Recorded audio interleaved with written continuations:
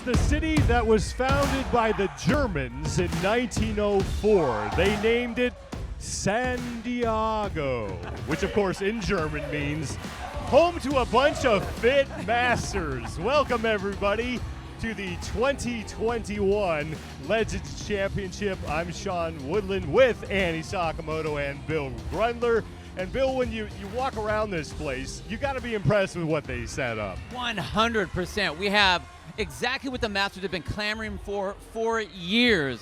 A top-end, all-inclusive bunch of studly and stud-at athletes running around. You could not ask for a better event. And this is not just a thing they whipped together. I mean, this is the culmination of a months-long qualification process. Yeah, I think it's really important to note that this is not a singular event. There has been a season built around this Legends Championships. There were online qualifiers, regionals, invites, all culminating in this weekend right here.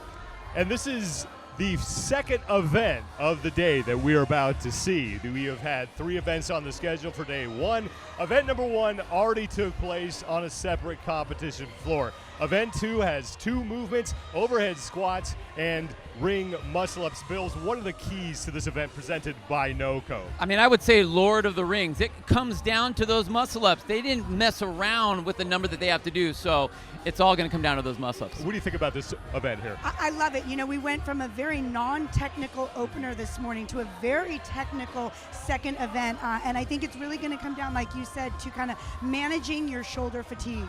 Yeah, the 35 to 39-year-old men will be up first. Here are the overall standings for them coming into this event. They have already completed event 1, which was a row. It was a 3-minute row for max distance, followed by a 4-minute break, then another 3-minute row. We'll get those standings to you later on. But David Syvertson comes in as the defending Legends champion. He is here again this year looking to defend his title, and I spoke to him earlier. David, you come into this competition as the defending 35 to 39-year-old champion. What is it going to take for you to repeat in such a loaded field? I mean, same thing as last year. You just take it one event at a time, one rep at a time, not get too down about the bad workouts, don't get too happy about the good workouts, and just try to stay as even keel as possible and just stay within yourself. This first year you guys have had the Legends competition here in San Diego. What has this atmosphere been like for you so far? I mean, first class. You know, I've never been to the games, never competed there, and I think this is as close as you can get without actually being there. And I give tip of the cap to Bob Jennings and Joe Linton for doing what they did. It's a huge service for us as a Masters community, and it's first class all the way. And I'm just honored to be a part of it and very thankful. You have event 2 coming up, 2 movements in that event, overhead squats and muscle-ups. What do you like about that event? How does it play into your strengths or weaknesses? There's a lot of strategy in the event. You know, it's not going to be a sprint for me. It's going to come down to the set of 8 and 10 muscle-ups for most of us. You know, I think a lot of people will look at this and just say, oh, it's not that many reps, but 18 of the last 20 reps are on the rings, and you're going to be fatigued when you get there. So, again, it's going to come down to body awareness, movement awareness, and just make, you know, a couple calculated risks here and there, but don't overshoot it. David, best of luck. Thanks so much for joining us, man. Thanks, bud. Thank you.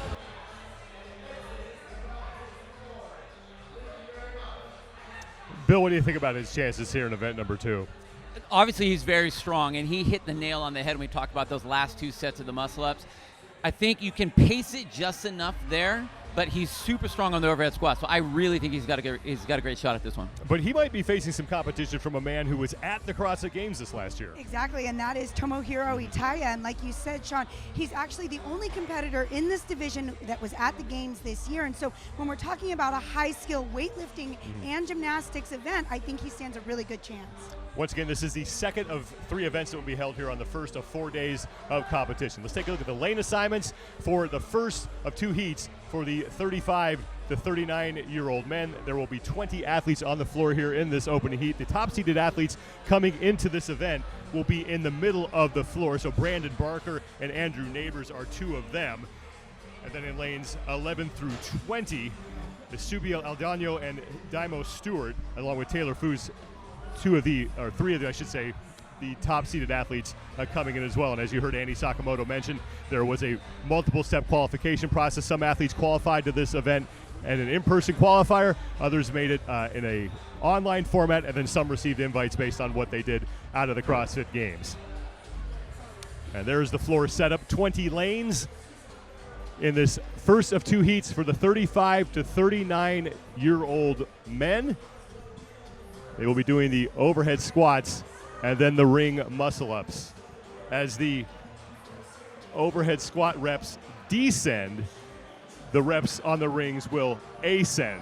And I love the fact that they have the overhead squat in this competition. I think it is a movement that must be put into a top-end Masters competition, because that's something that we see regularly, where you don't have the shoulder mobility, you don't have the hip and the knee flexibility and mobility that you used to have when you were younger. But this is one of those movements that definitely calls out and draws that line between your great masters and your good masters. So I think it's amazing that they have this in, especially at event number 2.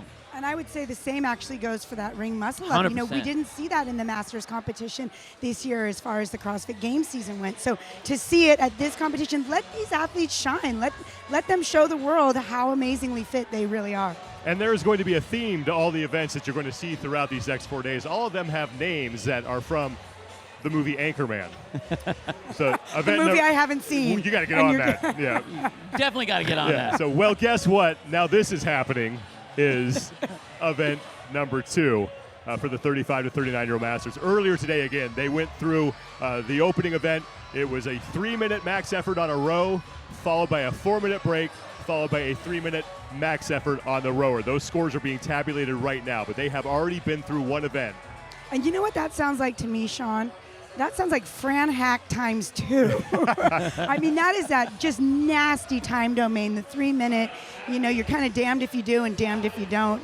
Go for it. So I love that that's how these athletes started today. 100%. I mean, I know I would be coughing right now going into this event, the second event after the first one, because of the 2 lung blasts that you had to deal with before that. We're still getting set here for the first of 2 heats, so the 35 to 39-year-old men.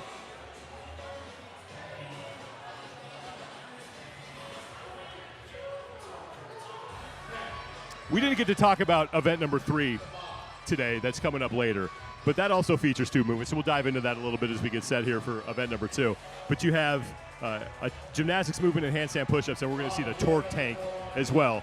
How does this event affect what the athlete's going to be able to do with those 2 movements coming up later on? One of the issues that you hear all Masters athletes, as we talk about, as we get older and life hits us, usually in the upper torso, is the shoulder stability, the shoulder strength, the shoulder flexibility starts to wane. You start rubbing down those little rubber bushings sitting up there in the shoulders. So these guys get blasted, not after the first event necessarily, but the second event and the third event has a lot to do with the shoulders, and we're really going to see what kind of stamina and strength that these athletes have as they go across this first day. And you can see event 3 on your screen is the Pants Party. So later on, we will extend an invitation to you to the Pants Party. It's 3 rounds of 15 handstand push-ups, a 25-foot tank push, and then another 25-foot tank push, and that is the event that the age groups on your screen. And again, that We'll becomes, you know, a double pushing event, right? So even though you're pushing a little bit more with your legs, you know your arms and your shoulders are going to be involved on that tank push. So it's going to be how efficient are you on those handstand push-ups. And also, how much did you watch all the other earlier events when the torque tank first came out? Saw a lot of the athletes dropping their hands and pushing with their shoulders. So did these guys and girls do their homework and watch the other events to see what to do? And were they the smarter, wiser Masters athletes that they're supposed to be? And that question was actually asked in the athlete briefing yesterday, if they are allowed to put their shoulders on the torque tank, and they are. The only thing they're not allowed to do is lift the wheels off the ground. We'll get more into that as we get closer to that event. But this is what awaits the athletes here in event number 1. The overhead squats at 155 pounds for the 35 through 44-year-old age groups. The reps go 10, 8, 6, 4, 2 on the overhead squats, and then the reps on the ring muscle-ups ascend by 2, 2, 4, 6, 8, and 10. And I think that's really the crux of this event, Sean, is that the ascending ring muscle-ups. I think it would be a lot easier if the overhead squats were ascending versus the ring muscle-ups. But for it to be the ring muscle-ups to finish with a set of 10, that's kind of the make or break thing right there. Yeah, and I think that the weight isn't, especially for this age group, it's not heavy enough to be enough of a deterrent to stop you from going fast. Exactly. So you're going to get in there, and then like at the end, you get down to whatever, you work your way through that set of 8 in the muscle ups, you only have a quote-unquote rest of 2 overhead squats to get into a set of 10. Yeah. So the basically 2/3 of the muscle-ups are only separated by 2 overhead squats. Yeah. So it comes down to muscle-ups. And you talked about this earlier, but the importance of this event in its entirety to the Masters community cannot be overstated. Oh my gosh. Yeah, it is. Look, I'm sorry. If you want to be a competitive Masters athlete, you have to have full range of all your joints, and you have to be able to do it. There should not be a movement that you cannot do. You can't do the I'm this old, so I don't need to do this stuff anymore. If you want to be a competitive Masters. Exactly. Still getting set for the first of 2 heats for the 35 to 39-year-old men here. In event number 2, the second of 3 events that they will face here on the opening day of the 2021 Legends Championship.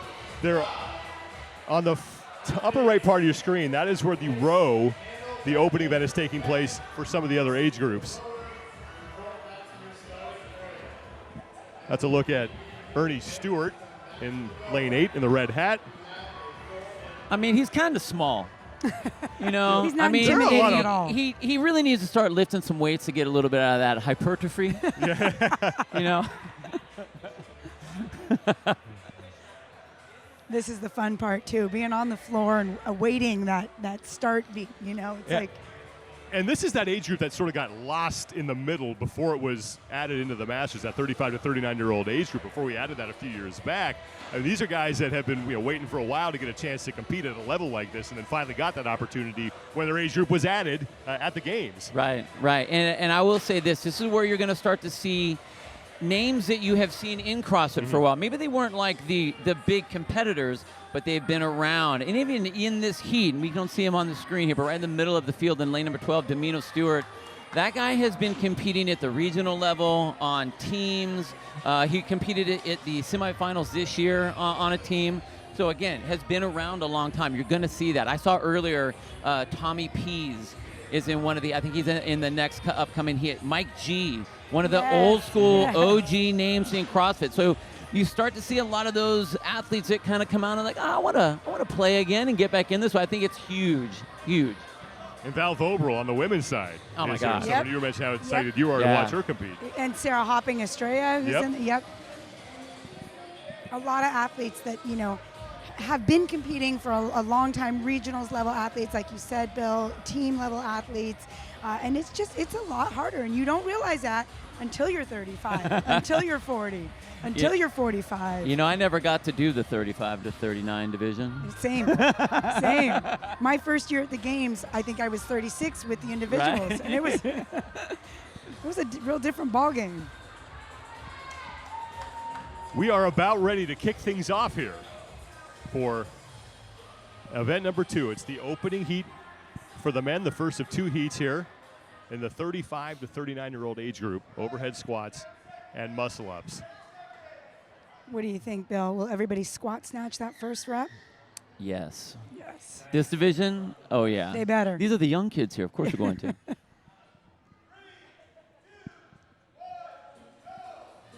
And we are underway. Event number 2. Well, guess what? Now this is happening, and we begin with the 10 overhead squats at 155 pounds. And we saw a whole bunch of squat snatches going right off into it. And again, I think at the middle of your screen, the person you're going to have to keep your eye on is going to be Domino Stewart. And just about at the same time, everybody onto the rings for those 2 opening muscle-ups. And I think this is what you really have to be aware of. This first segment is easy. All these guys are fresh, relatively fresh for the weightlifting. The muscle-ups are not going to be a problem, so they are going to really be flying through here. But are they going out too hard? Are they getting those jitters, that anxiety where they come out too hot, too much, and then just get crushed in that set of 6 or 8 even? Domino Stewart is your leader. He's the man who just completed his first of now 4 muscle-ups. He's on the right side of your screen. Next to him in lane 11 is Esubio Aldano. He is fighting for one of the spots here in the top 3 in this opening heat. So Stewart is done. He will now move back to the barbell, and he will get to work on his 6 overhead squats. And Domino is very smart how he took a little bit of rest before he went into that overhead squat. But look right to his right in lane number 11. That's a Subio Aldano. Yeah, there you go. Look at that narrow grip. Now, one of the things that's going to do, that's going to give him a little bit of break in his wrist. A lot of times, a lot of people will complain about wrist pain because they're holding it way out. But if you have the shoulder flexibility, that's a nice, stable position. But slowing down, and Domino just looks great. And Domino is your leader. He is on his set of 6 muscle-ups, and this is the only round where the reps are exactly the same on the barbell and on the ring muscle-ups. First of 2 heats for the 35 to 39-year-old men. Domino Stewart looking to set that early top time here as he moves back to the barbell, and now he will start his round of 4 overhead squats at 155 pounds. Wow, again, nice, very confident snatch to start off. And again, look how strong he is. Doesn't have any issue holding that bar up overhead. Now back to the rings for 8 ring muscle-ups. The man in the middle of your screen is Subio Aldano. He is currently in 2nd place in this heat. He is on his set of 4 overhead squats. Approaching the 3-minute mark here as Stewart continues to lead as he has 4 reps remaining on his set of 8 ring muscle-ups. His second to last set here on the rings. And that was a smart break. I think that was a very obvious break. You see the rest that he's taking. So this is one of the things that kind of begs the question, like, could you have broken up your set of 6, and shorten up a couple reps there? You take a little break here, a little break there, and it shortens up that overall rest. Because again, the last thing you want to have to do is where you have to come off and you have 1 rep left to go. Aldano is starting to cut into his lead a little bit. Aldano is in the middle of your screen. He's got his, he's hunched over there working on his wrist straps. As Stewart is now done with his set of 8 ring muscle-ups. Now just 2 overhead squats.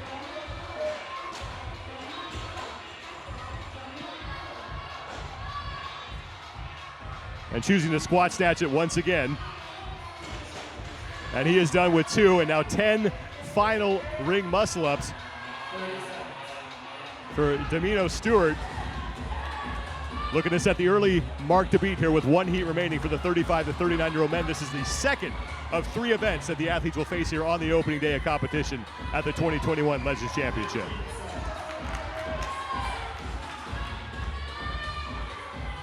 And this is one of those things about Domino. He's been doing this a long time, but one of his classic movements is he has a tendency to come out too hot. He's been doing that for years. And it's very hard when you're very competitive and very strong to not want to showcase yourself. So I think you see him coming down and sitting all the way down. He's really riding that line tight. I think that was smart to go too, but I don't think he could have done any more than that. And what you don't want to have here, especially on 30 ring muscle-ups, is a fail. The last thing you want is a fail. Aldano is back on the barbell. He's a man in 2nd place in this heat right now, and now he will join Stewart on the ring muscle-up. Stewart has 5 reps to go, and Aldano is right next to him there in lane number 11, chalking up his hands. They are both on their final set of 10. Past the 5-minute mark here.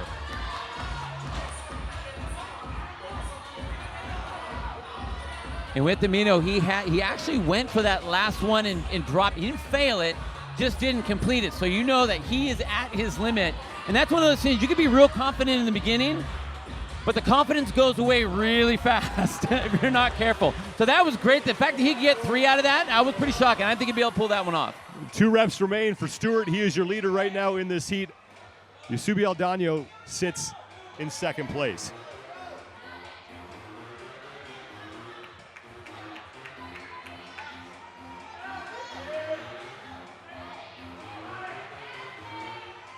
That's Ernie Stewart in the red hat in lane number 8. Oh, wow. And now Stewart is done, and he is across. And Stewart will come in unofficially at, call it, 5:56. And I tell you what, like, he looked great all the way through there. I mean, if you were going to nitpick what he did, it would just be about, like, separating what your rest and what your reps would be. I mean, he could have, with all that rest that he took, shortened up his rep set and then shorten up the rest if you wanted to. Eusebio Aldano on the right side of your screen trying to lock that last muscle up out is on his final set of 10. It looks like he has 5 reps remaining on that. But now more men are starting to get into the latter parts of this event. 9-minute time cap here.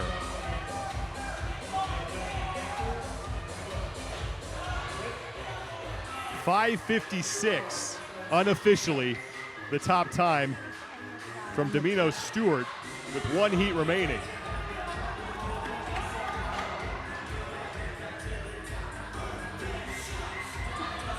And now we have our second man across.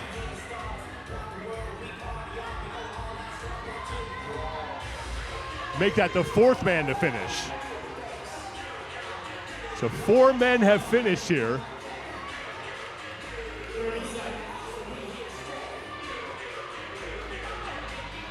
But it's Stewart, Domino Stewart, who has the top time at 5:56.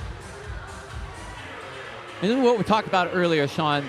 Look at where everyone is. Everyone came out with so much gusto in the beginning, and they're all just standing there looking at the rings. Now, granted, the guys that finished, they did a great job. They were able to get in. But if you look at exactly what happened, everyone now is at that point where they have no choice. And that's what's so crazy about that high-skilled gymnastic movement is once they're gone, which I hope that they're paying attention to this because you just talked about the handstand push-up one coming up next. Brett Clark and Ernie Stewart have both come across the finish lines. We have less than a minute to go, and that is Eusebio Aldano. You saw he was in second place at one point in this heat, and he has really come apart here in these final 10 ring muscle-ups. It's a fine line. It's a fine line to walk. If you cross it, you're just sitting there. And Bill, both of you have been in plenty of competitive settings. It is very easy in a setting like this, as Aldano is now across 8:35 unofficially, to get sucked into someone else's race. So easy, especially when these guys are all walking out. I mean, there's an element. These are the young cats here. You look at these guys, these athletes, guys and girls, the same way.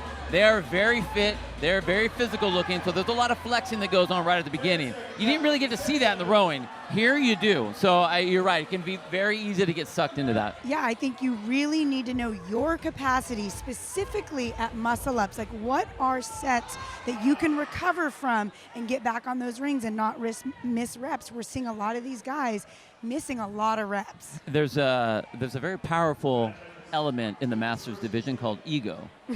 Especially Only in the Masters division, though. Especially in the earlier divisions of the Masters. Yes. And that's the thing. I will tell you right now that they would want to do that as fast as they could and get those through, but that's not the right idea. And we've hit the 9-minute time cap, and it's Domino Stewart who unofficially put up a time of 5:56 to win Heat 1. 1 heat remains here for the 35 to 39-year-olds, but he really did a good job of managing that work rest. Flirted with a little bit of I don't want to say disaster on those last 10, but was able to walk right up to that line without really doing some damage to himself. I think that was a great show. I mean, all of the athletes here had to take it to a knee a little bit. Yep. But he rode that line well. Right. I mean, that's the name of the game, right? You don't want to feel like you had 5 muscle-ups left in the tank. You gotta ride that line, and he did a great job of that. 5:56 unofficially for Domino Stewart. The second of 3 events that the athletes will face today.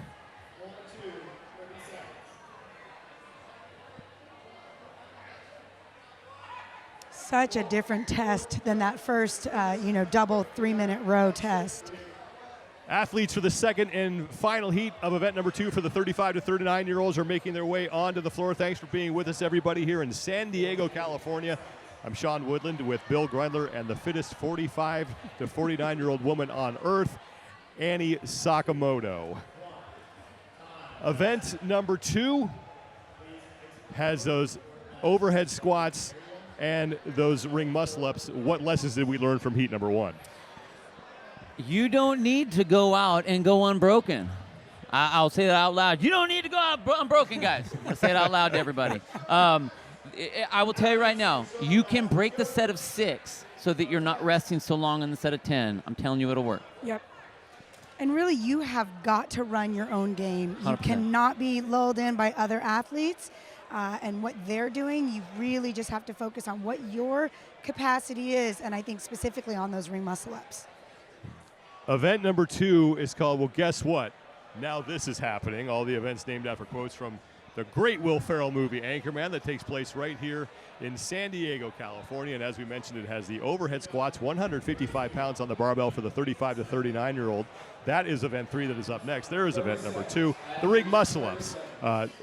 As the reps of the overhead squats descend by 2, we start at 10. The reps on the ring muscle-ups ascend. It has really been the back part of this event where we saw things change drastically in heat number 1. It is a giant spider web that gets you sucked into some really dangerous places where Right. all you get to do competing is sit there Right. and watch everybody. It's the Staring. worst place to be. Right. It's like Bill said earlier, over half of the reps of muscle-ups are in the last 2 sets. And that's significant, especially when you're talking about being fatigued from those overhead squats. This is the second of 2 heats, 20 men on the floor here. And we are underway. The top-seeded athletes coming in will be in the middle of the floor. And we'll move through the field as we continue here. But we talked to David Syvertson earlier. He will be in lane number 10. He is your defending Legends champion here. But as you mentioned, Annie, earlier, in lane 13, Tomohiro Ataya is your only games athlete here in the field. As in lane 12, it was John Hazovac who was the first man onto his set of 2 ring muscle-ups. And he works his way back to the barbell to start his set of 4. And then in lane number 7, it's Gavin Burkett who sits in second place. Early here in heat number 2. Havlicek, I'm already scared watching him go so fast. He's running back and forth. So he just did a set of 10, ran to the rings, and here he is. He's running back to the rings again already. It's like, hey, bring it on down a second. Unless you know that you're going to be able to blast out of your muscle-ups. Now, one of the things, look at this turnout. That is one of the most perfect turnouts on the rings I've ever seen when he locks his arms out. Like, there's no doubt that that's a good rep. Right, but if you notice, he's not really kipping those muscles. No. And I think that that's what it's going to come down to. A lot of these guys aren't kipping that dip, and that fatigue that's going to set in on rounds 6, 8, and 10. He is already onto his set of 6 overhead squats, and he's closing that out. The time to beat belongs to Domino Stewart, 5:56 unofficially. Hazovac trying to get back up to the rings, and he slips there. And now he's got to wait for them to steady. He's able to corral them and get back to work now. 6 ring muscle-ups here, and he continues to look very smooth on these repetitions, all by himself in the lead here in the second of 2 heats for the 35 to 39-year-old men. And you're right, Andy. Look at that. He's almost doing these strict. And I'm not really sure why he's trying to do it that way. I think he was a little overconfident in his ability with muscle-ups. Like, check out my perfect lockout arms. Right. Rather than it's like, hey, I understand virtuosity. I understand good reps. But we're racing here. I was going to say he might be going for like a style point score. Hazovac is done, and now he's going to move back to the rings, and this is where things started to slow in heat number 1. Syvertson, the man in the lane 10 there with no shirt, your defending champion, he sits in second.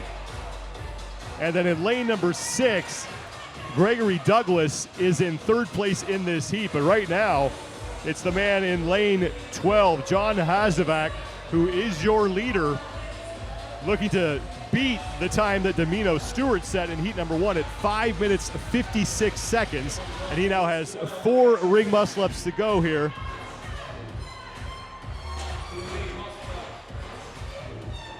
And you can see Syvertson right there on the left-hand side of your screen. I'll tell you what, it's not as pretty as what Hazovac is doing, but he's still getting a very big, powerful kip. And that's really driving him up over those rings. So you see him really using his body with what you want to do. Big pike of the leg, big pop of the hips into that nice tight dip. That will do it for his set of 6. Now it is 4 overhead squats at 100. Sorry, 2. He's already in his round of 2. That was his round of 8 ring muscle-ups. So Hazovac is assaulting the top time here. Those 2 are done, and now he has 10 ring muscle-ups to complete and looking to lock up an event win and 100 points. The scoring table is the same as it would be in a 40-person event at the game. 6-point difference between spots 1 through 3, and then that margin narrows as we work our way down the standings. So 100 points to the winner 94 points for second place. As Syvertson in lane 10 is on his final set of overhead squats. He is solidly in second place here. Hazovac has less than 2 minutes to go to catch Domino Stewart's top time of 5:56 unofficially. Final set of ring muscle-ups for Hazovac, 10 total reps that he needs to complete here and then run across the finish line. And he has 5 remaining. I'll tell you what, I'm impressed with the way he's getting himself up and over those rings. It's almost like he has a little hiccup right in the middle. You see his hands are down like an open grip, but then he manually flips his wrists up over rather than your normal false grip or trying to throw your elbows over. It's interesting the way he's getting it done. And now 2 reps remaining for him, more than a minute to chase down Domino Stewart's top time. He took a look over to his right to see what Syvertson is doing. Syvertson now missing the rings, and that's going to cost him some time. Does a nice job of steadying them as Hazovac fighting through that rep. Has to lock it out. And he's got to get across the finish line, and he will do it. 5:02 unofficially, so Hazovac is going to be your event winner for event number 2, and he will join us a little bit later here in the broadcast in the booth as we will be talking to many of the heat winners throughout the day here with us as we get to know some of these Masters athletes. That is your defending Legends champion, David Syvertson. Second place right now in this heat. He's on his final set of 10 ring muscle-ups. Domino Stewart's time is now the second best that we have seen at 5:56.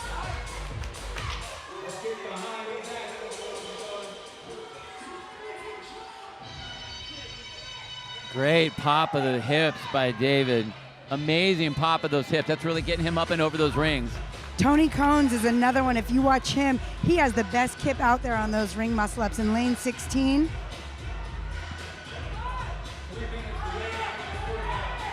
A little less than 3 minutes to go before we hit the 9-minute time cap. Syvertson is in at 6:07 unofficially.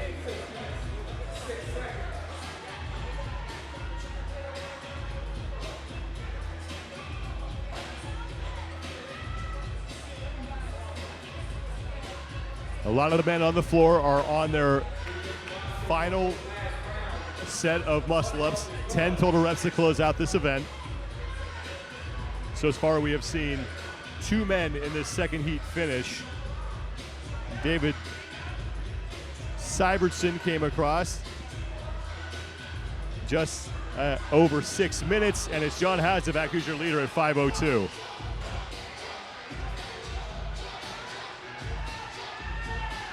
More men finishing now.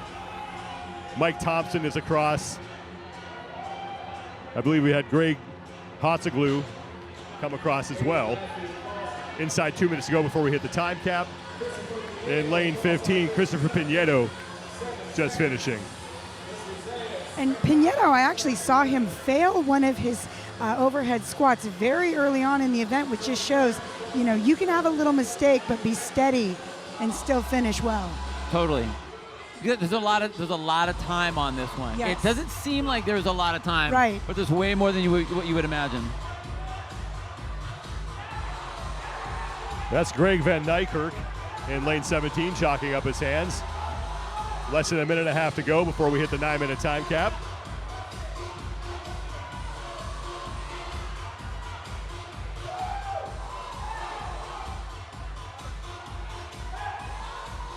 Looks like Michael Petruso just came through. Another man across. 1 minute to go before we hit the time cap.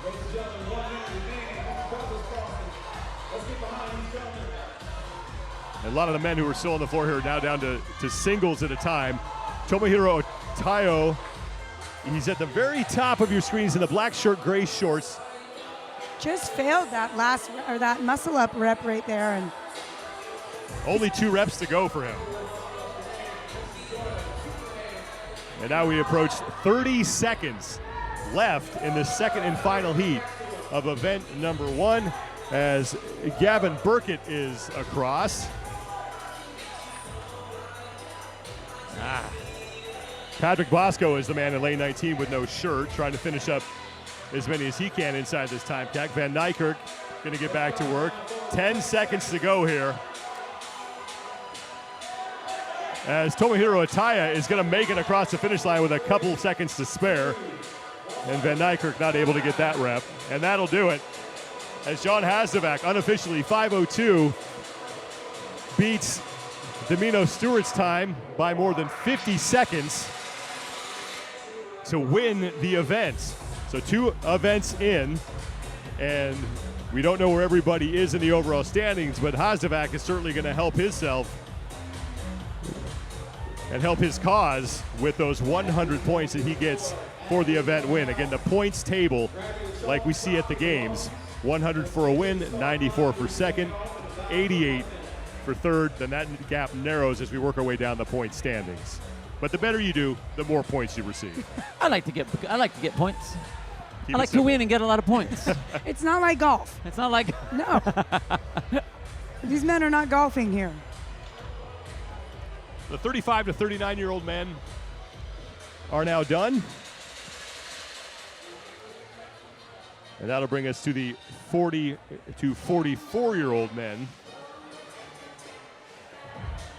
as they reset the floor for them.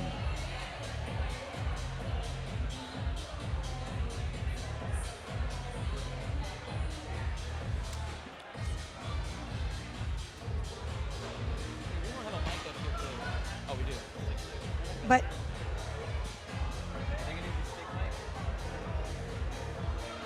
The weight and the reps will remain the same for the 40 to 44-year-olds.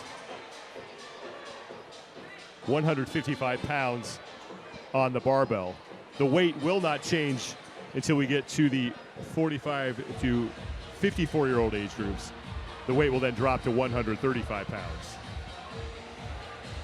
I'm just hoping that these guys sat back and watched to see exactly, there's a lot of strategy that I think it's some obvious strategy, but really how important is that strategy? I mean, unless you're a full-blown muscle-up guy. right, yeah, I think it's huge. Again, it really comes down to those bigger sets of muscle-ups, and how you manage the 4s and the 6s is how you're going to get through the 8s and the 10s. This is the opening day of competition for the 2021 Legends Championship. 4 full days of competition. 3 events will take place here on day number 1.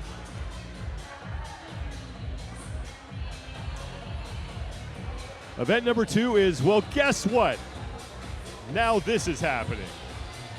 All the event names taken from the great Will Ferrell movie, Anchorman. 2 movements here in event number 2, the overhead squats and the ring muscle-ups. The reps on the overhead squats will descend.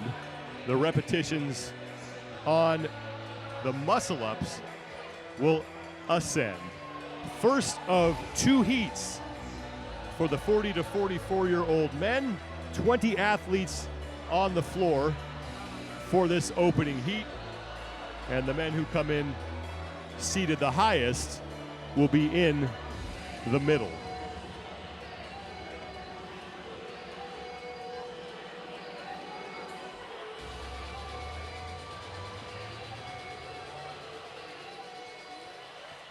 That is Eric Myron in lane number 8, getting set to begin his second event. And a look at Kurt Myers in lane 15.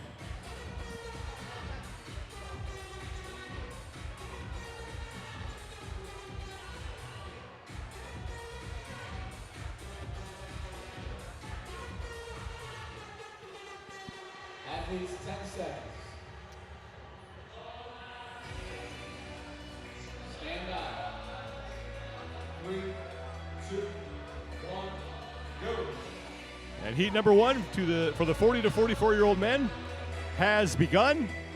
10 overhead squats at 155 pounds. And Sean, I'm just looking to see who is comfortable with this weight. As we get into the older age groups, we're going to start to see not the snap and the whip that we saw those 35-year-old guys doing, but do they feel comfortable? Now we got more years on those shoulders. What kind of stability do they have? And one of the things that I did like to see was they didn't necessarily go charging to the bar. They got to the bar. They know that it's going to come down to those last 3 portions that they have to work with. So Austin Medford in lane number 4 and Ryan Kalinsky in lane 5 are your first 2 men back to the barbell for the second time. Medford is on the left, Kalinsky is on the right. They are now doing 8 overhead squats at 155. They were 2 of the first men back, but there are a handful of men here pushing them for the top spot as they work their way back to the rings for their set of 4 muscle-ups. They are neck and neck, and then also in lane 3, Franklin Monera is on that lead pace. He is on the far left-hand side of your screen.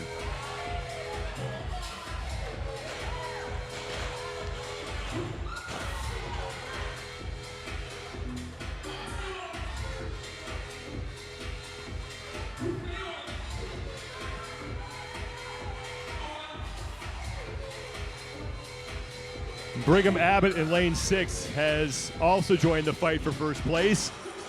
As you continue to see Austin Medford there closest to the camera. Next to him is Ryan Kalinsky.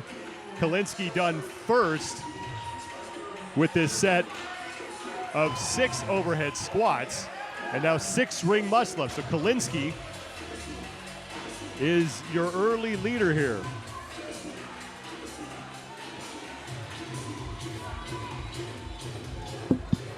Kalinsky qualified to this event by finishing first at the Pennsylvania qualifier.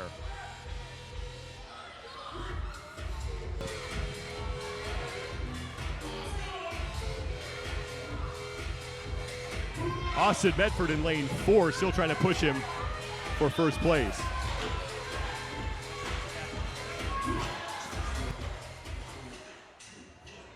Kalinsky back to the barbell now for his set of 4 overhead squats. And he fails his first rep.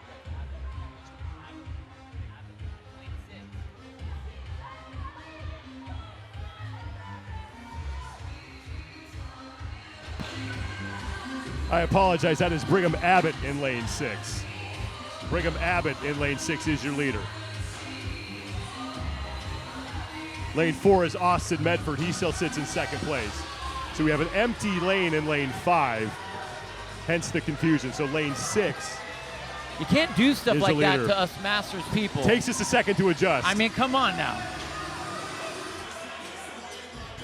Joined now in the booth by the man who won event number 1 for the 35 to 39-year-old division, John Hasevak. John, how did that event play out compared to how you expected it to play out?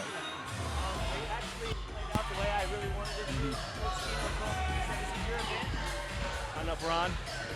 Yeah, I was just saying, Coach Tino told me to go out there. He said, this is my event, just sprint it, grab the bar first and get right into it, and that's what I did.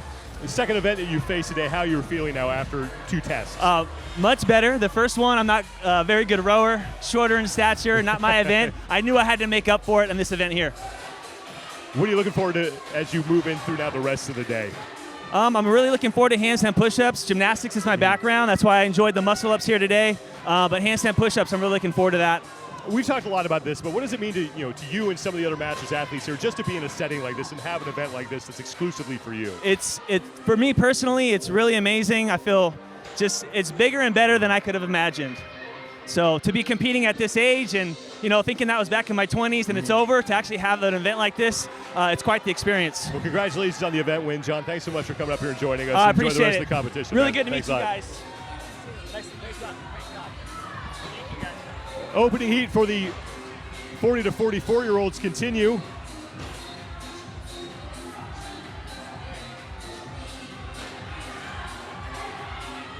And it's Austin Medford who looks like he is moving into the lead. Austin Medford in lane 4 on the left side of your screen has moved into the lead. Brigham Abbott is back to the barbell now. He was the man who led for the opening part of this event, and he's starting to struggle a little bit on those overhead squats. His 2 are done, and he'll move back, Will Abbott, to the rings for his final set of 10. This is the part that kills me about a gymnastics race, is you're racing but you know that you need to conserve your energy. So you slowly walk back, you slowly chalk the hands up so that you don't fail. 'Cause that's right there what we just Exactly. saw was that failure. It's the last thing you want to have with Medford right there in that lane number 4, where you go up, you kip up, but you don't get that. It takes a lot of energy. It's a lot. Exactly. It's almost like you've done the rep, but you Totally. didn't get credit for it. Totally. And it looks like Medford is down to singles, but you know what? If singles get him through it, it's worth it. And only 100%. 2 reps to go here for him on this final set of 10. As Look at we're that. now past the 6-minute mark. 9-minute time cap here. Brigham Abbott on the, Brigham Abbott on the right side of your screen. The man who led for a good portion of this event is now in second That was place. nice. And now Medford is done, and he will come across, we'll call it 6:16 unofficially. And that was just great pacing, and he didn't let the race get to him. He ran, he knew exactly where his line was and did exactly what he needed to do. That was awesome. And you know, Medford, I don't know if you watched him, but on his set of 10, all of his over squats, he just looks so comfortable. Charles McAvoy, the second man across the finish line, as Brigham Abbott is starting to fade here. And this is the tough part about this particular event, at least from our perspective. It's the tough part of this event, is there's a lot of shuffling that goes on in that last set of 10. Where if someone's up in the lead, they start to fail, and then you see that shuffle, but you don't really realize Right. someone's making the shuffle until they come across the finish line. Franklin Monera in lane 3, the third man to come across the finish line. Inside 2 minutes to go here in the opening heat for the 40 to 44-year-old men in the second of 3 events that they will face today. The first of 4 days of competition here at the 2021 Legends Championship. And now 90 seconds to go before the time cap.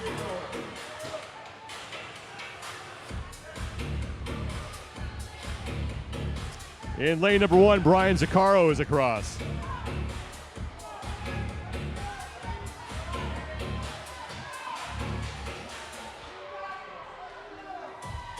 And now Miroslav Nipoleski is in.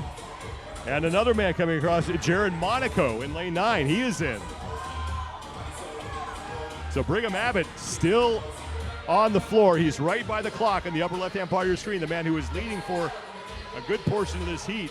He is on his final set of ring muscle-ups. Less than a minute to go before we hit the 9-minute time cap.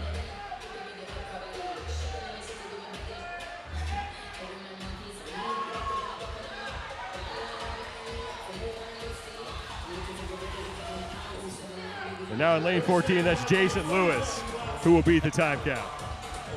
Brigham Abbott, less than 30 seconds to go to get through this set of 10 muscle-ups and get himself across the finish line inside the time cap.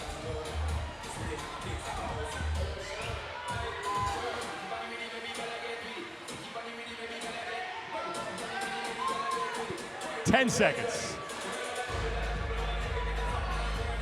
And now it's about just trying to get every rep that you possibly can. And that is it. As Austin Medford is the man with the unofficial top time, 6:16. He came across the finish line with 1 heat to go. You know, and even though he failed a couple of muscle-up reps towards the end there, like I was saying earlier, he looks so comfortable in his overhead squat. He looks so smooth in the ring muscle-ups. And, you know, even though Abbott was a little ahead of him, he didn't let it phase him. And it's not about winning the 10 and the 2 round, right? It's about how consistent you can be through those later rounds. And I just think he did that entire race with blinders on. Yep. He didn't let anyone else affect his tempo and how fast or how slow. You know, if he needed to wait. But Right. when you're ready to go. Yep. And he set that tempo for himself and stayed to it. With age comes wisdom, is what you're saying. That's what they say. Doesn't always Sometimes. happen for myself. I'm still waiting on that Amen, one. yeah. You know, there's a big battle between wisdom and ego, And so ego, it's a tough exactly. one. Austin Medford at 6:16 unofficially your top time as we get set for the second and final heat.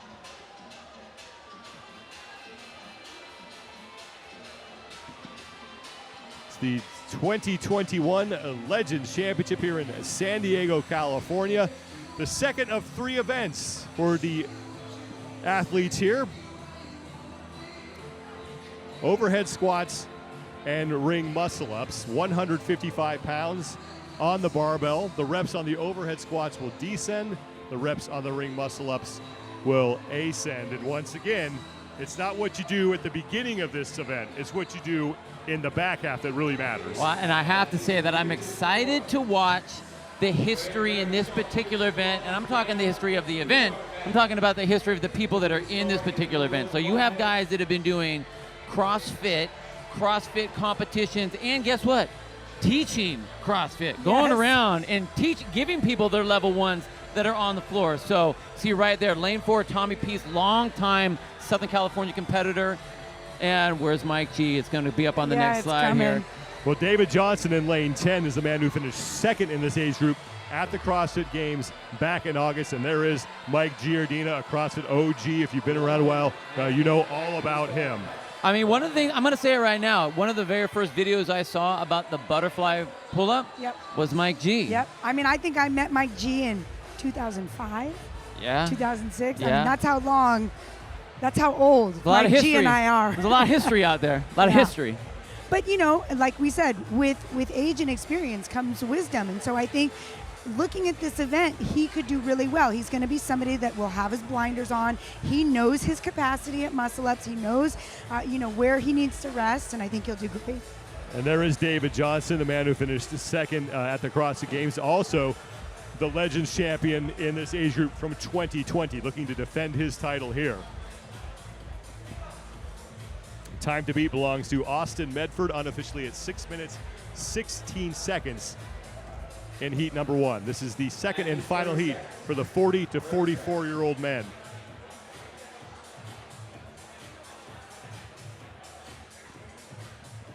It's about 30 seconds before we start this heat.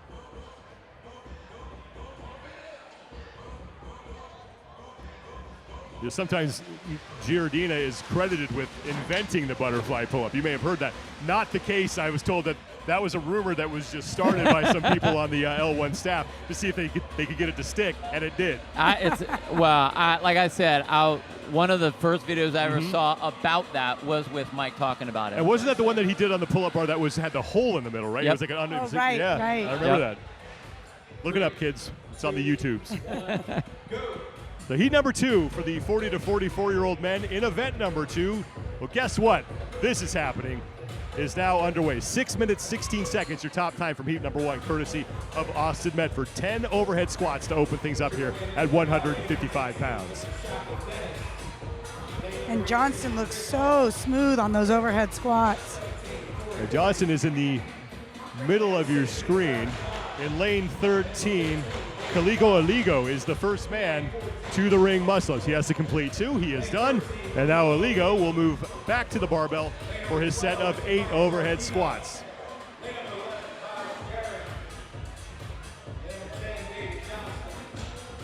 So we've talked about the overhead squat. We know that these guys can handle this weight for the most part, and it comes down to the muscle-ups. One of the things I was looking for is if you don't have a very big guy but can still move the weight, they're going to be very powerful in this event. I think someone like Tommy Pease right there in lane number 4 is one of those athletes. Has experience, competitive experience, can move the barbell fine, but he's not so big that when we get to those large numbers of the muscle-ups, it's not going to hinder him. Just think about taking 20 pounds off your own weight and doing some ring muscle-ups. It's going to help. Tommy Pease is on the lead pace right now as Aligo, who is your leader after the first round, has a little bit of company. Also, David Crossan in lane 15 is also on that lead pace. And Pease going back to the barbell. He's on the far left-hand side. There's a look at Kiko Aligo, who is your leader here. So very even for the top spot as we work our way through the opening stages of this event. And now the 6 overhead squats.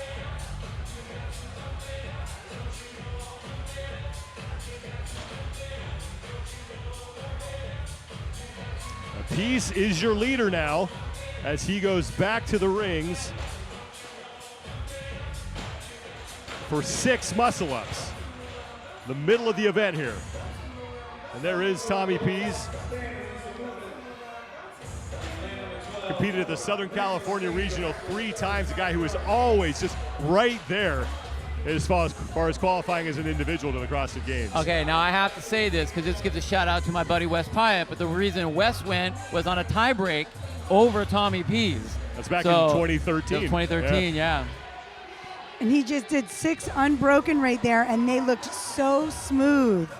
And see, and this is the flip-flop. Everyone else has been rushing the overhead squats and breaking the muscle-ups, where it's a flip for Tommy. Yep. He kind of takes the break before the overhead squat, even though it's not heavy enough to really slow him down, and then he just kind of cruises back to the rings to get his ring muscle-ups. A Pease leaving no doubt on those overhead squats. And he is now done with his 4. Now back to the rings for 8.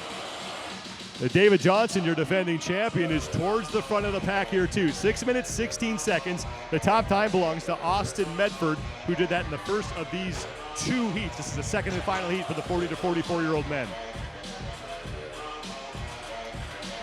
There is Kiko Aligo, who is your early leader, trying to stay on the lead pace here. But now Tommy Pease is starting to put some distance between himself and the rest of the men, trying to challenge him for the lead in this heat and possibly an event win. And it's crazy. He has to do that little double pop up at the top. He gets into the ring so easy. He does. But having to take that little extra kip to get himself over, I wouldn't have thought that would have been the hard part for him. Exactly. You know, it's funny how, I mean, I'm the same way. A lot of times when I fatigue, I'll kip less instead of more. But he only has 2 reps to go, I believe, on this set. Yeah, look at that. He's There it on goes. his last set of overhead squats. Pease is done. We'll pick up his lid.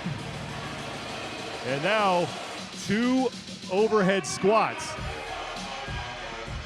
Squat snatching the first, and the second, and he is done. Beautiful stability. I really like the fact that he could get right into that position. No worries, no movement, no wobbles.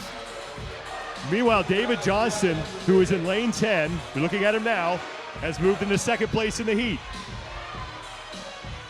And I got to say, if you watch Johnston's muscle-ups, you know, it'll be interesting to see how much Pease fatigues, but Johnson's muscle-ups look so smooth. You can see he Pease could catch him right here. Now, Pease is on the left side of your screen, just moved out of view, continuing to work through his final 10 muscle-ups. 6 minutes, 16 seconds, unofficially, is your top time in this event. So Pease looking to get an event win here. It's a great pull into that position. Yeah. You see him really snapping his upper body into that ring set, into that deep dip.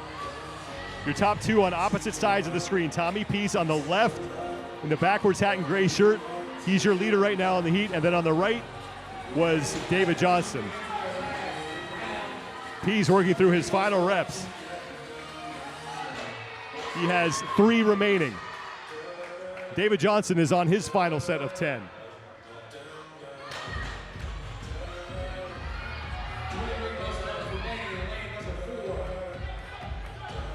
Pease slipping there, but able to, good save.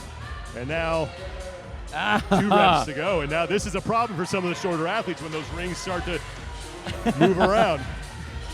But I like the fact that Tommy can get right back up there. So he's got that one. He's going to go for the singles. And look at this. Still able to do singles and is able to stay consistent. So he's not losing a lot of time out of that. 6:16 is the time to beat, and Tommy Pease has got to get across the finish line. And Tommy Pease unofficially is your Event 2 winner. Ooh. David Johnson, that's going to be close. Remember, you've got to get across the finish line for your time to end, and he is really close to when Medford came across. I mean, you guys, they have this nice big red button for you to smack. Smack the button when you come across the finish line. Well, that's a difference of 6 points if those Yeah. are 1, 2, and 3. Yeah. And every point matters. It is early, but you definitely need to be aware of that in these competitions, that your time does not end until you are across the finish line.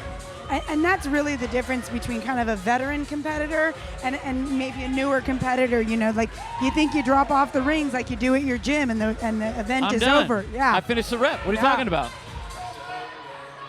I believe Andy Tim has come in as well. Andy Tim in lane 5. He is done with his event. So 3 men in this second and final heat have finished. Mike Giardina is in the middle of your screen, just hopped off the rings.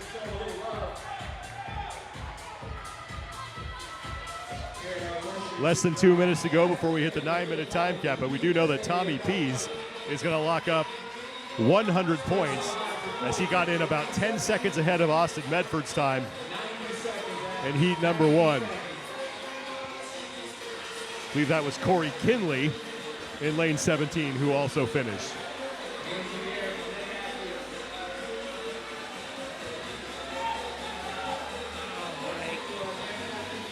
Giardina has 3 reps to go. Kiko Aligo 4 reps to go on this final set of 10. And there's Brian Jaring coming in. Byron, excuse me. He is across with less than a minute to go before we hit the 9-minute time cap.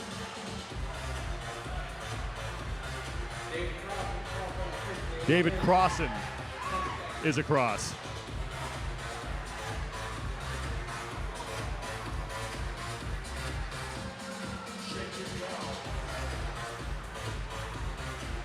And Kaliko, who started this, early on in the lead, is now failing some of his muscle-up reps and stands a chance of not finishing this event. It's Tim Sanchez in lane 3. He and Jeff DePernia are trying to close out their events as we now have 10 seconds to go before we hit the time cap. Every rep counts, like you said, Sean. You got to get back on the rings and attempt. 2, 1, time. And that will do it. Wow. I'll tell you what, Tommy Pease is your winner. there was a lot of fighting in that one between all the athletes out there. With themselves in the rings, Right. more than anything. Yeah, we didn't have a full-on Anchorman brawl out there, but as you said, there was a.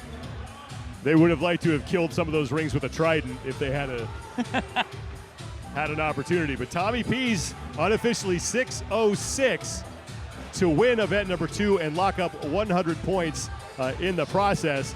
Just really consistent throughout the entire event. Never saw him taking too big of a break. Took very strategic pauses in his movements. Well, you could tell there was no reason to run. If you're going to run to the rings, you better get on the rings right away. Right. Like that's the pace you got to be going. But he knew what his capacity was on each of those and stayed within that capacity the whole time, which was great. Right. Let's take a look back at some of the results from event number 1 that happened earlier today. That was on your screen right then. We will do that later. But again, event number 1 that happened earlier in the day was a row for distance. It was a 3-minute row followed by a 4-minute break and then a 3-minute row, and your score was the total meters. These are the event results for event number 2 here, as David Johnston just gets in ahead of Austin Medford. So he did take his time across the finish line, but it did not wind up biting him. He will finish second. Tommy Pease will finish in first and lock up 100 points, and Medford's time good enough for third place.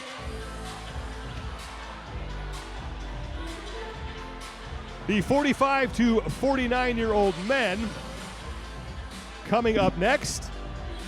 And this is where the event changes a little bit. We are keeping the reps the same. However, the weight on the overhead squats goes to 135 pounds. 9-minute time cap still on this event.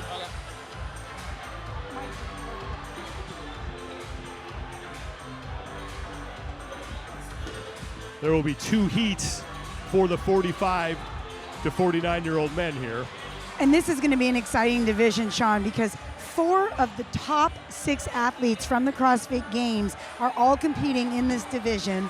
I think there was the top 15 in the qualifiers. Yeah, 1 through 15. 1 through 15 are all here, so this should be a really close and exciting race. It is. It's as deep as you can get. It's as Right. deep as you can get. Other than the CrossFit Games, it's as deep as you can get. You have your 2021 Games champion in this division. Jason Grubb is here, the man who finished second to him. Mike Kern is here. That will be a great battle to watch play out throughout the weekend. Jeremiah Head, who I think finished 6th. at the games. Yeah. And he will be in the second of 2 heats. As you have the lane assignments for heat 2 on the screen now. But there are 19 men who will be on the floor for heat number 1. And the top-seeded athletes coming into this competition will be in the middle of the floor, as they will be throughout the competition.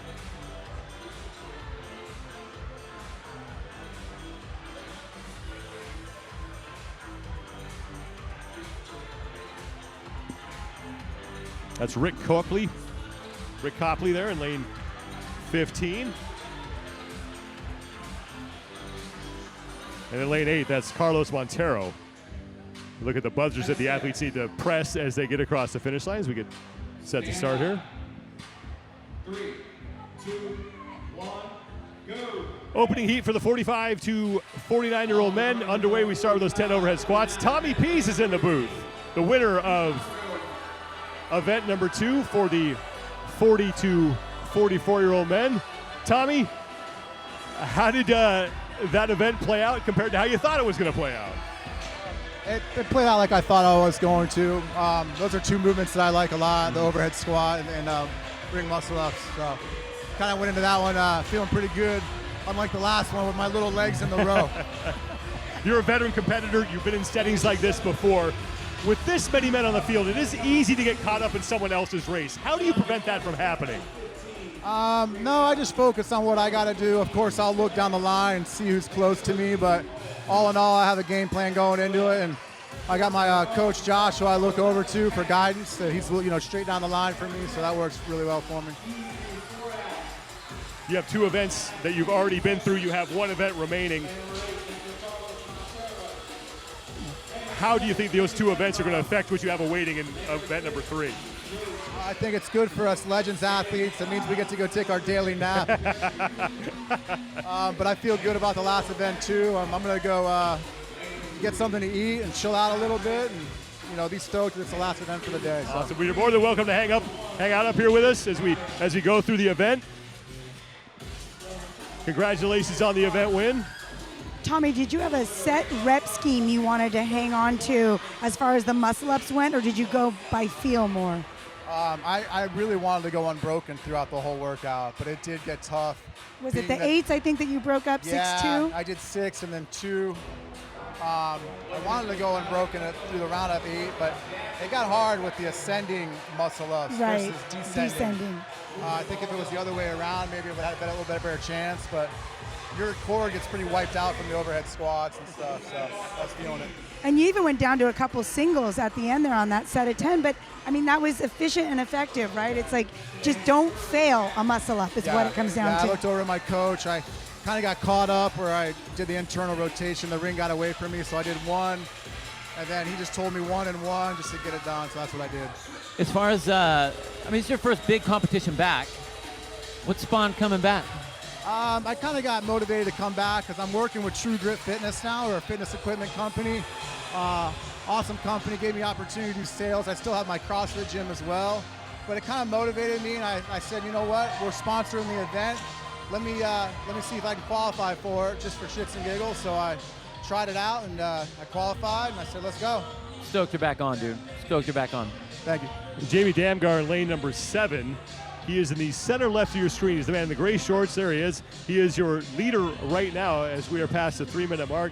Tommy, thanks so much for being up here. We'll let you go. Best of luck the rest of the way. Thank you very much, guys. Appreciate it. Yeah. Take care, man.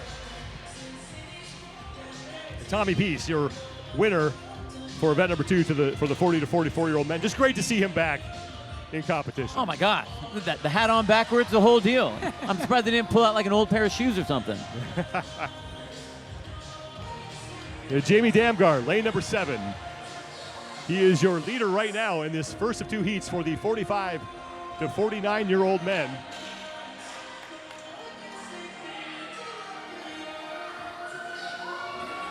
He moves back to the rings for his set of 8.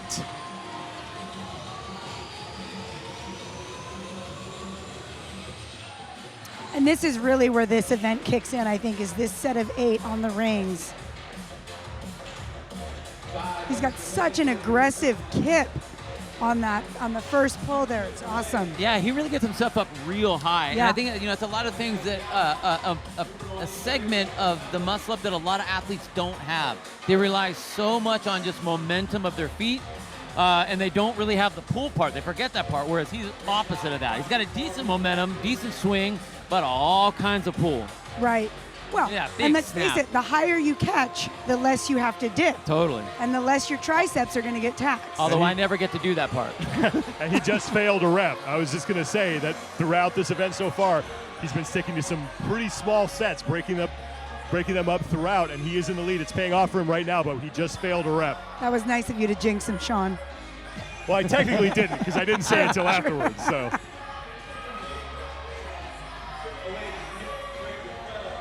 Oh, he even missed the rings on the jump up there. And again, this is where you can just kind of see your lead fade away.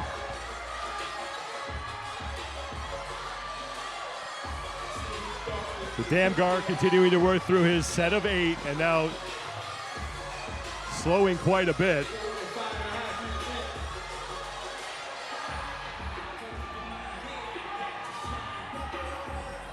That's Pete Monjo in late 18, who just got the barbell over his head.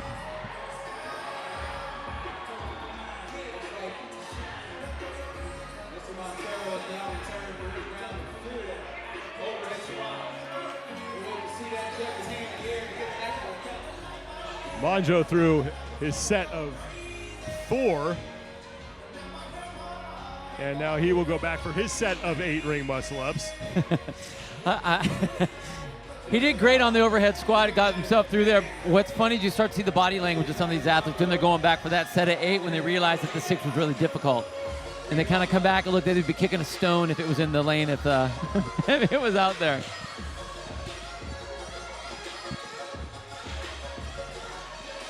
Your leader right now, Jamie Damgard, continuing to slog his way through those 8 ring muscle ups, and then he'll go back to the barbell for the final time for a set of 2 overhead squats.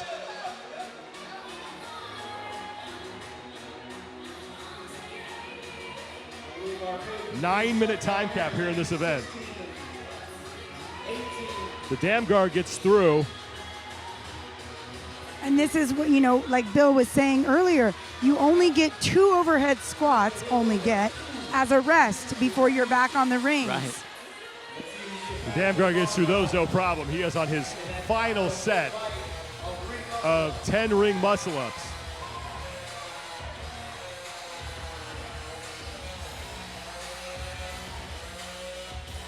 Less than 2 to go before we hit the 9-minute time cap.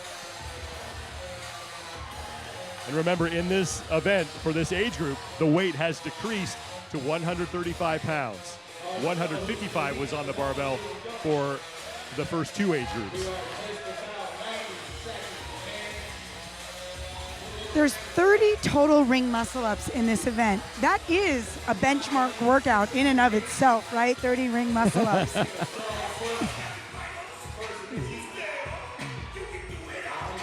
I know myself and Chase have been wanting to get a name for that.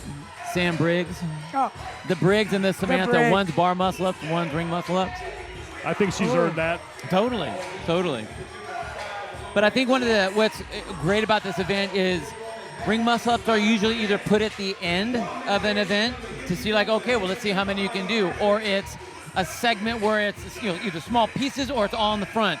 This one, it's the event. It's part of the event, and so fatigue muscle ups is literally one of the hardest things, at least that I have seen in CrossFit programming, in these kind of competitive CrossFit competitions. So Damgard is now down to singles on his final set. And we have 30 seconds to go before we hit the 9-minute time cap.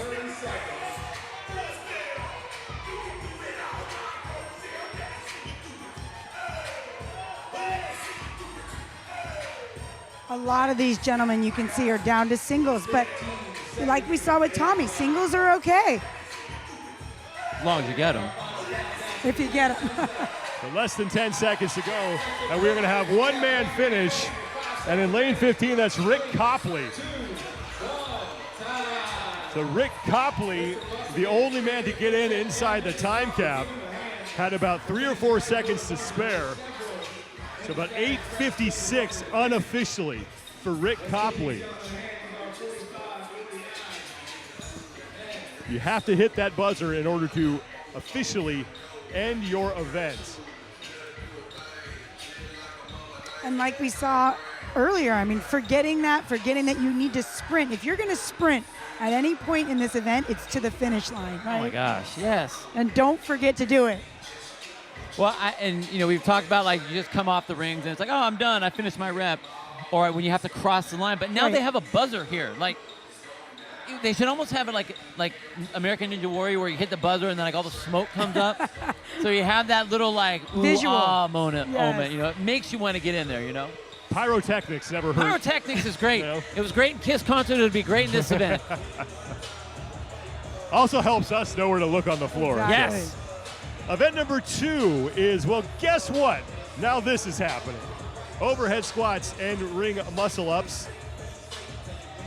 The second of 2 heats up next for the 45 to 49-year-old men, so they will have 135 pounds on the barbell.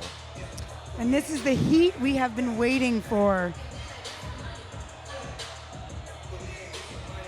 David Johnston, who is your defending CrossFit Games champion in this.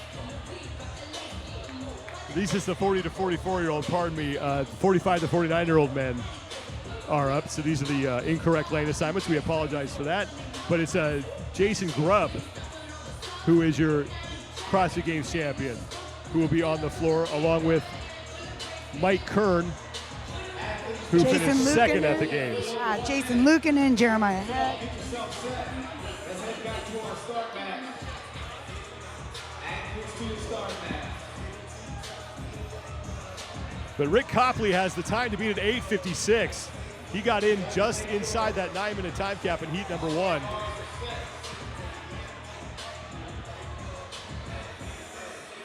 And Jason Grubb, also your defending Legends champion. And this guy has a great story. He started CrossFit when he was 38 years old, and he just wanted to get healthier. He was leading a very unhealthy lifestyle. Said he used to eat carbs with a side of carbs. entered a local competition with 100 men, finished 6th. Said, hey, maybe I'm pretty good at this. And here he is, a CrossFit Games champion and looking to defend his Legends championship. I mean, that's what this stuff's all about, right? Especially on this end. You're not here to be an athlete. You're here to just be healthy. Now you're just going to be an athlete on top of being healthy. Here are your lane assignments. Jason Luukkonen will not be in lane 11. He did not make it to the competition, so he is not on the competition floor, but he was another man coming in who did very well at the CrossFit Games, finishing 5th overall. But the battle between your top athletes will be right in the middle of the floor, so keep your eyes on lanes 9 and lane 10. Mike Kern and Jason Grubb should be a good fight throughout the weekend between the two of them. 3, 2, 1, go. The second and final heat for the 45 to 49-year-old men is underway. 8:56 unofficially is the time to beat from Rick Copley, who was just able to sneak inside that 9-minute time cap.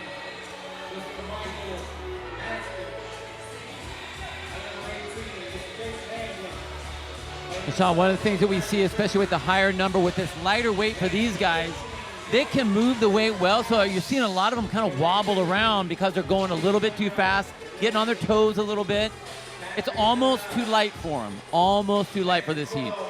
The 2 ring muscle-ups they need to complete, and then back to the barbell, and plenty of men here on that lead pace, including Jason Grubb, who's the man with the shirt off, now leaning over to get his hands on the barbell for the second time. 8 overhead squats here in this second round.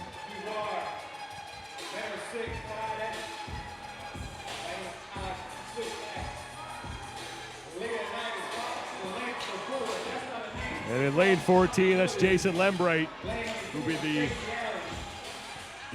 second man back to the rings. It's the men at the other end of the floor. Kettleson's the first one on the rings in this set, though.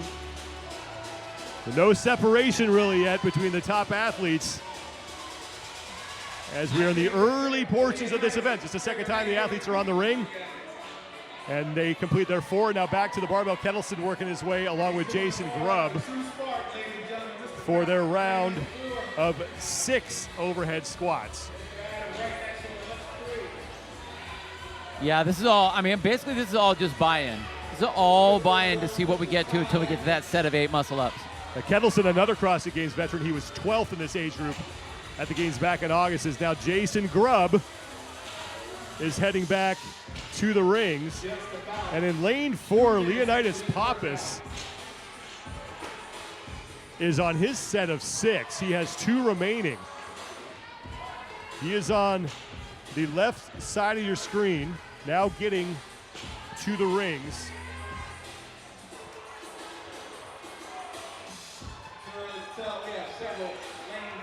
And he is done.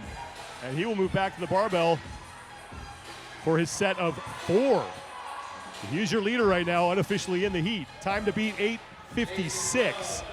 And we are more than 2.5 minutes into this event, about 6 minutes, 21 seconds remaining. Looking at the floor clock that is counting down from 9 minutes. So the 9-minute time cap in this event.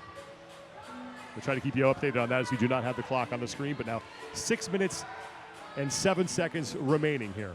Leonidas getting himself back up to the rings. Now, one of the things that I like about him, he gets into that deep dip easily, and he holds that position. He's trying to use those legs. You see him bringing his knees up to his chest, trying to use that kip. But he has a more difficult time extending the arms than he does actually getting up into the ring. So you see him nice kip, nice and smooth, and then there's almost like okay, I'm here. Let me make sure I get the push out, the press out now. And you can see Grubb just took him there on that set of muscle-ups. So Grubb and Pappas fighting for the lead here as we have 5.5 minutes remaining. 5.5 minutes remaining right now. As Kettleson continues to work through his 8-ring muscle-ups. Now 4 to go for him, and he's off to take a break.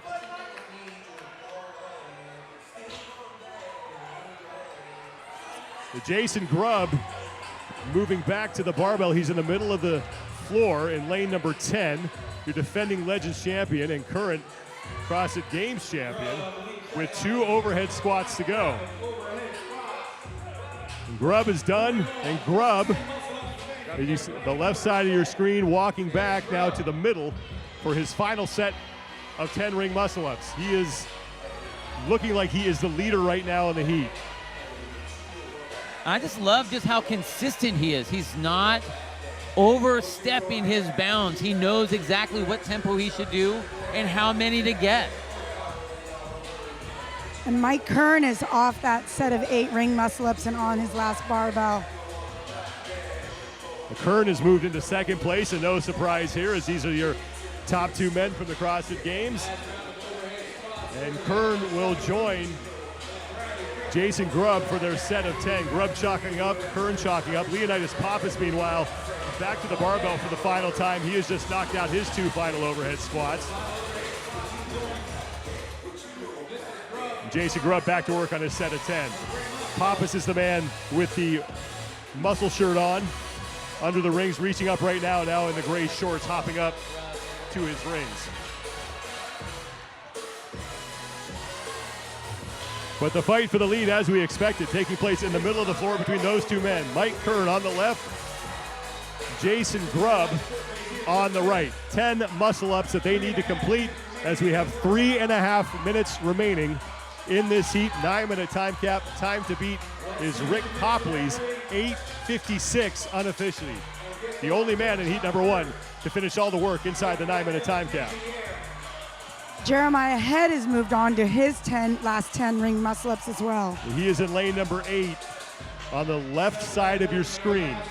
I'll tell you what's really impressive with Grubbs is the way he's able to hold that lockout. I mean, there's so much energy that's blown right there, but he does that, and it's like he's able to contain himself in that position. Right. Gets that lock. I mean, look at him sitting there. I'm going to flex my abs for the camera real fast. That's his rest spot, though, and then he uses it to go down to a big swing. And Grubb is done, and Grubb will win event number 2 as he looks to defend his Legends Championship.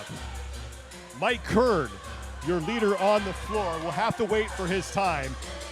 I Officially. think around 7:16 is what it looks like, Sean. There are now 2 minutes, 27 seconds remaining. Rick Copley in heat number 1 got in with about 4 seconds remaining. So we do know that regardless of what it is, Jason Grubb's time is going to be the best time. As Mike Kern looks to come in second place here and lock up 94 points. And it looks like Leonidas has just 3 reps left on his last set of ring muscle ups. So Leonidas Pappas and Mike Kern fighting for second as Kern is done and he is in with 152 remaining.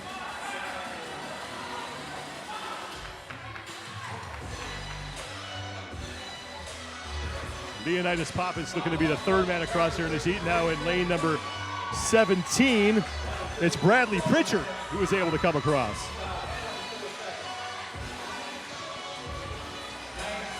And in lane 2, Chris Uberwaga is in.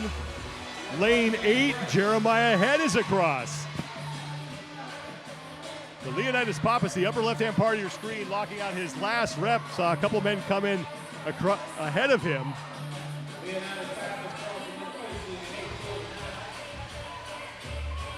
Coming up on just about 1 minute left in the event. Now 1 minute remaining before we hit the 9-minute time cap.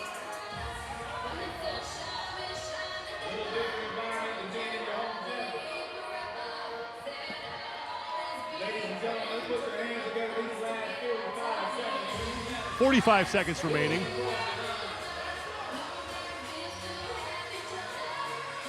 Let's see if we can bring it out 10. We have just about 30 And now 30 seconds remaining. There's still plenty of men still working through their final set of 10. Lane 14, that's Jason Lembright who comes across. And he was somebody that was ahead early on in that heat. But nice to see him finish it out.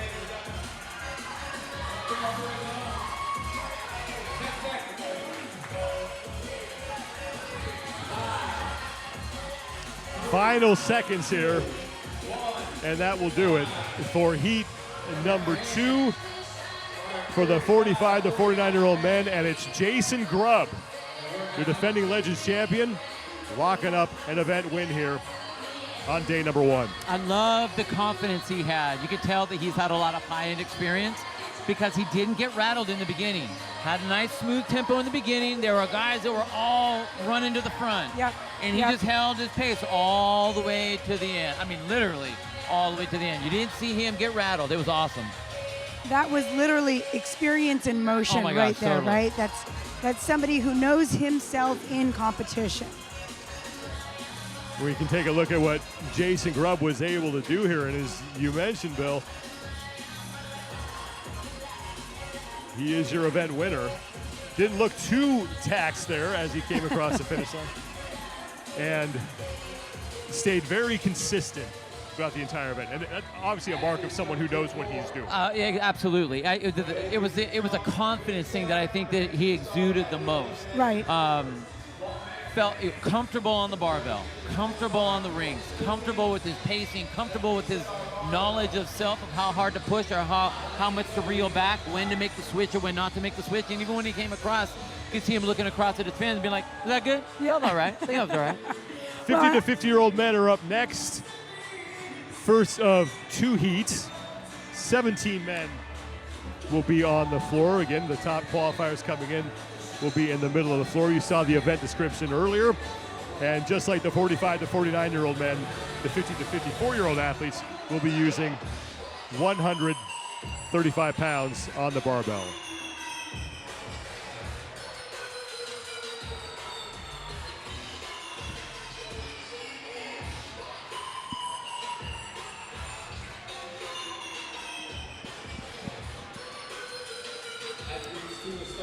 Now that we've seen quite a few heats of this event through a couple of different age groups, how, if at all, has that affected how you think the keys of this event play into being successful? Not at all. I'm going to say that we were like, oh, yeah, we nailed this So one. you're It's saying- all okay. about the rings. Yeah. Saying you were right. Yeah. Yeah, yeah. And I think, again, like just really knowing your capacity and running your own race is huge. You know, second event nerves, you're excited, it's a technical event, it's easy to want to get out ahead and be really aggressive on the barbell and the ring muscle ups. But I think knowing your pace is crucial to this event. That's Brian Cunningham in lane number 8. 45 seconds. Justin Jordan, number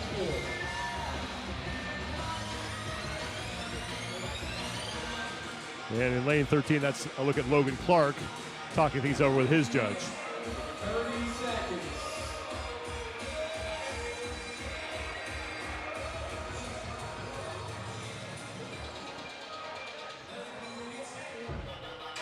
And I really think, you know, more than any heat or more than any age group, the muscle ups are going to be huge as far as this age group goes. 100%.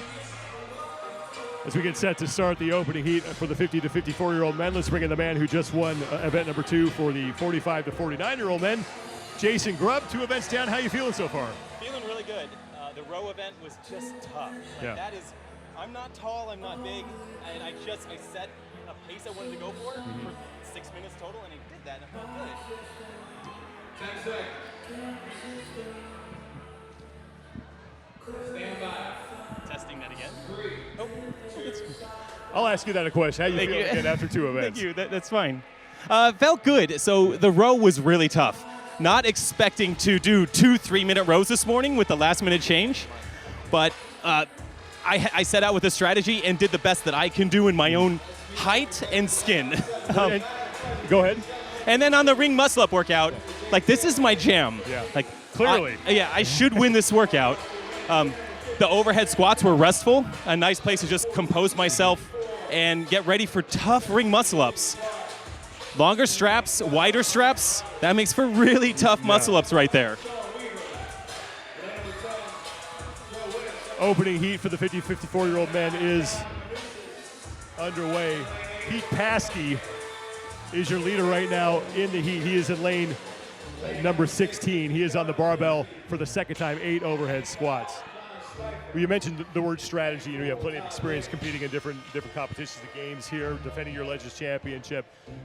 And I've asked this to other competitors, but when you're out there on the floor, how tempting is it, and how do you avoid changing that strategy and then getting into someone else's race? Yeah, I mean, I've done that before, and I've made the mistake.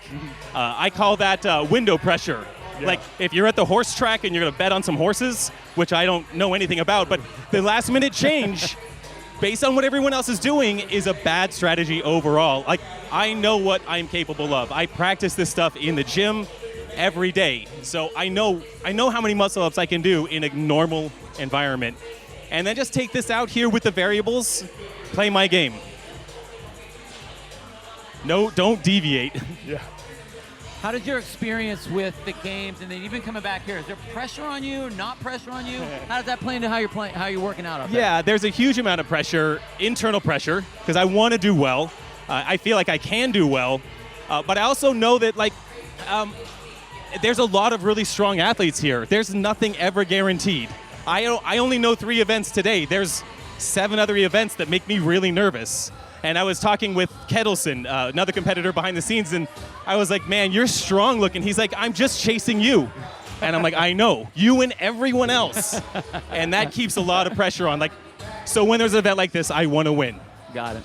Pete Paskey's your leader. He's in lane 16. He's fighting with Todd Williams, who's down in lane 4 for the top spot here in the opening heat for the 50 to 54-year-old men. 2.5 minutes in, 9-minute time cap in this event.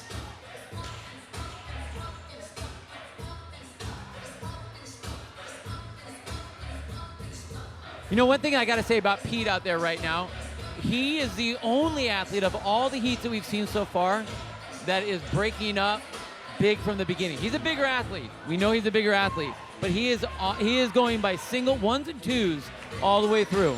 Well, Todd Williams has passed him. Williams now getting his hands on the barbell, the man you're looking at right now.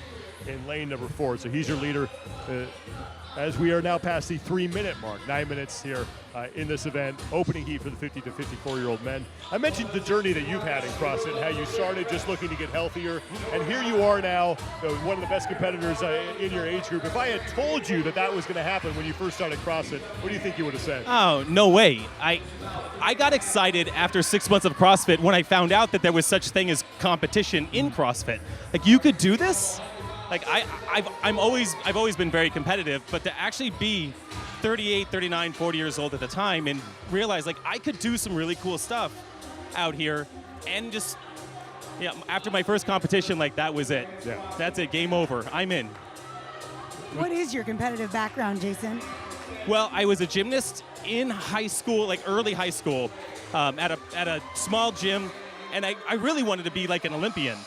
And I just started too late. There was no way I could do that. So when I was 38, 39, getting into CrossFit, the opportunity to be able to compete at the highest level of the games was actually within reach. Like, it's not too late for me to do this now. And I've been lucky enough to be able to do this for quite a couple of years. Well, it seems to be working out pretty well for you. Congratulations on the event win. Best of luck the rest of the way. And thanks so much for joining us. Appreciate you guys. Jason Grubb, the man who won the CrossFit Games in the 45 to 49-year-old division in just one event. Number 2 as we are watching the 50 to 54-year-old men take on the second of the 3 events that they will face today. And it was Todd Williams in lane 4 who was fighting with Pete Paskey in lane 16 for the top spot here. And that is Williams. And he moves so well on the rings for a big guy. You look at that big swing, long arms, a lot of weight to move around, and he's getting up there without a problem. Well, again, it's nice big pop of that hip, getting all that momentum. And somewhere right now there's a very happy Chase Ingram because Todd Williams out of CrossFit Big D in Dallas, Texas.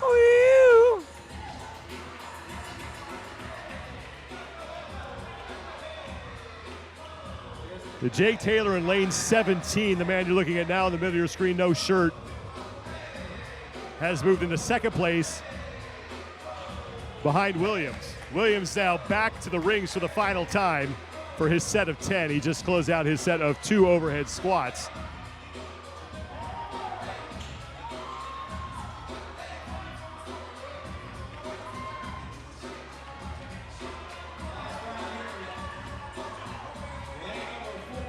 Pete Paskey was right next to him. You saw Paskey sort of shaking out his arms. He was the early leader here along with that man, Todd Williams. But Williams has now separated himself from the pack, and he is to work on his final set of 10 ring muscle-ups. And one of the differences between the 2 athletes you were just talking about, between Paskey and your leader, is the way that he is holding those rings close to his body. He's getting into that deep dip and just locking himself together.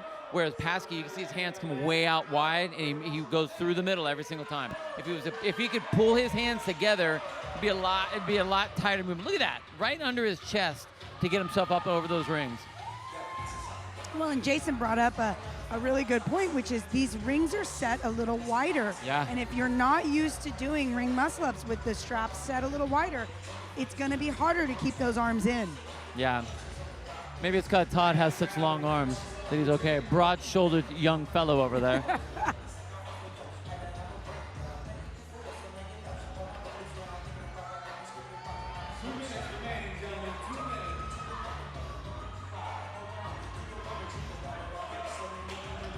Jake Taylor has moved into second place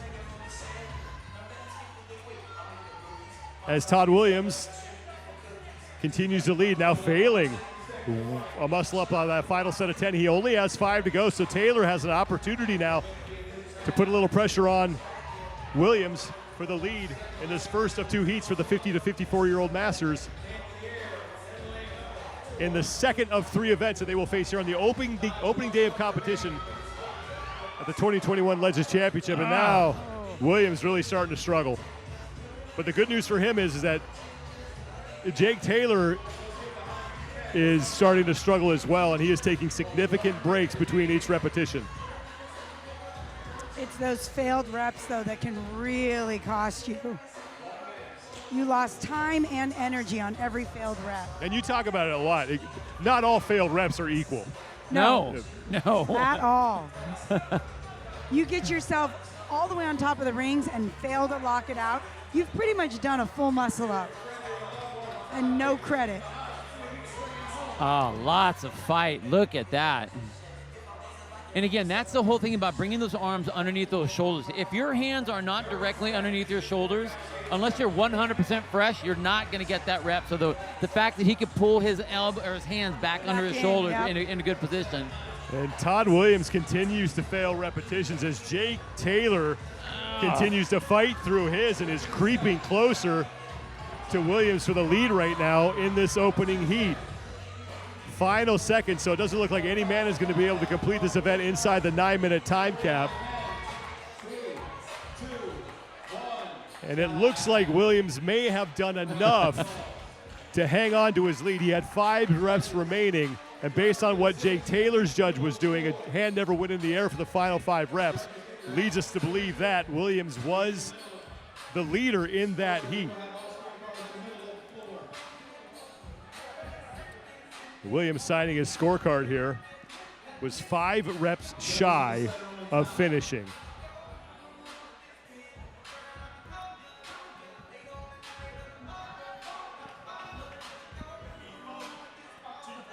So 1 heat remaining for the 50 to 54-year-old men.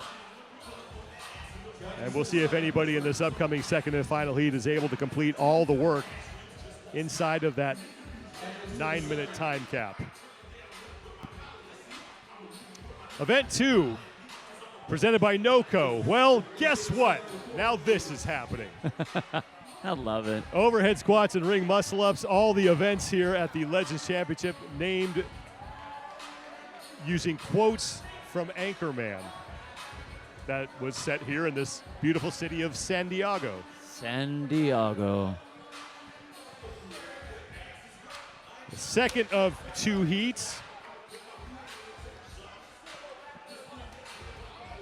We'll feature some athletes who competed at the CrossFit Games.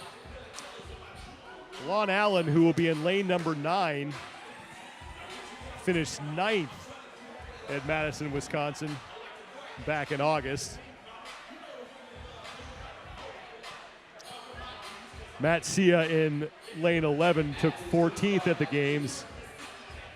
And then Ben Kelly, another man in the field here, took 13th. And both of those athletes in this heat, these guys have battled against each other. And what I really like, Matt Sia has a little bit more history at the Games. He's gone a handful of times.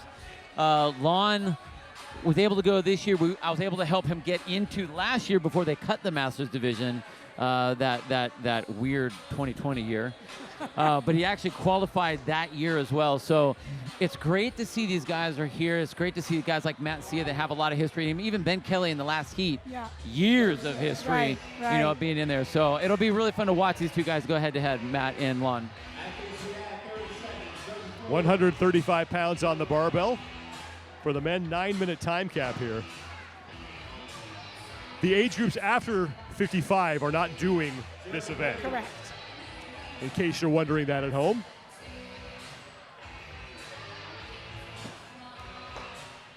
So this will be the final heat for the men in this event, and then we will move over to the women's side of the house. The final heat for the 50 to 54-year-old men in event number 2 underway. 10 overhead squats they have to complete. Very impressively, Lon Allen just squat snatched to that 135. I'll say this, of the entire field here, overhead squat position, he is probably the strongest athlete out there. So that's not going to be an issue for him. He does have some injuries that he's dealing with right now. He's going to actually go and get some surgery done next week on his elbow. So I know that that's going to be something that's affecting him. I was his coach for 2 years, so I know kind of what he's been playing with. And if he was healthy, he would crush this event. So I'm bummed that he's dealing with those injuries, but I want to be able to see how he can make himself come through here. But same thing with Matt Sia. Again, a lot of experience, a lot of time on the floor, Games time, and he still looks very comfortable, as he should, right now in the early part of the event. Right. Now we are on to the set of 8 overhead squats. And in lane 8, Ismail Mora was one of the first men back to the barbell for that repetition. Lon Allen is in the background. He was the first man done with a set of 10 overhead squats, the first man to the rings, but the last man off, and he winced a little bit after that second muscle up, so keep an eye on that. He has that neoprene around his right elbow.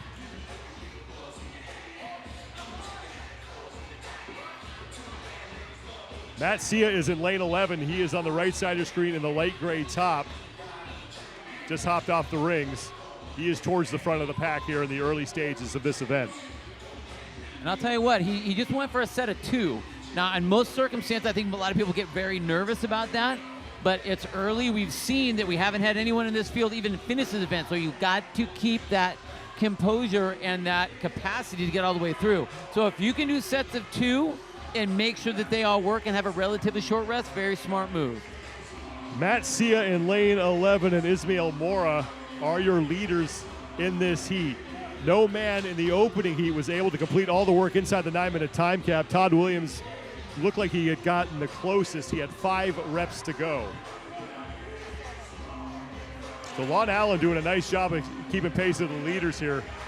Doing great work on the barbell, but it's the rings that are slowing him down right now. As Ismail Mora, who is in the middle of your screen in that red and white headband, hands on his knees. He and Matt Sia fighting for the lead. Matt Sia is in lane 11 on the right side of your screen in the light gray top.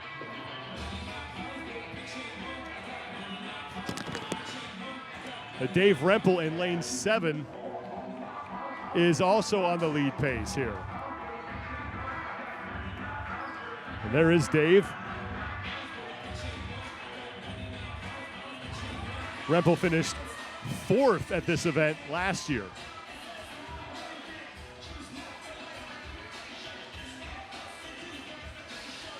Rempel just got done with his round of 6 ring muscle ups, and he moves back to the barbell in the lead here. 4 overhead squats. As we have 5 minutes and 28 seconds remaining in the event. 9-minute time cap.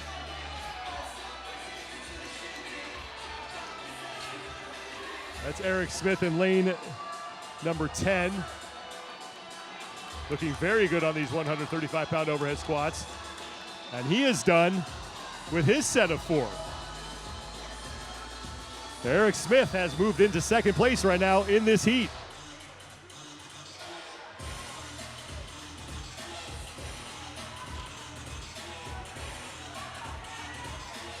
Dave Rempel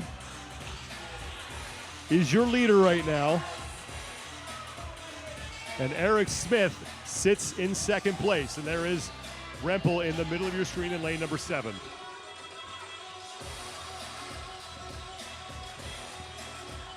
Just about 4.5 minutes remaining. Rempel has a little lead on Eric Smith, but Eric Smith's muscle ups, that set of 3 there, looks so smooth. Yeah, and that's one of the things that, we were talking about that with earlier, he was like with Tommy Pease. The weight isn't overly heavy. As we get up to these higher age groups, this becomes a decent weight, but if you're a lighter athlete, to get up on those ring muscle-ups, you still have this high volume of ring muscle-ups you have to do. So if you're a lighter athlete, it's going to be that much easier. So Smith's in a great spot. Yeah, I believe he only has 2 reps to go. I think Rempel has possibly 3 reps to go on his ring muscle-up. So this should be a great race going into that final round. A set of 8 for both Rempel and Smith right now. Your top 2.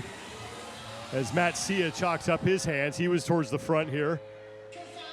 He's on the bottom of your screen, bottom middle. As Eric Smith continues to look great on those muscle-ups, and he moves back to the barbell for his final set of 2. He is your leader right now in the second and final heat for the 50 to 54-year-old men. 3 minutes, 18 seconds and counting remaining as the clock on the floor is counting down. 9-minute time cap in this event. The bottom line for anybody in this heat, finish inside the time cap, you're going to win the event.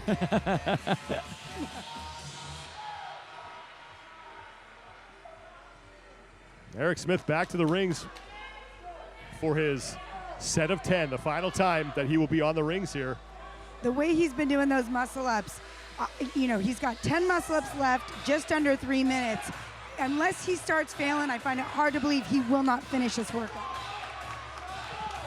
And Matt Sia in lane 11 on the right side of your screen, get his hands on the barbell, has moved past Dave Rempel for second place. He's on his set of 2 overhead squats. And again, I think that was just the fact that he broke those up early. He's keeping that nice, consistent pace. Lon Allen, we saw him just doing a great job of gutting through these muscle-ups. You can tell that this movement is really bothering him. Yeah, I think he's ready to go to the next event. I don't want to play this one anymore. Yeah, he's really shaking out that right arm. You can see him kind of, he's hurting. He's on the bottom left of your screen. Now 2 minutes to go before we hit the 9-minute time cap. So Eric Smith has to knock out 10 ring muscle-ups here if he wants to win this event. Hanging on to multiples still, Eric Smith in the center Looks there. so good. Yeah.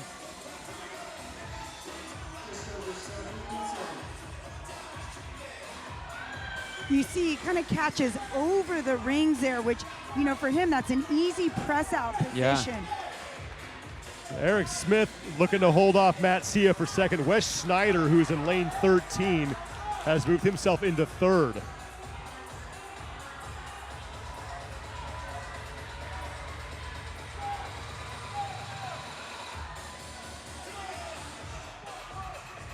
Yeah, it's a great catch position. Hands right under the shoulders. Right. And even if that one was a little wide, he still had the strength to be able to pull them in. Right.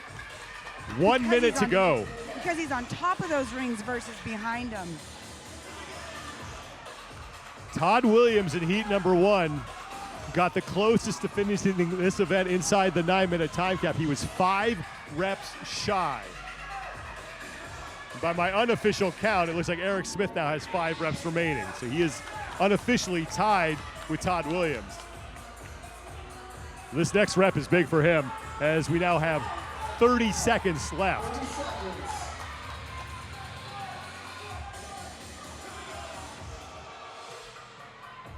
And he will get that.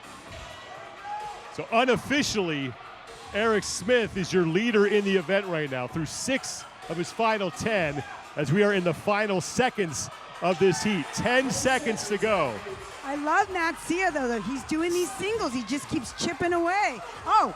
And Smith is done, and he will get in with 1 second to spare.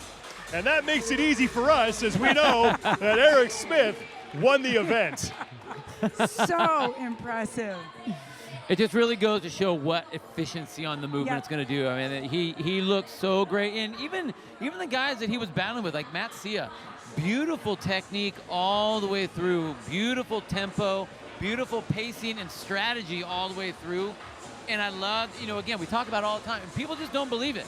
You can have short rest sets, and then you have a short rest rather than I'm going to go unbroken on this big set. I'm going to sit here for 45 seconds. Yeah, exactly. Eric Smith with 100 points in an event win. He got into this event finishing second in the online qualifier. So definitely a man we will be keeping our eyes on as we progress through the weekend. But a fantastic effort from him, getting in with about 1 second to spare, but a win is a win is a win. Yeah. And that will be 100 points for Eric Smith. And that's a huge win. 30 overhead squats and 30 ring muscle-ups in under 9 minutes. Yeah. At, 50 to 54 years old. Amazing. Way to get it, guys.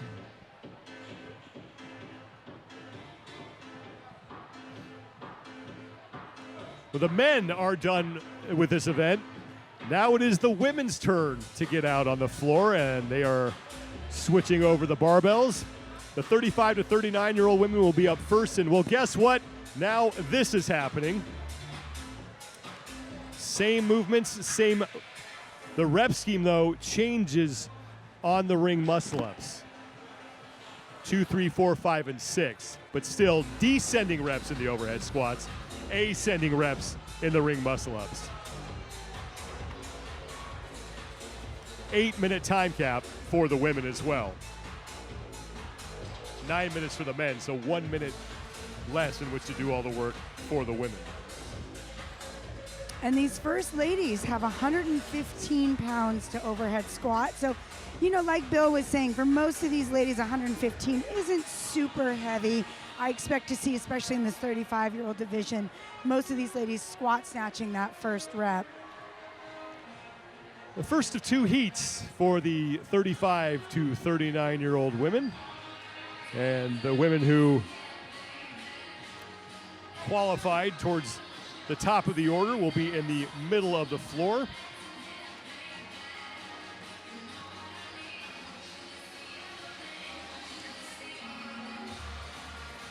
Field of 40 women here in the 35 to 39-year-old age group. And we have 2 of the top 4 women from the CrossFit Games in the field. They will be in the second and final heat. That's Lauren Gravatt, who finished in second place, and April Payne, who was 4th in Madison.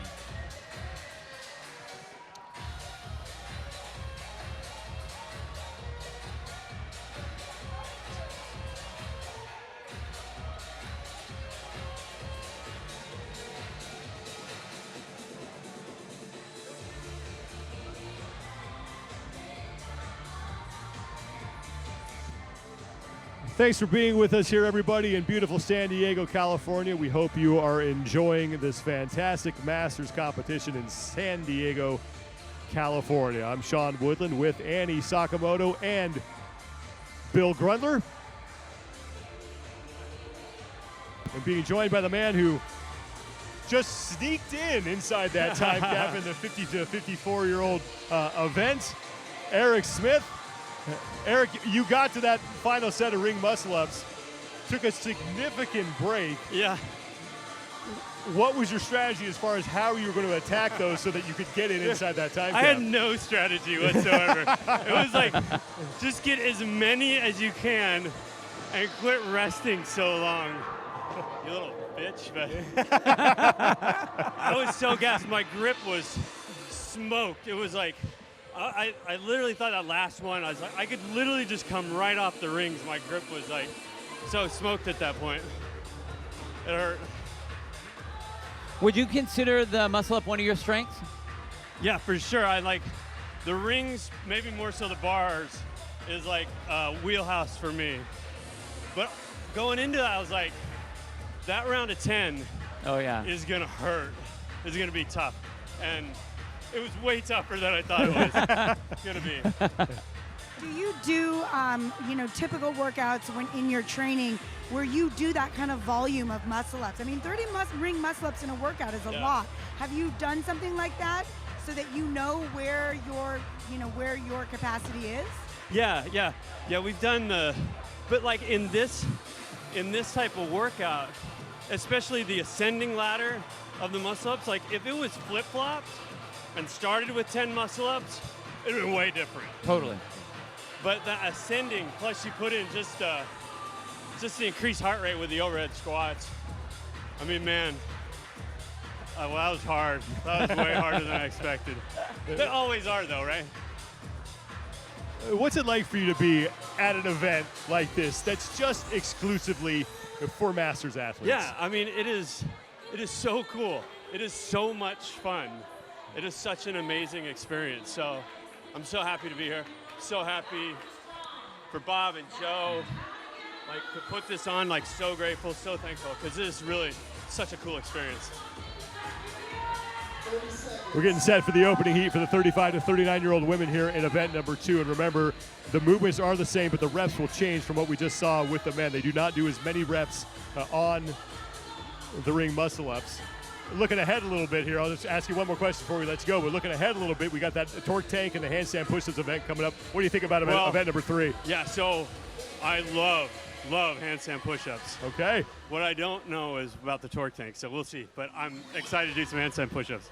Eric, thank you so much for joining us, thanks, man. guys. Great effort, and best of luck moving forward. Yeah, I appreciate you guys. Thank you. Eric Smith, the winner of event number 2 for the 50 to 54-year-old men, just sneaking inside that 9-minute time cap. That's Sarah Hopping Estrella, who is on the upper right-hand part of your screen. If you've been around the CrossFit community for a while, you know about Sarah Hopping Estrella. Definitely, and I think this could be a good event for Sarah. It's easier to write her off on the ring muscle-ups, but she was actually just recently at my gym, and we had like double push jerks. I think she did 190, 185. So we know she's good with the barbell. And then we had a workout with ring muscle-ups, and she was holding multiples in this workout. So my eyes are on Sarah on this event. She is on the right side of your screen. I saw her compete at a local competition almost 10 years ago in San Francisco, California. It was called the Garage Games. And even there, and you saw her, and she picked up a barbell, and everyone went, okay, who's that? Yes, Right. exactly. And she is one of the first women done with those 10 overhead squats and now 2 ring muscle-ups. The muscle-ups will go up by 1 rep each time they return to the rings, and she is done, and now 8 overhead squats at 115. Yeah, this barbell is going to be no problem for Sarah. And again, I think it'll just be how she manages those ring muscle-ups. It's the first of 2 heats for the 35 to 39-year-old women, an 8-minute time cap in this event.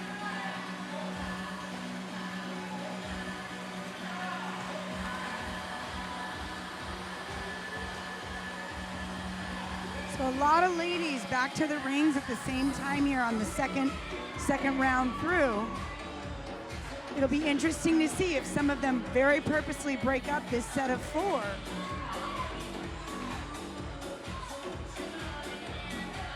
Upper right-hand part of your screen, in that bright yellow top, is Janine Shillington. She's in lane 20, and right now off to a great start. She's through 2 rounds now, under her 3rd round. This will be her set of 6.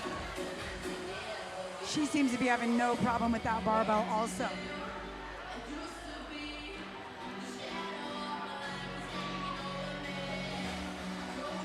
Shillington looking to hang on to the lead here. Couple girls breathing down her neck though. Masha Savina seems to be right on her. Obviously Hopping Estrella is right behind her. And Shillington taking a look down the floor to see where everyone else is. But she's out front here. As in lane 12, that's Masha Savina, who you mentioned, Annie, who's looking to keep the pressure on Shillington here. Shillington is on her set of 4 ring muscle-ups.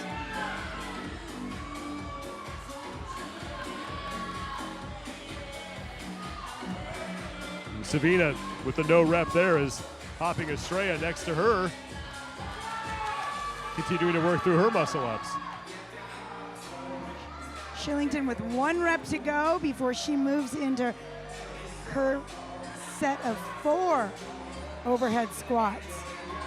And after this, it will be 5 ring muscle-ups. Right. Shillington, your leader here, first of 2 heats for the 35 to 39-year-old women.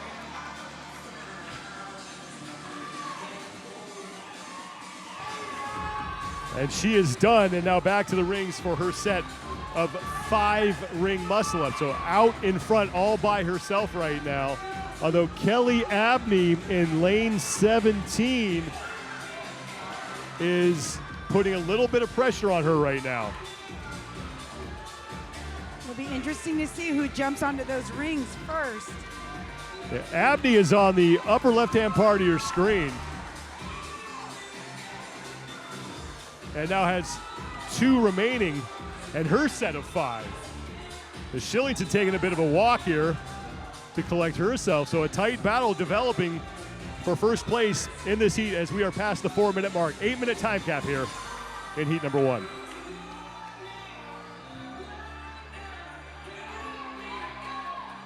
Masha Savina back to the barbell now. She's back in 3rd unofficially in this heat.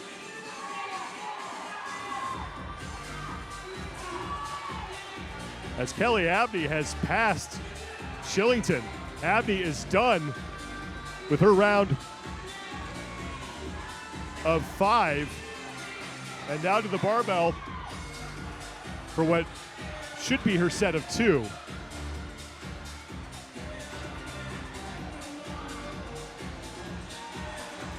And Abney All is right. done and in the lead.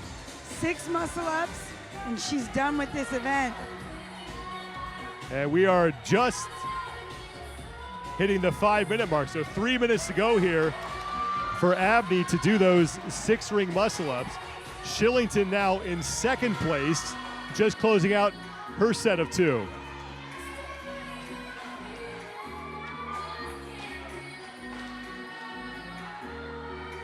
Abney looking great here on this final set of ring muscle-ups. Look at how Now- aggressive that kip is.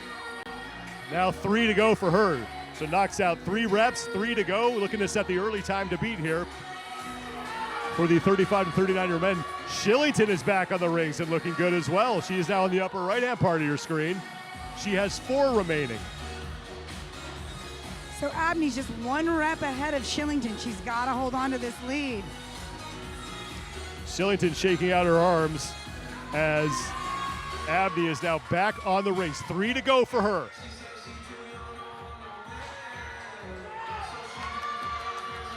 One rep left for her. Final rep for Kelly Abney will count, and Kelly Abney will get across the finish line unofficially at 6:07.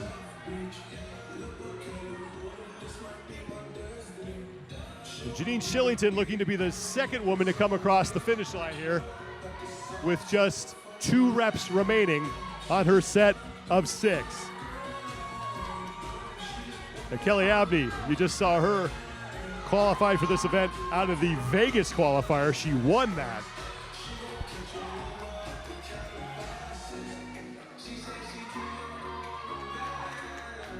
One remaining for Janine Shillington. As in lane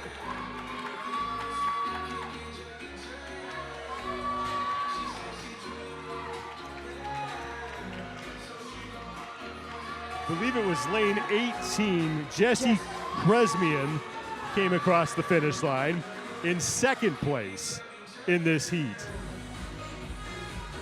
So Shillington was passed, and now she will come across in third place in the heat. So Jess Kresmian sneaking into second place.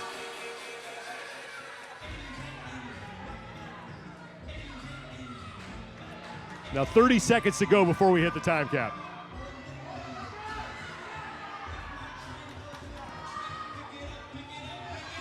So the total volume of muscle-ups, Sean, is 10 reps less than the guys. They have a total of 20 ring muscle-ups.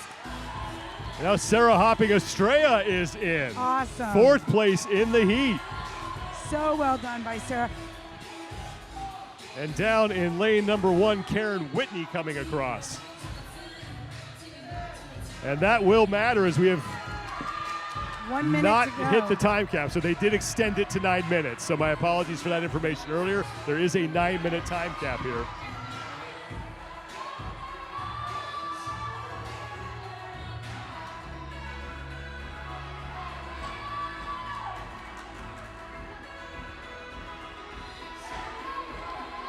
So now we get to the point that we have seen in prior heats where athletes are just trying to get as many reps as they possibly can here. Right.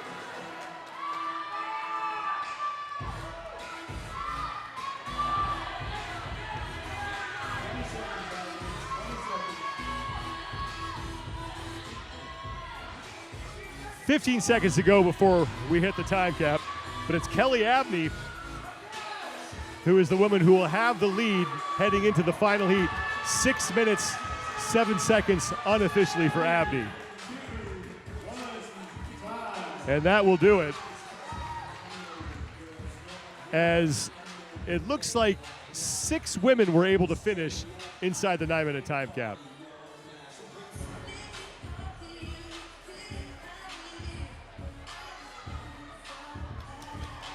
I have to say it's pretty interesting how different that looked when you change that number of the volume of the muscle ups Right. compared to what the guys were doing. Right. Well, and you know, I think that and we talk about this at the games with the teams. You know, when you see an event that has muscle ups, ring muscle ups in it, it always comes down to women on your team. Yep. You know, and I can say this as a woman, we are not as strong as the men, especially when it comes to high volume ring muscle ups. So very impressive to see these women that were able to finish this 20 ring muscle ups in one event. Well, the other thing that I think it really does is with the guys, they had 10 more that they had to do, so the volume gets bigger. So you had to think, I need to slow down. Right. Whereas here, the women didn't have that option. The number wasn't as high, so you couldn't slow down Right. as much. Right. So you're really pushing yourself up against the wall way harder than the guys were. Yeah, like you're saying, you have to purposefully pace it up, you know, pace that number of muscle ups. Event 2 is, well, guess what? Now this is happening. Overhead squats and ring muscle ups. 115 pounds will be on the bar for the 35 to 39-year-old women. There is a 9-minute time cap, not 8 minutes. The time cap is 9 minutes. The second of 2 heats for the 35 to 39-year-old women will be up next. And in this heat, we will have 2 of the top 4 finishers from the 2021 CrossFit Games. That's April Payne, who will be in lane 10. She finished in 4th place in Madison. And then Lauren Gravatt, who finished in 2nd place. She was supposed to be in lane 11. The ghost of. She is out there. Well, no, she is not. So Lauren Gravatt does not look to be on the field.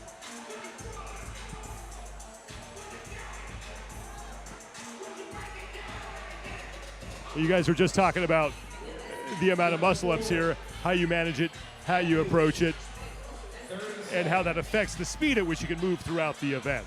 How does that come into play now here in heat number 2, now that they were able to see what happened in heat number 1? I think it's massive. Well, I'd like to see a lot of these. I'd like to think that a lot of these ladies might be able to go completely unbroken. I don't think that 6 unbroken ring muscle ups is actually that much for this age group. Right. I might get some hate mail right. for having said that, but I think that a lot of these ladies should be able to do that even after the previous work. Right, which means that you're almost intentionally ramping up your speed, so it's pushing you a lot faster. Now, the overhead squats matter a lot more because you have to do them fast and you have to do your rings fast. It isn't like, well, let me just get through the overhead squats because I'm going to hang out under the ring to stare at them for a little while. Right. 9-minute time cap here in this event, and once again, the time to beat belongs to Kelly Abney, unofficially 6 minutes and 7 seconds. We opened with the 10 overhead squats and then 2 ring muscle ups. The ring muscle ups ascending by 1 rep as opposed to 2.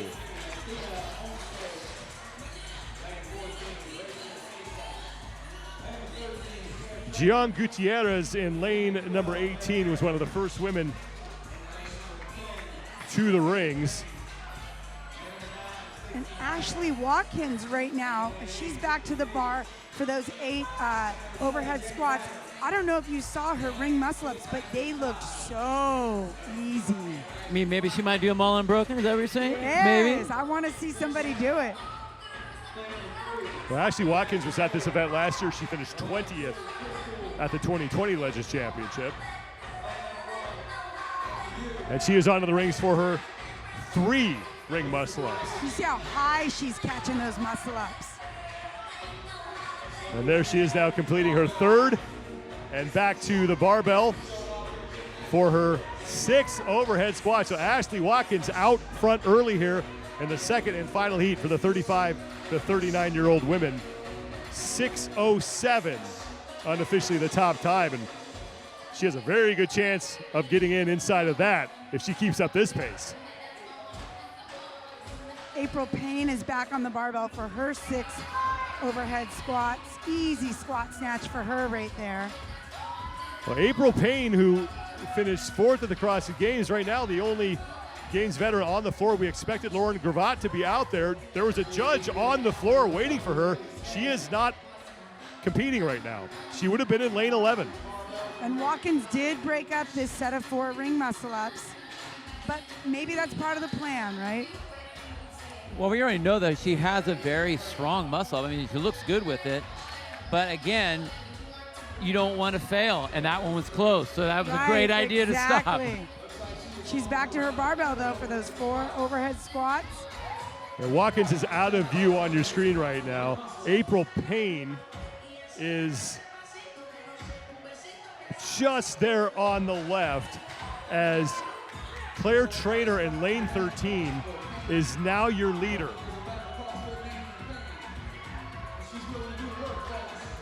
The trainer is chalking up her hands. She has a gray top and headband, and she's getting to work on her muscle ups.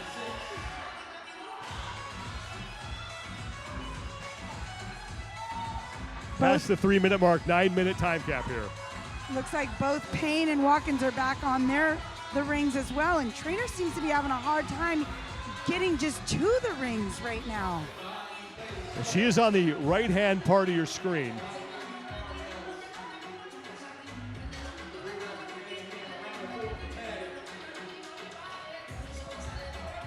She is on her second to last set of ring muscle ups, 5 reps that she needs to complete here.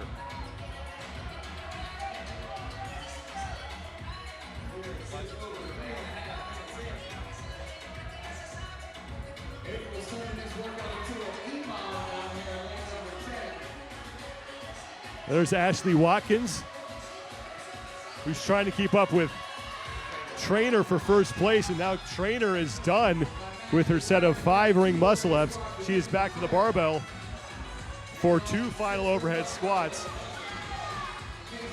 And now back to the rings for her final set of 6. And April Payne is pushing her right here. She's back to her barbell. She's had no problem on those overhead squats, but she did almost fail that last ring muscle up. So if Trainer can just stay on those rings, she's got Payne. Oh. April Payne now moving back for her final set of ring muscle ups as April Payne and Ashley Watkins are fighting for second place behind Claire Trainer. Trainer back on the rings. April Payne now jumping up to the rings for the first time. And she will get through 2 and choosing to hang on as Trainer's getting back to work. So 3 reps down for April Payne. And you notice Claire Trainer, I saw in the last one, she's actually kind of doing the negative. Instead of just dropping from the rings, when she finishes a muscle up, she's coming back through it. I don't know if she's conscious of the amount of energy that's going to cost her. I don't know if it's about trying to keep the rings from moving all over the place, like that right there, that one. The Trainer is in, and she's going to win the event as she was able to hold off a late charge from April Payne, who is on her last couple of reps here.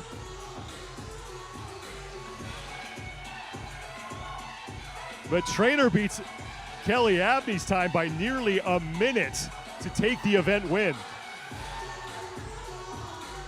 April Payne is shaking out her hands here. Stacy Marino just snuck right past April Payne there. As Marino is in second place. That'll be good for 94 points for her. She got inside of Kelly Abney's time of 6:07, and now Payne really starting to slow down here. A great late effort from Stacy Marino to put on a charge there and move ahead of April Payne. Oh, and Payne failing another rep. This opens the door back up for Ashley Watkins if she can stay consistent on those rings. Well, unofficially, Kelly Abney's time from heat number 1 will now slide into 3rd place overall in the event. Rachel Sessa is in. And now here comes April Payne.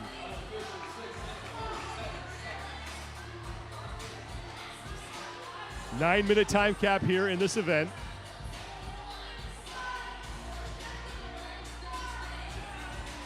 And we have about 2 minutes to go before we hit that.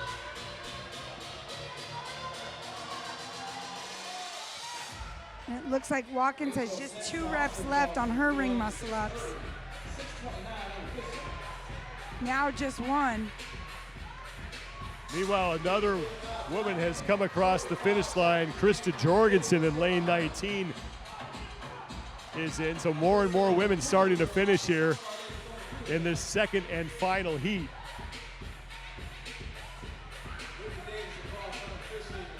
But it was Claire Trainer who did it the fastest. And she'll earn 100 points for the event win.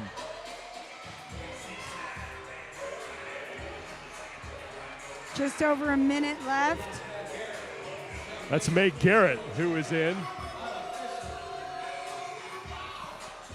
And Lindsey Braham is also across.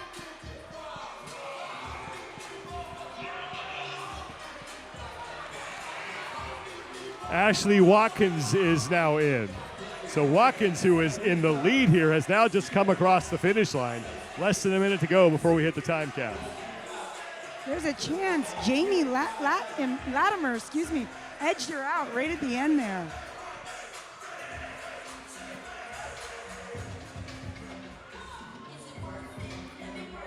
Final stages here of this heat as more women starting to finish lane 3. That was Jasmine Moeller who came across. Really only a few ladies left. Very impressive effort from everybody out there. And most, if not all, are in their final set of ring muscle-ups.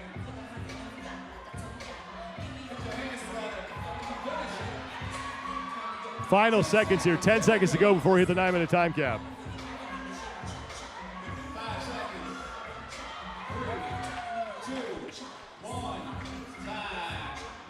And that will do it. But Claire Trainer is your event winner here in event 2 for the 35 to 39-year-old women.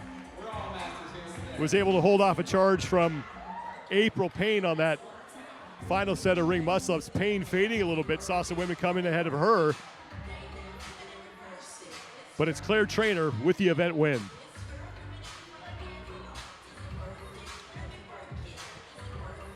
We get set for the 40 to 44-year-old women. And you saw Claire, like she, on that last set of muscle-ups, she really kind of struggled even just to get her hands on the rings. It was the oddest thing, but once she finally got her hands on the rings, it was game over. And then coming across the finish line and pressing that buzzer to end and win the event.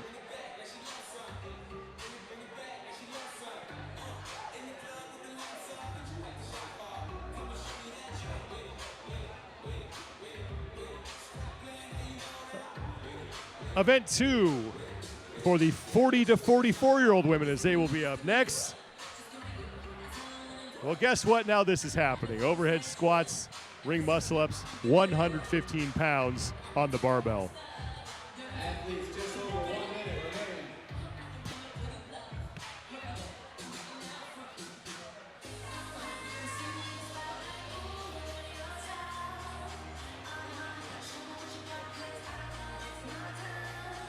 Your lane assignments in the first of 2 heats for this age group. And you are going to see some familiar names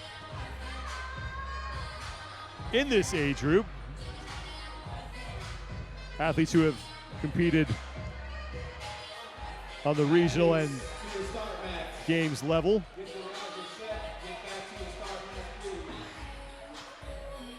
Val Voberl, who stood on the podium at the CrossFit Games in 2013, is in the field.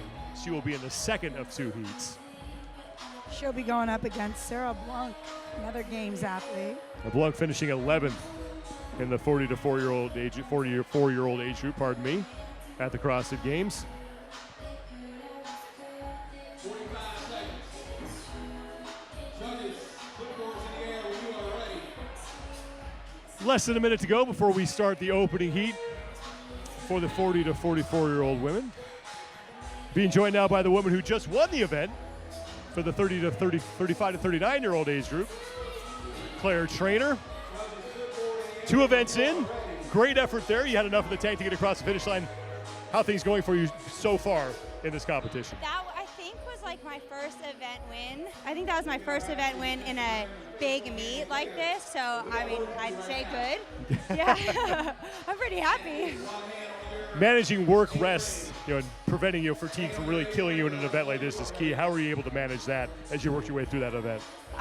Honestly, overhead squats are kind of one of my jams. Muscle-ups, not so much, but I kind of heard from other heats to just be patient and not rush muscle-ups. And I think from last year's muscle-up event to this year, that's what I did is I rested. I did singles at the very end so I didn't burn out, and it allowed me to not have any misses, which is where I think this workout was won or lost was on the muscle-ups. For this particular event, obviously everyone comes down off the rings because they're trying to pace. That gives you a lot of time to look around. How much were you observing the people around you, and did that change your pace at all? Not at all, because I can't. I have to make sure I just do my game plan. I'm a pacer. I don't ever sprint, and I don't try to go slow. I just kind of go at one pace. But my husband was in front of me, and he kind of could tell. He would tell me to go or not go. So that was kind of how I could tell where I was. Was there a plan A and a plan B while you were in there? Did you have to make any adjustments?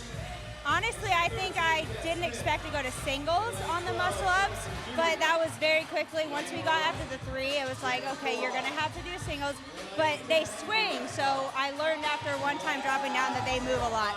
So I just was better about how I came down. And that's one thing I think that a lot of athletes, if they have, especially either bigger events or games events or whatever, they get used to doing the ring muscle-ups on long straps. Do you train on long or short straps? No, we actually have the booms that are short, and I know that long straps in history has been hard for me.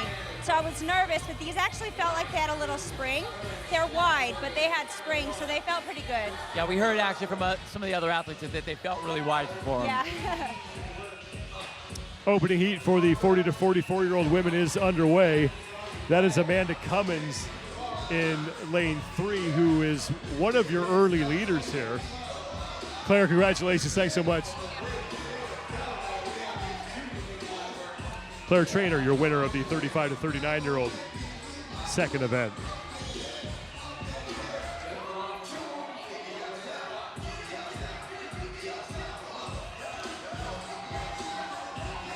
You're seeing that the barbell is actually kind of an issue for some of these ladies right now. I've just seen a few ladies fail to get the barbell overhead.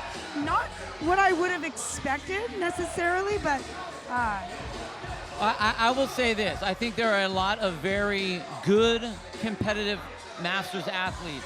Great engines, very strong, whatever. But when all of a sudden you push full range of motion with an overhead squat and have a high gymnastic movement like a muscle up, that really separates the field. So that's how come we saw, generally speaking, everyone's going to be able to do the first half of the event okay. And that's why there was such a big shuffle in that last segment of either the ring muscle ups or whatever. But I think we are going to see barbells become more of an issue. Yeah. That's Amanda Cummins, who is way down in lane number 3. She currently sits in second place right now in the heat. It's Janice Koloff in lane 11, who is just now fastening her belt right of center of your screen. She's in the white top now, getting her hands on that 115-pound barbell. She is your leader in the heat. She is on her set of 6 overhead squats.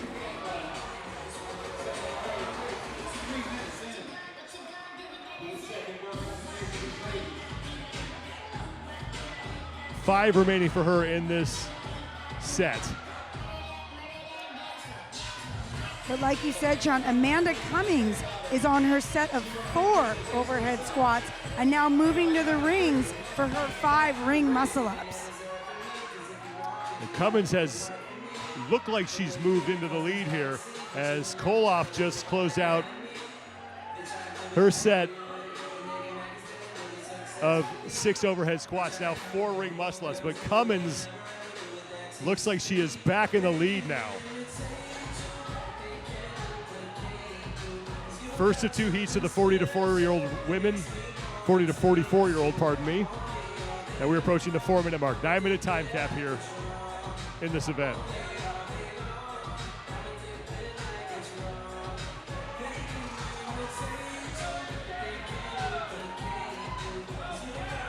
Amanda Cummins, who qualified out of this event out of the Filthy 150.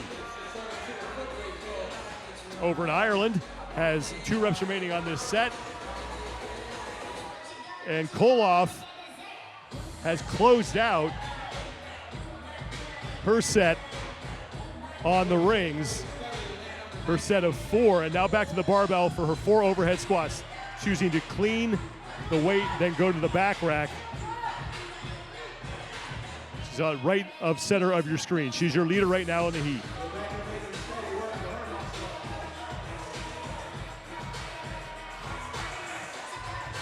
Cummins back on the barbell. And it looks like Brandy Cantwell over in lane 18 is on her set of 5 ring muscle ups. So second to last set for Cantwell. You can see how high she's catching her ring muscle ups. She's in the middle of your screen in the gray top and long black pants.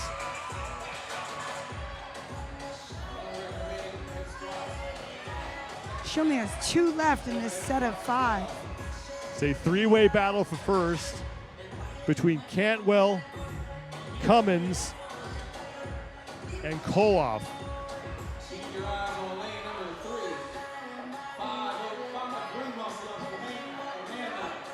Koloff is taking a really big break here on these overhead squats. And it looks like Cantwell may have just moved into the lead as she's onto her final 2 overhead squats. Cantwell trying to get her hands on the barbell. And she will do the same. Clean then to the back rack, bottom left-hand part of your screen is Brandy Cantwell. Cantwell finishing second at the Pennsylvania qualifier for this event to get here to San Diego. As she is done. On to the rings now for the final time for the last set of 6.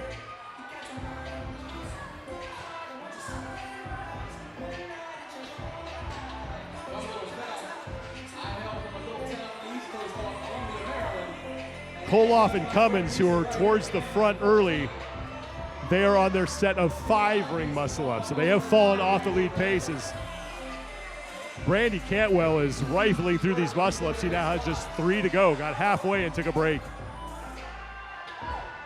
Cantwell, middle of your screen. Watch how high she catches, especially that first one.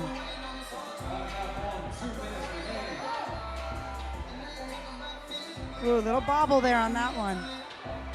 And she's going to take a break with now Yep. 2 remaining, but right now she is well ahead, or not.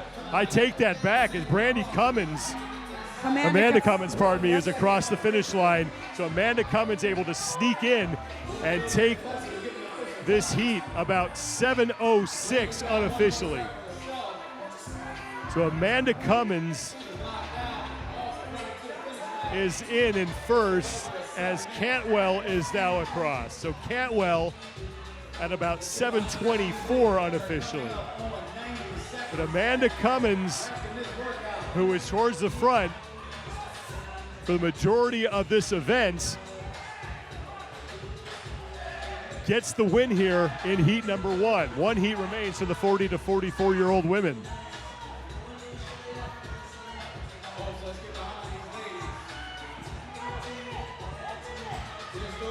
Approaching the 8-minute mark, 1 minute to go before we hit the 9-minute time cap. Looks like Janice Koloff is moving to her final set of ring muscle ups. And for her, it really looked like the barbell was the harder part. The rings have seemed to move a little better for her. She's going to have to hurry if she wants to get inside that 9-minute time cap. 6 reps here for her final set. She just locked out that first one. She's towards the middle of your screen, those long black pants, the white top, and her hair in the bun. She got through 2 and took a break.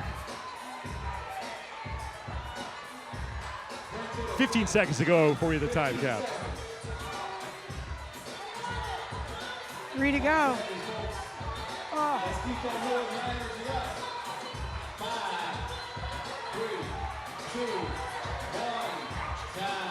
Amanda Cummins out on the floor trying to encourage her fellow competitors to get as much work done as they can, but Amanda Cummins with the early time to beat 7 minutes, 6 seconds unofficially.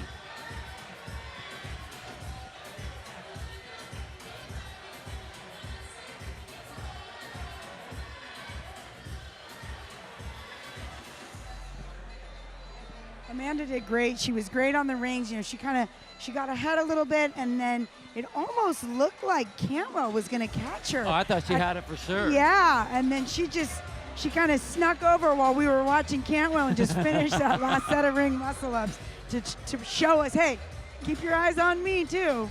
Well, and there's that balance. You know, we talk about this too. It's like how fast do you go out in the beginning, knowing that you're going to need to have more rest later. Right. I mean, if you train that way, it's kind of one of those things. If you take the short rep set and the short rest, you have to stay on that tempo. If you come off that, you're all messed up.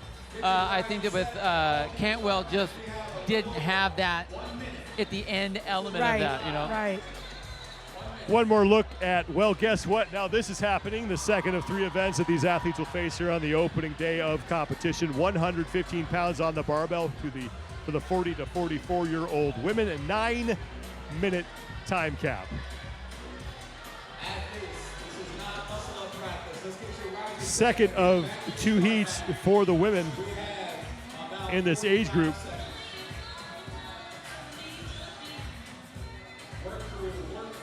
Val Voberl will be in lane number 10. She finished on the podium at the CrossFit Games as an individual along with Lindsay Valenzuela and the champion Samantha Briggs back in 2013. Sarah Blunk is also in this heat. Blunk finished 11th at the CrossFit Games in this age group last August. And not only that, Val Voberl was still competing as an individual in 2017. She is she's probably easily one of the most overlooked athletes that is just so consistent. And I'm especially excited to see her in this event because I don't know if you follow on Instagram, but she is everything gymnastics. She loves doing all kinds of tricks, and I think the rings are not going to give her a problem. And I really hope I didn't just jinx her by saying that. Well, if you did, that would be a terrible jinx because I would have said the same thing. And the other thing about with Val, one of the things with a lot of the big masters, competitive athletes that have moved into the masters division, there's a lot of years and a lot of hours of training. Yeah. One of the things that Val always did when she was competing, even at the open level, was she would only train an hour a day. Right. She would only do 1 workout a day. So I don't know if she has the beating on her body that a lot of competitive masters athletes have. Now she's able to bring that experience onto the floor here. Across with a 4-day knowledge, competition. with experience, 4-day competition. That's something to reckon with. Stand by. 3, 2, 1, go. Second and final heat for the 40 to 44-year-old women is underway. Amanda Cummins with the top time from heat 1, 7:06 unofficially. 10 overhead squats to open things up here at 115 pounds. Victoria Brown. It's 16, Jenny King. And then 15, Jackie McCash. And then 14, Maddie Beck. Sarah Blunk finishing those overhead squats pretty easily. Blunk is through. Tiffany Kempton was the first woman done. She'll be the first woman onto the ring muscle up. She's in that gray top and black pants. Blunk is there now. Here comes Val Voberl in 3rd place right now. Voberl in those long pants towards the top of your screen. She gets through those reps easily. Blunk is back on the barbell. Kempton is back on the barbell. And now here comes Val Voberl. They're top 3 in this event. Voberl and Blunk on your screen right now. Kempton is just out of view. She'd be towards the left of your screen if we could see her. As we are now on the 8 overhead squats. Now you can see Tiffany Kempton moving back to the rings for her set of 3 muscle ups. Val Voberl working through her second set of overhead squats. She's done, and now Sarah Blunk onto the rings as well. Kempton to work first. Kempton is in the pink and black pants. And she is done of her 3. Blunk struggling with the lockout on the right. And Val Voberl looking very good as she gets through her 3rd muscle up. Tiffany Kempton in the lead early here, trying to hold off both Val Voberl and Sarah Blunk. 7:06 unofficially, your time to beat here.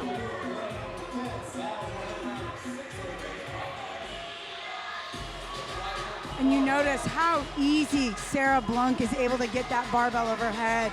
Just the beautiful squat snatch every time. Whereas Kempton and Vogel are having a little harder time getting that barbell overhead. But again, this event comes down to the higher rep ring muscle ups. And Tiffany Kempton was at this event last year. She finished 8th in this age group at the 2020 Legends Championship. So now it's Kempton and Blunk who have separated themselves from Val Voberl. Voberl just closing out her 6 overhead squats. Now it's 4 reps on the rings. And Blunk will get started on those first.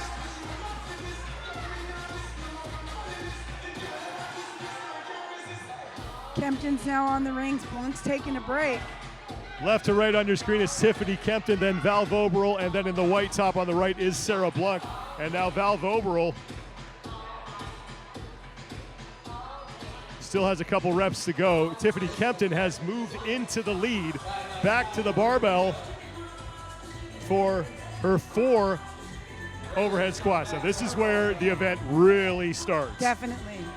This round right here is where everything gets real. Val's off the rings as well, so she beats Sarah off the rings. Val Voberl into second place in this heat. You see her look over right there at Kempton. Look at the speed that Kempton is overhead squatting with. Kempton clearly in the lead now as she goes back to the rings for her set of 5 muscle-ups. Meanwhile, Val Voberl struggling a little bit with the barbell as Sarah Blunk is on her set of overhead squats. So Blunk now has moved into second place behind Tiffany Kempton here as we are on the round of 4 overhead squats. Blunk is done and she will join Kempton at the rings for their sets of 5. 3 remaining for Kempton. Voberl done, she's back to the rings. 7:06 unofficially the time to beat.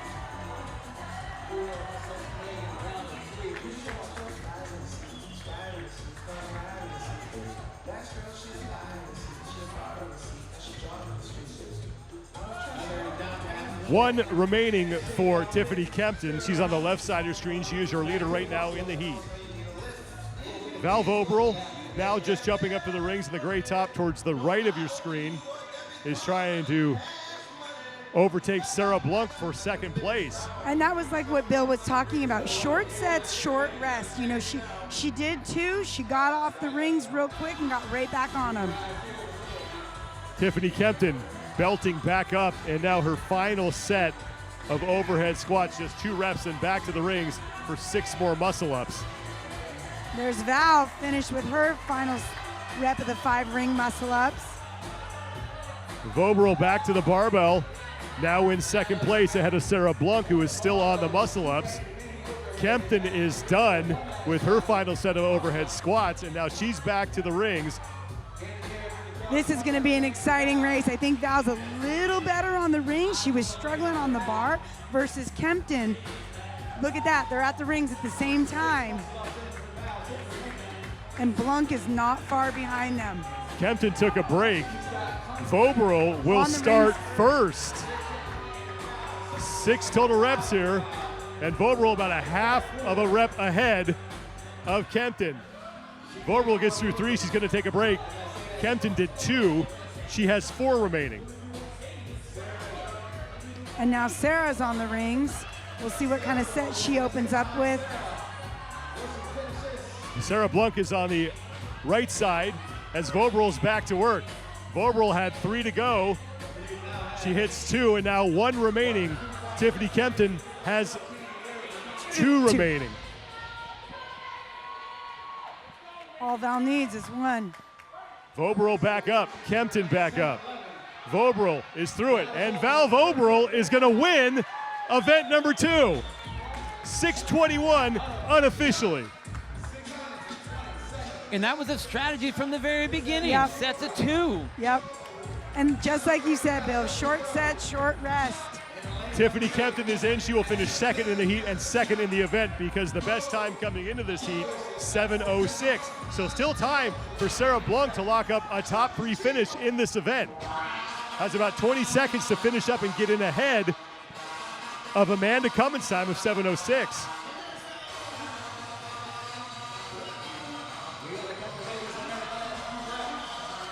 Oh, 2 fails that Sarah Blanc has had. So and that's Blanc- going to cost her that 3rd place finish. Will not get that 3rd place finish. She's on the right side of your screen now. As we'll keep an eye on the rest of the field to see who's been able to sneak up here and get into this fight. So Sarah Blanc starting to run into problems here on this final set of ring muscle-ups. That's 3 or 4 fails in a row for Sarah. She's just got to rest a little longer. It's like you don't want to because you know you're eating into your time, but every failed rep, you're eating into your time. Val Voberl moving back to help Sarah Blanc out with these repetitions, trying to give her some coaching tips here. And it looked like it worked because Blanc is going to lock that one out. Blanc is in. 7:52 unofficially for her. And that means that actually Amanda Cummings and Brandy Cantwell are still in between her and that 3rd place finish. Less than a minute to go before we hit the 9-minute time cap.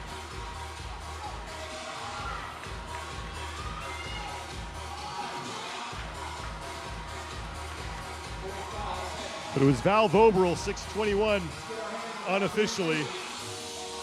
That was great. And we kind of set it ahead. She's so good at gymnastics. She wasn't the strongest at the barbell, No. but we knew this was a rings event. Yeah.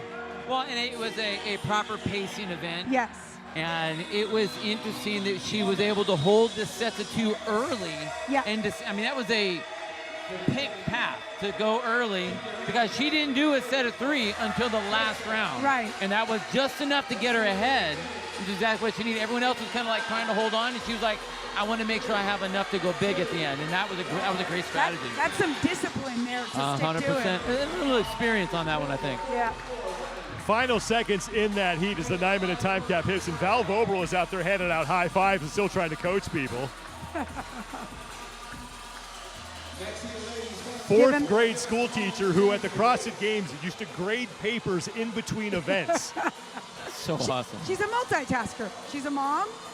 She's a teacher. She's a multitasker. And would never pay attention to the leaderboard. Right. Whenever you would talk to her at those events, I don't know where I am. Doesn't matter. Oh. 3rd place. Oh, look at that. I'm 3rd place. Yeah, at the CrossFit Games. Just really fun to see her out on the competition floor.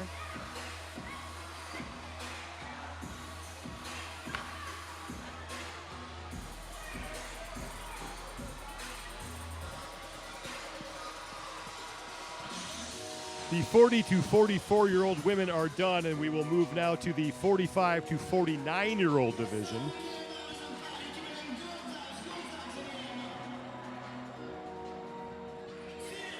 And the weight for the 45 to 49-year-old division will decrease. That's why the volunteers here at the Legends Championship are out taking weight off the bar. The weight will drop from 115 to 95. Overhead squats and ring muscle-ups. Descending reps on the overhead squats, ascending reps on the ring muscle-ups. 95 pounds on the bar now for the 45 to 49-year-olds and the 50 to 54-year-olds. As we told you earlier, the age groups 55 and over are not doing this second event. So the first heat for the 45 to 49-year-olds are taking the floor as the equipment team continues to get things ready here. And now joining us in the booth, the woman who just won that event for the 40 to 44-year-olds, Val Voberl. Hi, Sean. How are you? I'm wonderful. How are you doing? Good, good. I talked to you yesterday. You said, I'm going to be ready for whatever they throw at me. Clearly you were ready for that. That worked out nicely. Yeah, didn't look like the barbell was, I don't want to say it was a problem, but you were able to make your money on the muscle-ups. What was your strategy as soon as you got to the rings? Don't fail. My coach will leave me. He's like, be smart, be smart. I'm like, yeah, what's smart mean? Does smart mean I'm broken, or does smart mean breaking up early and often? I don't know. I need specific instructions. I'm like looking for a number. I'm like, hold up a 2 or a 3. What do you want? Were you aware? You're very unique in the way that you compete. You always seem to have blinders on, whether you're on the floor or even when you're not on the floor. Like, you'd like to just kind of do your thing. Right. Did you see where the other two women? I mean, they were right on either side of you the whole time. Were you aware of them at all, or did that? So I play the game because I usually just do class workouts nowadays, and in class workouts, which are great, the game is everyone's ahead of me, and I have to catch up.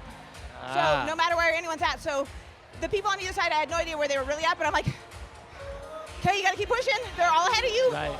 Like, it's okay if you don't win this one. You just gotta keep pushing. So I was slightly aware, but in my mind, they were all just like a whole round ahead of me. And we already know that you're so good at gymnastics stuff. We know that that's kind of one of your strengths. Did you and you said that you did know what being smart was as far as pacing was early. It appeared that you decided to go early, like small breaks, except for that last set. You took a big chunk out. That was the first time I think you did 3 straight, was on the last set.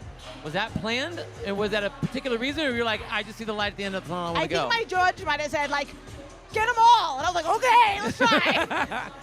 And then I was like, oh no, that last one was not good. Come down. It seemed that literally that one rep got you ahead from like second place to jump ahead. It was that, I mean, one rep on there between a rep and a rest is almost 30 seconds. Right, so isn't that was crazy? a quick jump, yeah. Yeah, on muscle ups, that's the one place. Those overhead squats, though, were just really, and I don't know if that's because of the row or short little, I was really excited with how fast I rode, Annie.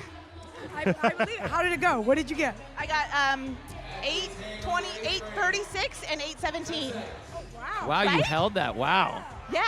Way to do it for the short kids, Val. This is such a fun event. Is this your first time competing in this event? So I got to do Legends with Joe and Bob at their gym. The year that was at the gym, and then I took last year off because of COVID. Am I getting in the way of you guys announcing? No, not at all. But we love having you up here. I'm sorry, I was doing some nonverbal communication with Bill right now as we start the first heat for the 45 to 49-year-old division. How did the wider straps feel? Was that an issue for you at all, or did it feel? Because we've heard from a couple people now that they said they're definitely wider than they have them at home. They're definitely wider, but it was okay for me. But I was watching the other ladies, and they were getting stuck in that that pound dog kind of like, and not able to tuck them in. But you definitely feel it because you have to fight it more, because they get outside of your control really easy. Right. Yeah. Can we share a story? Yes, from absolutely. when you and I were at regionals? Shannon Schliefer is your leader right now. Just update the people on that, but I would love to hear the story. Val, go for it. All right, so back at regionals, I don't even remember what year, but Annie and I were back and forth, neck and neck, off and on this one event. And we finished, we're both dying, and she goes, so how did you break up the pull-ups? I was like, what? I didn't break up the pull-ups. I'm like, how'd you break up the handstand? She goes, what? I didn't break up the handstand push-ups? And I was like, oh, okay, different strategies for different athletes. Oh my God, that was my favorite. Puller, pusher. Yes.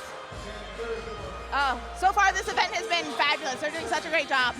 I'm so excited.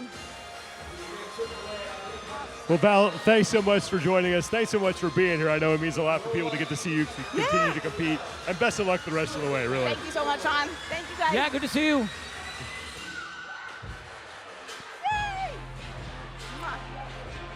Shannon Schliefer is still in the lead here as she is on her set of 4 ring muscle-ups. Regina Lagrasso at the other end of the floor is in second place. She is the woman who just squat snatched that 95 pounds.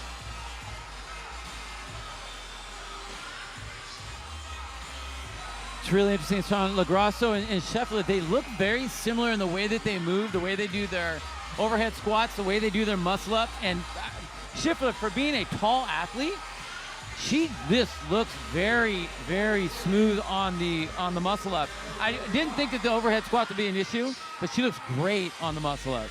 So Shannon Schliefer is your leader right now in the heat. She is in lane 1. Other end of the floor in lane 18, Regina Lagrasso is in second. 3 minutes gone by here, 9-minute time cap, opening heat for the 45 to 49-year-old women. As Schliefer continues to look really good on these muscle-ups. She is done and moved back to the barbell for another set of overhead squats. And choosing to squat snatch it.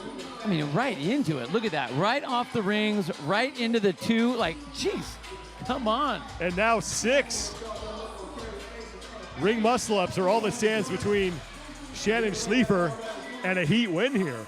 Making very quick work so far of this event.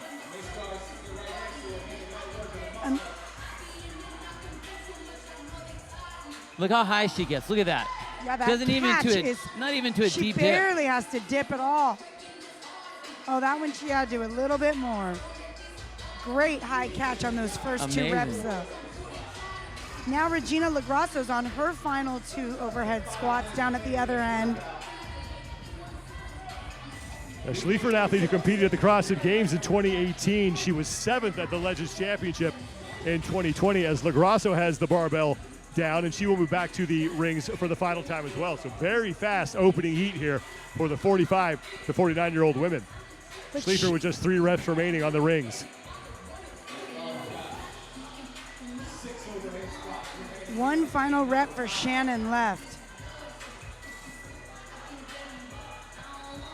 LaGrosso at the other end of the floor, who sits in second place in this heat, is back on the ring. So now final rep for Schliefer, and she will lock that out. Wow. And she will come across the finish line. Sub 5 minutes. 4:55 unofficially. That is going to be a tough mark to beat.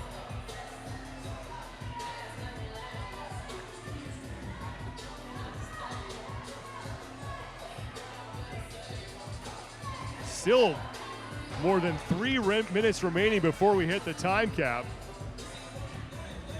Regina LaGrosso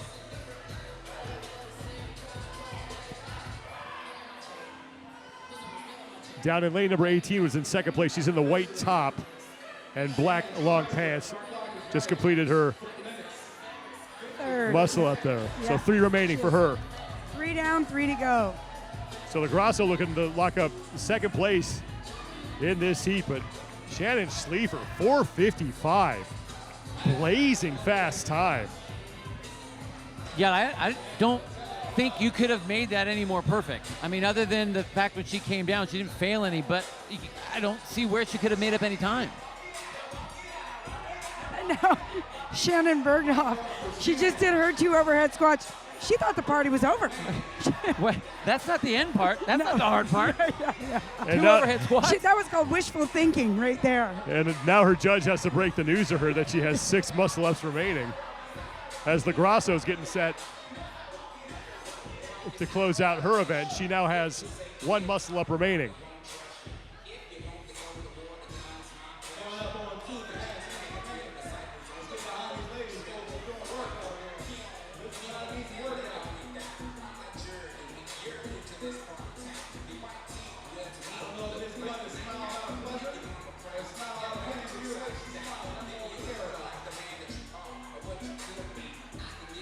So final rep for LaGrosso, and she is done. And that was just her set of 5. So she still has 2 overhead squats remaining, which makes Schliefer's time even more incredible. Yeah. That is going to be a tough mark to beat for the women in that final heat, as you were talking about. Not a lot of places where she could have gone faster. No.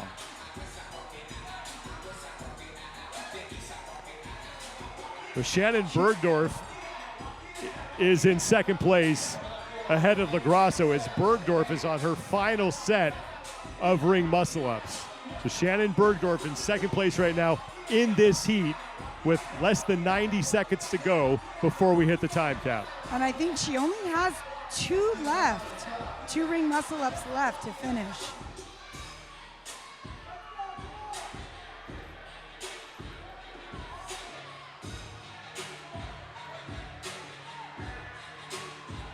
Approaching the 8-minute mark. So 1 minute to go now before we hit the 9-minute time cap.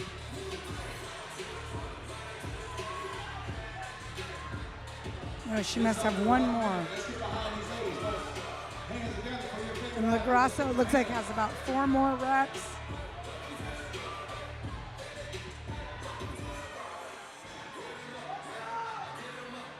Bergdorf getting set to get back on the rings and looking to be the second woman across the finish line in this first of 2 heats for the 45 to 49-year-old women.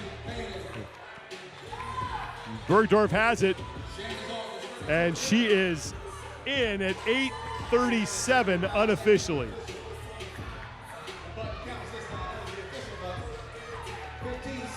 Tell you what, she had some unreal commitment to those singles that she was doing too.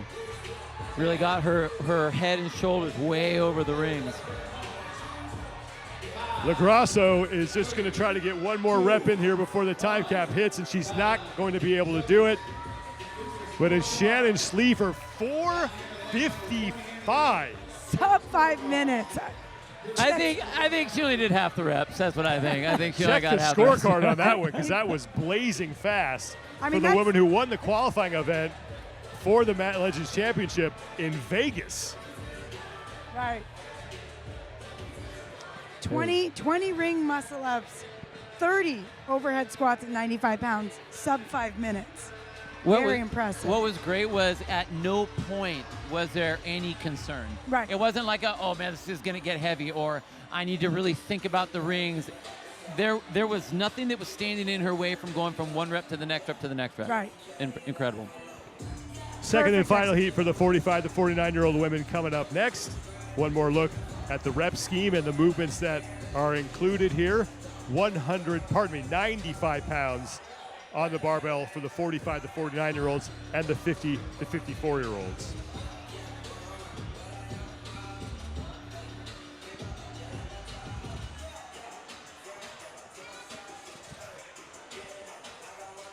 Second of 2 heats for the 45 to 49-year-old women.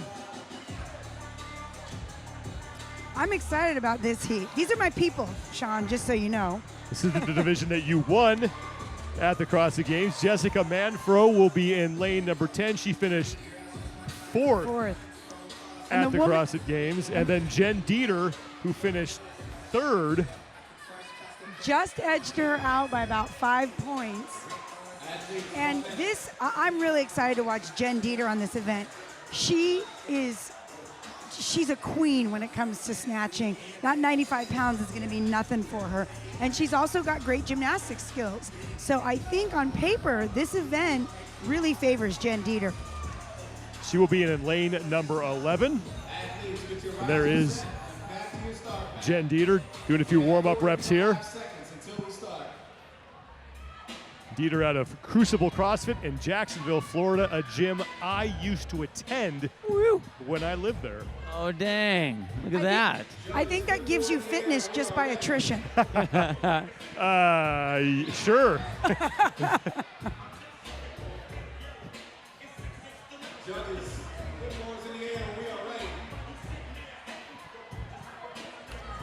But Jen Dieter has her work cut out for her, trying to track down Shannon Schliefer's top time of 4:55.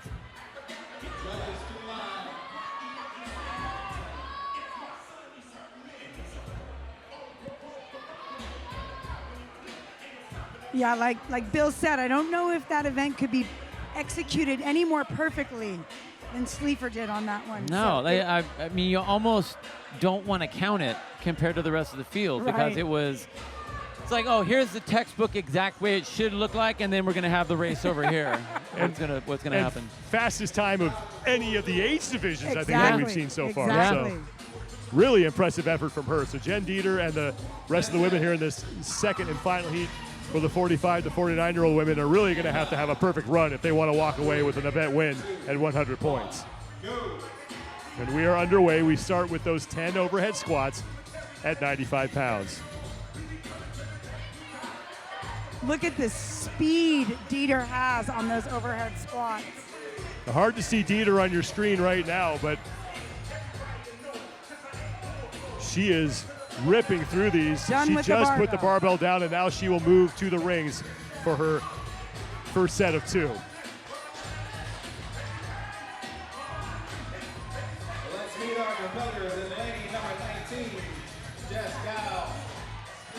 No problem for Dieter. Now back to the barbell for her set of 8. And continuing to keep that pace that we saw in her opening set. And she is by herself out front as Jessica Manfro has moved back to the barbell. Dieter's done with her set of 8. She moves to the rings. And Ada Keplinger is another woman to keep your eyes on. I actually competed against her in, I think it was 2017 at the CrossFit Games. So she's another Games veteran. She's down in lane 16. Dieter taking a little break. I think that's a page out of the old Val Vobrol book right there. I like it, because she's still catching high.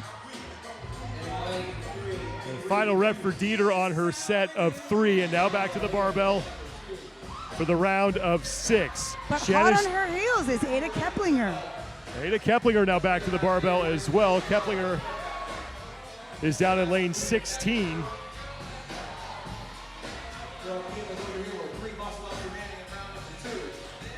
Jen Dieter putting the barbell down. Keplinger, you can't quite see her on your screen. She's would be on the left side if we had a wider view. She's on the left side. She just put the barbell down. You will see her now walking back to the rings. There she is in the gray top, walking back to the rings to join Jen Dieter on her set of 4. Another, it looks like intentional break for Dieter, because she's still catching really high.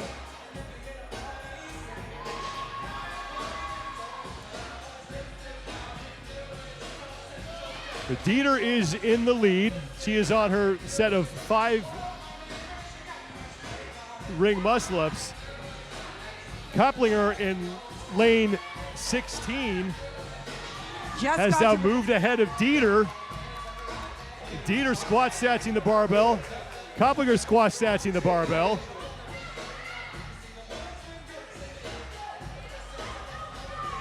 And Keplinger's done, as is Dieter. They will move back to the rings for their final set of muscle-ups.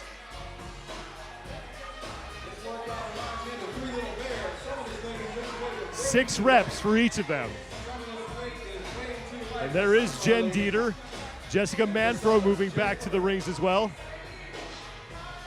Make that the set of 5 ring muscle-ups for Dieter and Keplinger. My apologies. This is going to be a great race, not just between Jen Dieter and Ada Keplinger right now, but between the time to beat that happened in the heat before. 4:55 is that time from Shannon Schliefer. That looks like it might be good enough for the event win. Now, Keplinger is back to the barbell for her set of 2. And about a minute between where we are now and Schliefer's time. Jen Dieter trying to close out her set of 5 and join Keplinger on the barbell. Keplinger is done as Dieter works her way back to the barbell for her set of 2. And still squat snatching that opening rep. Dieter is done, back to the rings. Keplinger just completing her first ring muscle up. In the gray top, goes through 2 and takes a break.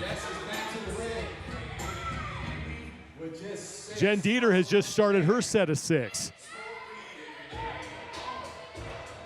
Dieter hits 2 and she will drop off. So Shannon Schliefer's time is gonna stick. She's gonna win the event from heat 1. The next best time after this was Shannon Bergdorf at 8:37. So second place in this event, very much up for grabs here. Dieter back to work. Keplinger is back to work. Keplinger, I believe center screen here. I believe this should be Keplinger's last rep right there. But Keplinger is done. She will take second place in the heat, second place in the event, 5:10 unofficially.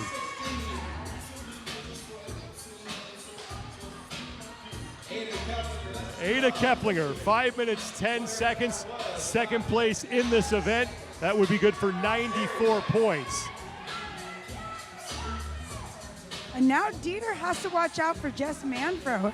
If this is Jess's last set, Manfro's still holding multiples, and Dieter's already dropped to singles and actually just missed a rep.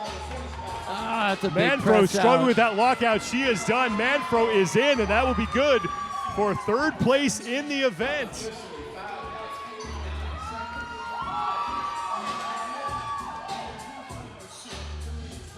Two women to finish, Ada Keplinger and Jess Manfro, as Jen Dieter still on her final set of ring muscle-ups. Middle of your screen chalking up her hands.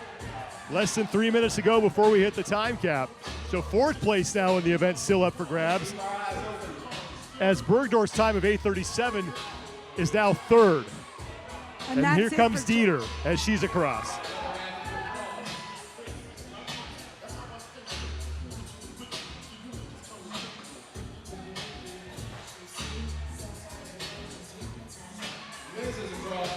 And it looks like Elizabeth Weir just came in. So Weir is across.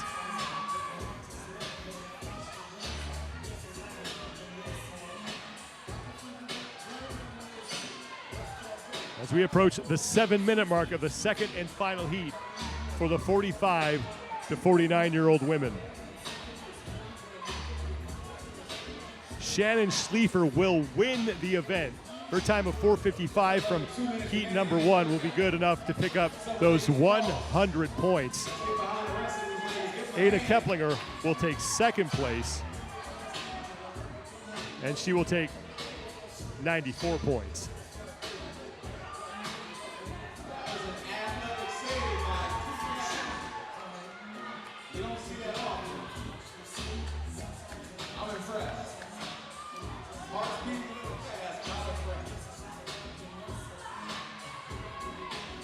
Just under 90 seconds to go. These ladies just have to keep getting reps.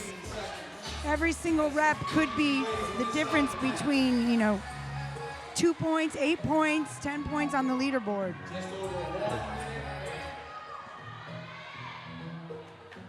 That's Tiffany Trobo, who is going back to the barbell.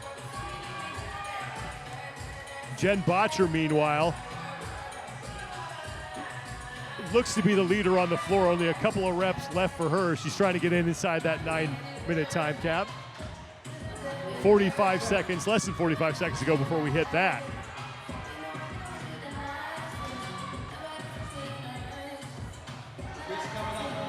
Botcher just locking out her muscle up in the white top. She's on the left side of your screen, shaking out her arms. And now hopping back up, trying to beat the time cap here. 20 seconds to go.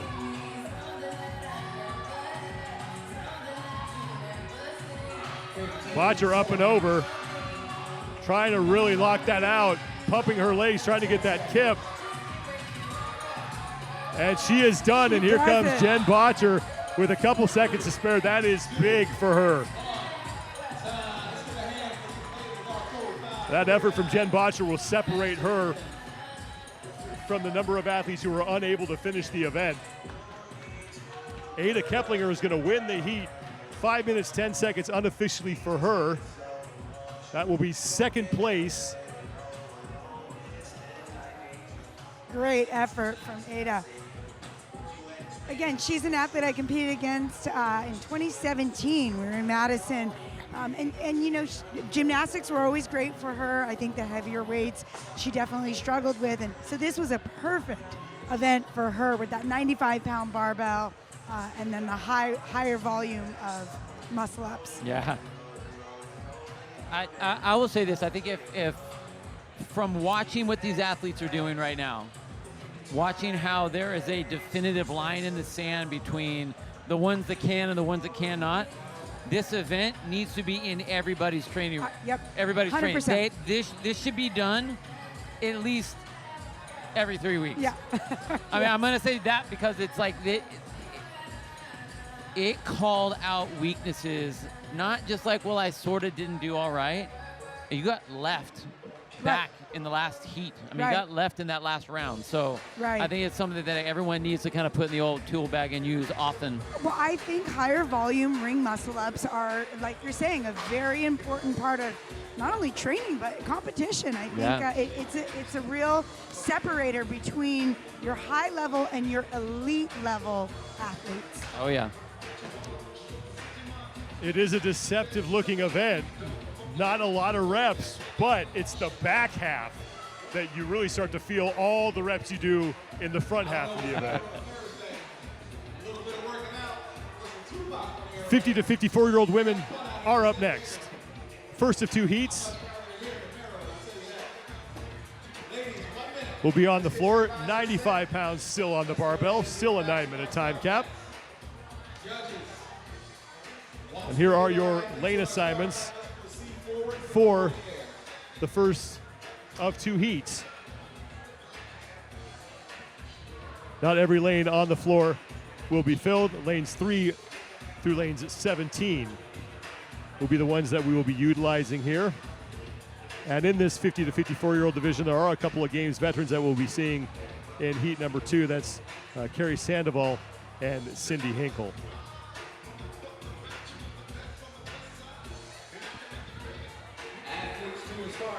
Being joined now by the woman who just won the second heat of that event for the 45 to 49-year-old women. Looks like it's going to be good enough for second place in the event. Ida Keplinger. Ida, thanks so much for doing this. What was the race out there like for you? Because it was very close at the beginning. How close attention were you paying to everybody else on the floor? I had no idea. Because we were not moving the bar up, I had no idea where anybody was. So I was just moving as fast as I could. Did you know the time that you had to beat that was put up in the prior heat coming out? I didn't know. I never look at the time. Yeah. Because then that kind of psychs me up, you know. And so I never look at the time. We've talked a lot about strategy and pacing and knowing when to take a break in this event. What was your approach to how you were going to break everything up when you got out on the floor?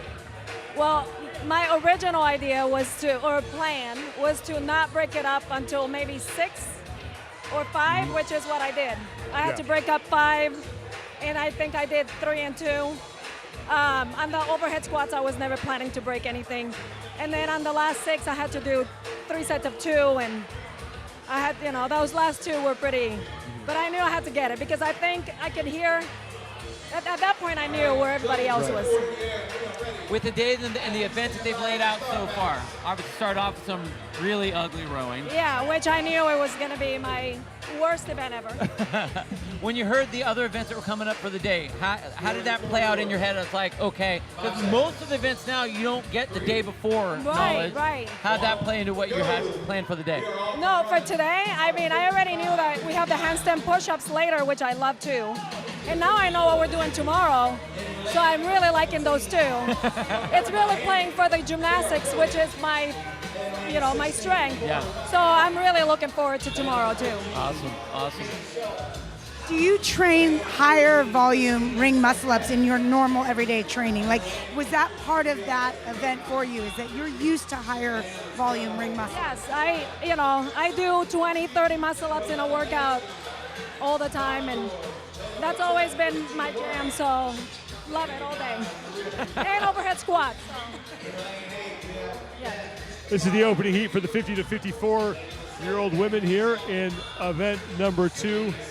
And it's Tara Fillion, who is in lane 17, who is the early leader here as we are now just through the first round of this event. Ida, what's it been like for you to be at an event like this that is catered just specifically to the Masters, a Masters-only event, and you get this whole community together in one spot? I love it. It's, of course we feel like the important people because usually, we're kind of like a little bit on the side, but this has been great. This is my first time competing here at the Legends, so it's been a great experience so far. Except for the row. I'm sure there were a lot of people who would agree with you on that one. Yeah, okay, let's just row. Yeah. Well, Ida, thanks so much for joining us. Yes, thank you. Great effort there on that event, and best of luck the rest of the way. Yes, thank you so much. Ida Keplinger, who finished second in the 45 to 49-year-old division there in event number 2, opening heat again for the 50 to 54-year-old women. And it's Tara Fillion, who is your early leader here in these first of 2 heats. 2 reps remaining here on this set of muscle ups for her.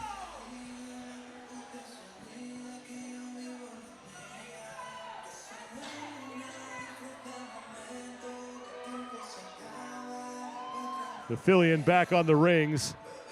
And now 1 rep remains. So she's down to singles early here in her second round of muscle-ups. Again, I think it's so important, one, that they have muscle-ups in this division. Because as an older, I'll say this, as an older athlete myself, how dare you not put those movements in? Like, there are athletes, obviously, that can do them. So I think it's amazing that they can, and I think it's great that they're out here and these athletes are able to do it. Yeah, I think you're exactly right. It's important to have it in here. Why? Because they're doing them. Because they can do them. Because they can do it.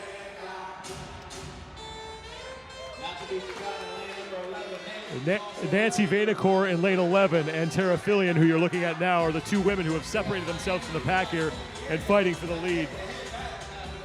As Fillion goes back to the rings now for the 3rd time, this will be her set of 4 ring muscle-ups.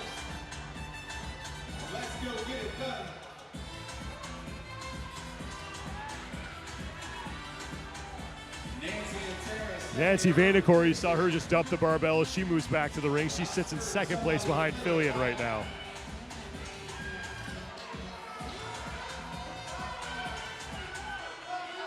I mean, she really has a very powerful kip, Tara. one, and just unbelievable strength to get those rings under her shoulders. Yeah. Look at Vanacore, though. Look at how high she was able to catch those first 2 reps of this set. 3 reps remaining in this set of 4 for Fillion as she continues to go with singles here, and so far it is paying off for her.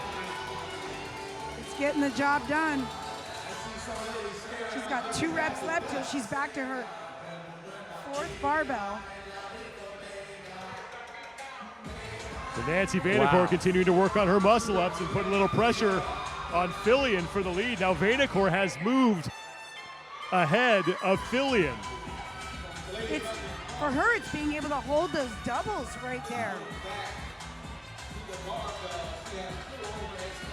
This is great, though. This is where Tara, Tara really seems to have no problem with that barbell. So if she can get back to that barbell quickly, she'll keep the race alive between her and Vanacore.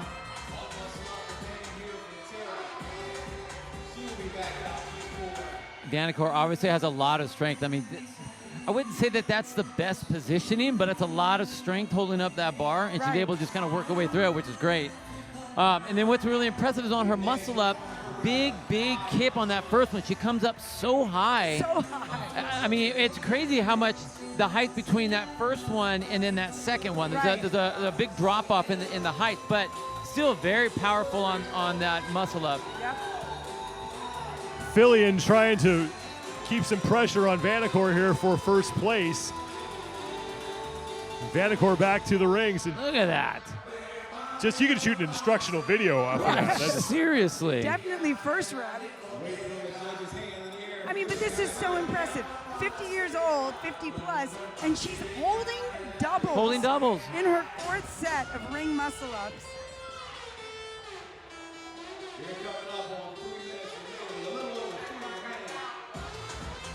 Vanacore back to work as we approach the 6-minute mark of this event. 9-minute time cap here. It's the second of 3 events that the individuals will face on the opening day here at the 2021 Legends Championship. And now Fillion starting to struggle on the rings. A failed rep for her. So Vanacore all by herself in first place. Now she is struggling with that last lockout, but was able to complete it. I will say this, and this is not bad on any of the athletes that are out there. They have some very forgiving judges out there. So that's allowing them to get through this, and this is even a shot on the judges. We're glad that they're out here doing that, but you can see a lot of them they're not worried about that crazy elbow lockout. They're worried about getting the numbers in, and that's really pushing the tempo on these guys. Well, Vanacore is now done with her set, and she'll move back to the barbell here for her set of what should be her 4 overhead squats. I love it. She's just straight up smiling. Look at Vanacore. She knows. Make that 2 overhead squats. This event and she has the biggest smile on her face. The final round of muscle-ups for Vanacore, 6 reps to complete. 6 reps in just under 2 minutes.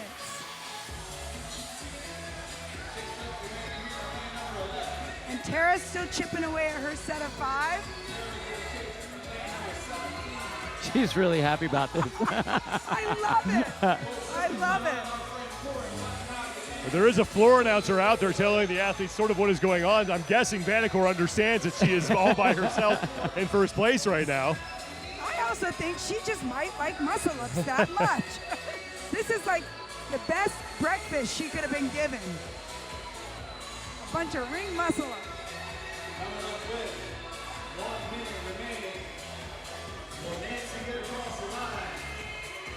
Less than a minute to go for Vanacore to close out the rest of her work and get inside that 9-minute time cap. The first of 2 heats here for the 50 to 54-year-old women. This will be the last age group that will take on event number 2. Look at how high she's still catching. Unreal. No wonder she's smiling. The 3 reps, and she's got 30 seconds now.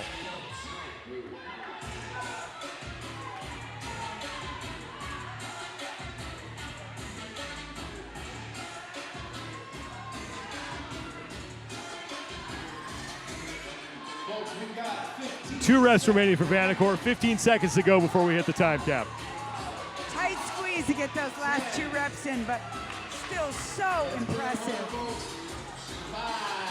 Oh. Not able to get that one. But Nancy Vanacore will unofficially win Heat 1. She was 2 reps shy of being able to complete all the work inside that 9-minute time cap.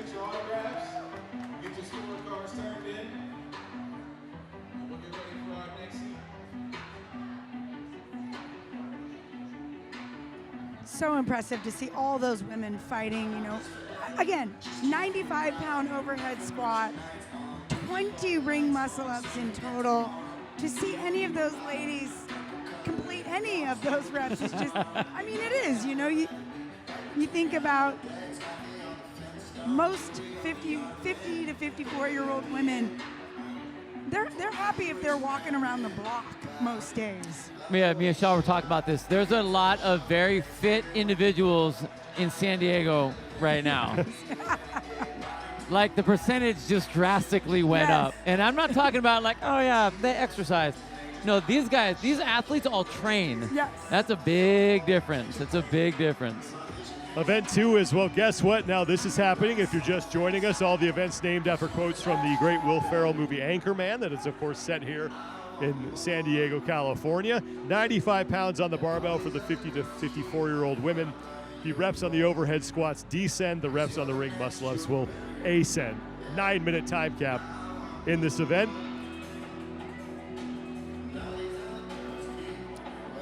Keys to the event here if you're going to want to finish this thing inside the 9-minute time cap. Whew, with this age group, you need to be smart from the get-go.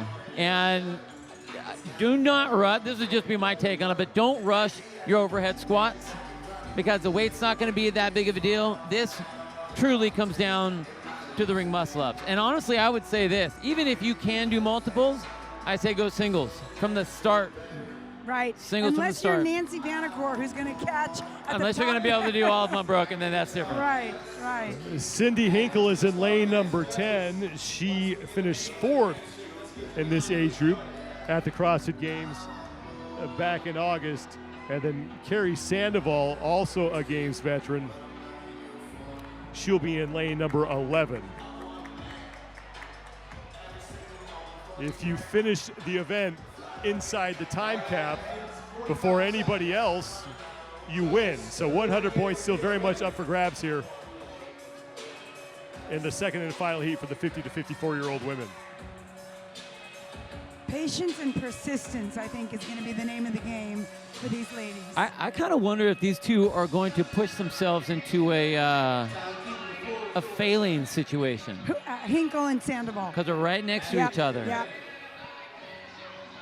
10 seconds.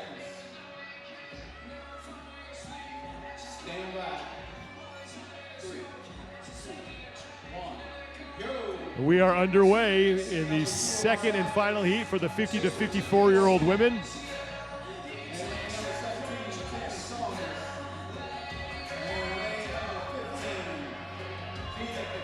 Nancy Vanacore had the best score from Heat 1, 2 reps shy of finishing the entirety of this event. 10 overhead squats at 95 pounds to open things up here. All of these ladies making pretty easy work of these 10 overhead squats.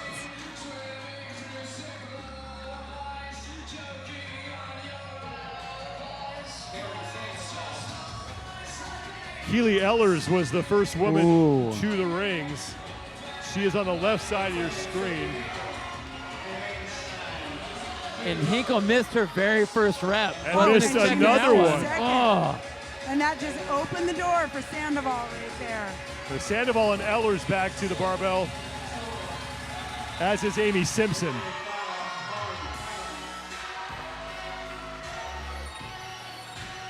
Ellers is on the left side of your screen. Sandoval on the right.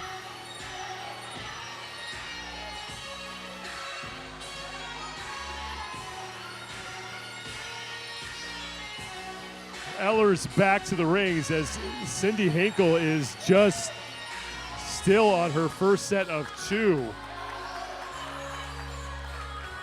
Ellers and Sandoval now starting their set of 3. And Hinkle just cannot get up and over. So not only is Hinkle irritated by the fact that she's not getting them, now she's getting frustrated because her other athletes on either side are getting them. Right. So that frustration starts to play into this event for her as well. Keely Ellers back to the barbell. She is your leader, starting her round of 6 overhead squats. Well, and I've had this happen before, like something that you've done in training, and all of a sudden you get to competition and you're just stuck, and it's like it's the wildest feeling in the world.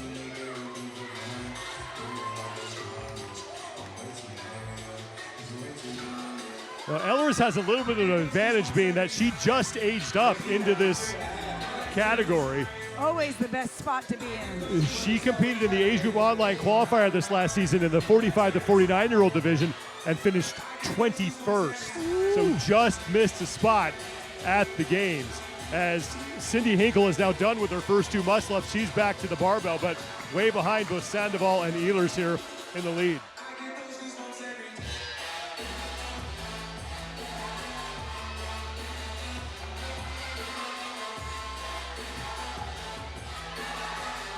Keely's got 2 of 4 done right there. Ellers and Sandoval fighting for the lead here in the second heat of the 50 to 54-year-old women, looking to become some of the first women in this age group to complete this event inside that 9-minute time cap. Nancy Vanacore got the farthest in heat 1 as she was 2 reps shy. Final rep for Ellers, and she is in. Keely looks great on those muscle ups. She My does. goodness. And back to the barbell now. This should be her set of 4 overhead squats. Sandoval has a really good kip out of that dip, though. I'm liking how she's getting out of that bottom of the dip position. Ellers is done. She will walk back to the rings now, and this is where the event really does start. This is where the rubber hits the road, right, Sean? With 5 ring muscle-ups. So they have 11 left to do at this point. They've done 9. So still over half the reps on those rings to go.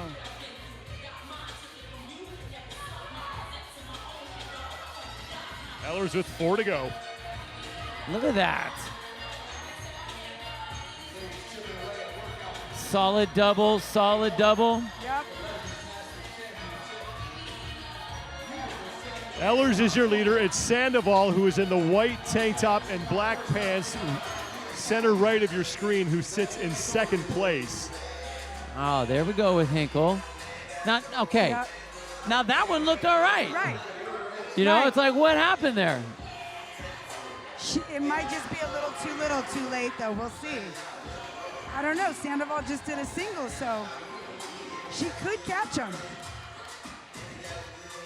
Ehlers with 1 rep remaining in her set of 5. Then it's back to the barbell for 2 more overhead squats and then a final set of 6 ring muscle-ups as we have 3.5 minutes remaining before we hit the 9-minute time cap. Oh, Ehlers is doing such a good job of getting herself on top of those rings. 2 overhead squats for Ehlers here. Carrie's doing what we saw one of the earlier athletes do, which is kind of pause. I think it was Grubb, right, that would pause at the top. But I don't know that for most that's your most efficient spot to rest, quote unquote rest. I'd rather rest on the pad myself.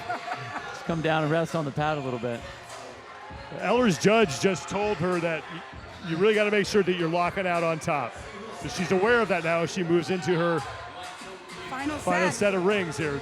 Ring muscle up, 6 reps to go here. Ehlers all by herself in front. And now fails on her second attempt there, but she's through 1. 5 to go. I'll tell you what's pretty impressive is she's able to hold that false grip. You see her wrists are way up high on the rings to try to get that nice turnover. Now, if you have a false grip like that, it stops you from having a big backswing, so you can't get as much of a kick as what you would normally be able to do, but it's a much easier and safer pull-through to get you into that over-the-ring position. She is now through 2 of her 6. I'm the queen of that false grip. Are you? I just can't give it up. It's so, well, I mean, it's great if you can do it. It's just so hard to get your arms locked out at the bottom when they want you to lock them out. And if you have a big kip, then you lose that false grip. Yeah. She's just going to, Ehlers, if she just keeps chipping away. That's all I got to do. 1 by 1. Well, big picture for Ehlers is that nobody in the first heat finished the event. She's way ahead of everybody here in heat number 2. Yeah. So if she just gets 5 of her reps done here, she's going to win. Yep. And she's got 90 seconds to do that. She has 5 remaining in this set of 6. Oh, yeah, squeezes that one out. And we'll get credit. She did lock out for a brief moment there at the top, and that rep will count. 4 to go. 4 to go. Coming up on the 8-minute mark, so 1 minute remaining here very soon in this event. Ooh, Carrie still looks really strong, though, on her muscle ups. Nancy Vanacore was 2 reps shy of finishing this event. So Ehlers has just got to beat that if she wants to win, and now starting to get hit with multiple no reps. Look at Carrie.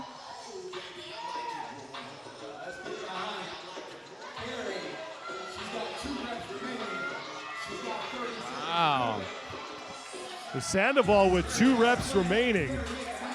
If this is her final set, she's tied with Vanacore for the event lead. And now she's done with that rep. We didn't get clarification as to whether or not she had 1 more set of overhead squats, though. Ehlers continuing to shake out. 4 remaining for her in this final set. Sandoval up and over. And she is done. And Sandoval, and you just saw her on the bottom right, is across. She is going to win the event. I think she got in just inside that time cap. That was all you people throwing tricks on us in that last round of muscle-ups. Gosh dang it. Sneaky. That was a great performance by Carrie Sandoval. But Carrie Sandoval, who lost the lead for a good portion of that event to Ehlers, was able to come back in that last set of ring muscle-ups. Looks like she does get inside that 9-minute time cap, and as a result, is going to win the event. Even if she didn't get inside, she was able to beat Nancy Vanacore. Because she had all the reps completed. Completing all her reps on those ring muscle-ups. So an event win for Carrie Sandoval, as event 2 is now complete. impressive performance for Carrie Sandoval. Slow, steady, measured, 100 points. Right. It's like a silent assassin technique. It's just, Totally. hey, I'm in the game. You can't see me, Yep. but you'll see me go by you at the finish line. Silent assassin. Right. And just slowly chipping away at 20 ring muscle ups. She did a great job. I think, what happened was she dropped to singles very early on, but it saved her. And we saw that that's kind of what bit Keely Ellers in the butt there, Yep. is that, she held on to those doubles and she looked great. It didn't look like the wrong decision, but obviously on that last set of 6, it kind of came back to bite her because she was unable to get herself on top of those rings. It's so hard to make that determination of just because you can, should you? Right. Are you going to be faster by doing that just because you can do it, Right. or should you do it? Because what are you going to need on that last batch of the reps? Right. How much is it going to cost you in the end? Yep. 2 events are done here at the 2021 Legends Championship. We're going to take a break. When we return in about an hour, we'll start with event 3, and we will begin with the men's 65-plus division. So stay with us. Get your favorite beverage. Go zone out a meal or block it out, whatever you're going to do. Come back in about an hour as the 2021 Legends Championship continues from San Diego, California.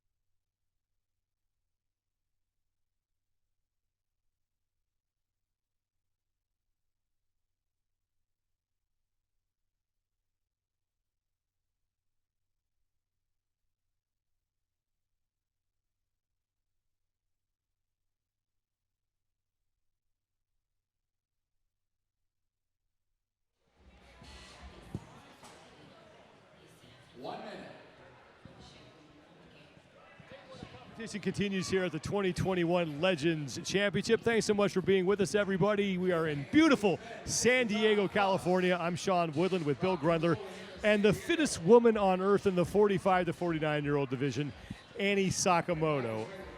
Event number 2 for the 65-plus Masters is up next. It will be event 3 for the rest of the divisions. It's the Pants Party. Who doesn't love a good pants party? Welcome to the Pants Party, everybody. And the Pants Party is presented by Torque Fitness. We have handstand push-ups and then a tank push, 25 feet up and 25 feet back. 3 rounds, 4 times. I love the title because it's super funny. But I really love this event, too. We already saw, these athletes didn't get a chance to do the strength portion and the gymnastic portion. This is their version of that, which everyone else is going to jump into. And it's, man, the fact of what these guys are going to have to do at the speed of what they're going to have to do is going to be really fun to watch. Right. So these gentlemen, the reps are a little bit lower for the handstand push-ups, and they have a little bit of a riser, but it's still incredible that they're going to be turned upside down doing handstand push-ups. 2, 1, go. And this is the only heat of the 65-plus men. You saw David Hippensteel, who was in this competition. 3 of the top 5 men from the CrossFit Games in this age group and look at are in this Hippensteel. division. And Hippensteel just ripping through those 15 handstand push-ups. Well, and he did them strict, which, I mean, that was a smart idea, right? If you can, you do them strict because it's so much faster. And then it's down and back with that torque tank. Now, the athletes are allowed to put their shoulders on the torque tank. Which really is a smart move. You got to figure you're doing all those handstand push-ups, so you want to save that shoulder, save that strength.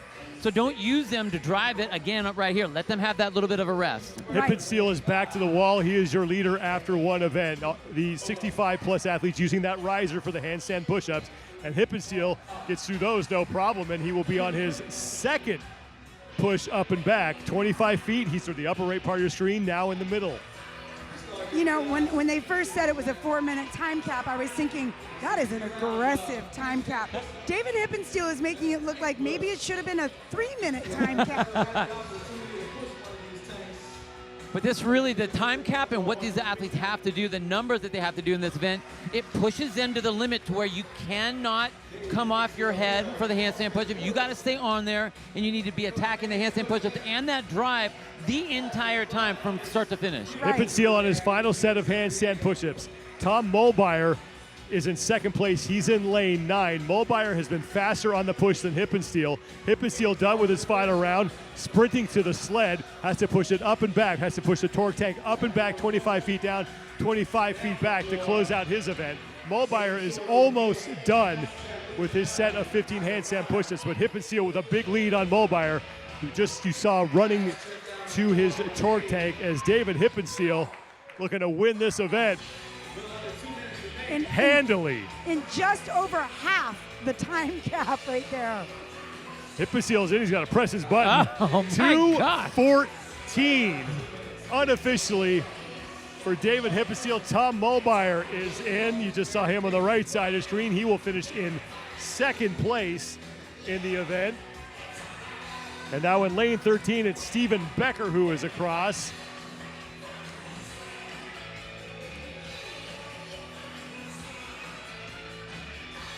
The only rule on the torque tank is you cannot bring any of the wheels off the ground. All 4 wheels have to stay on the ground while pushing that implement. And now in lane 15, that's Brown Russell. And how about Stephen Fukumoto over there in lane 4? A 70-plus athlete. Exactly. Super impressive. Under 1 minute remaining. And now Brown Russell is in. Just over 3 minutes.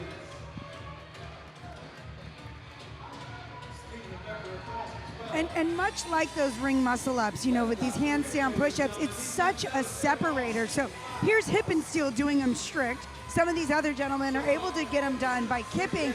And then there's still a few guys that are on the wall that aren't even able to get one. But what I really loved is the way they set it up was they allowed this age group not to not do the movement, Right. but to put risers on the movement, Yeah. bring the numbers down a little bit, but it allows them to still get that race stimulus for that movement that they're trying to do instead of trying to come up with something totally new. Exactly.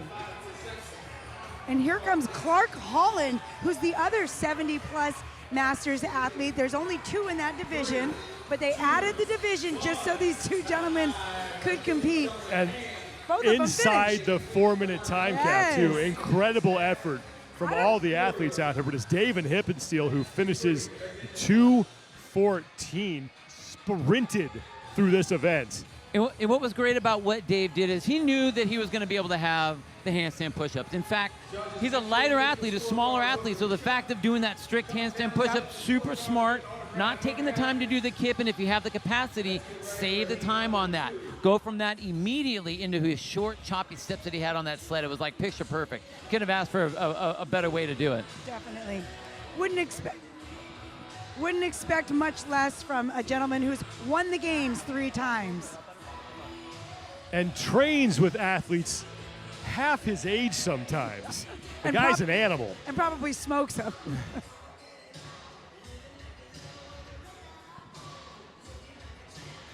The first and only heat for the 65-plus men in what was event 2 for them on the day, as the older age groups, 55 and beyond, did not do event 2, the overhead squats and ring muscle-ups. So this will be their just second event. But for the younger age groups here, this will be their 3rd and final event of the day here. So the 60 to 64-year-old men will be up next.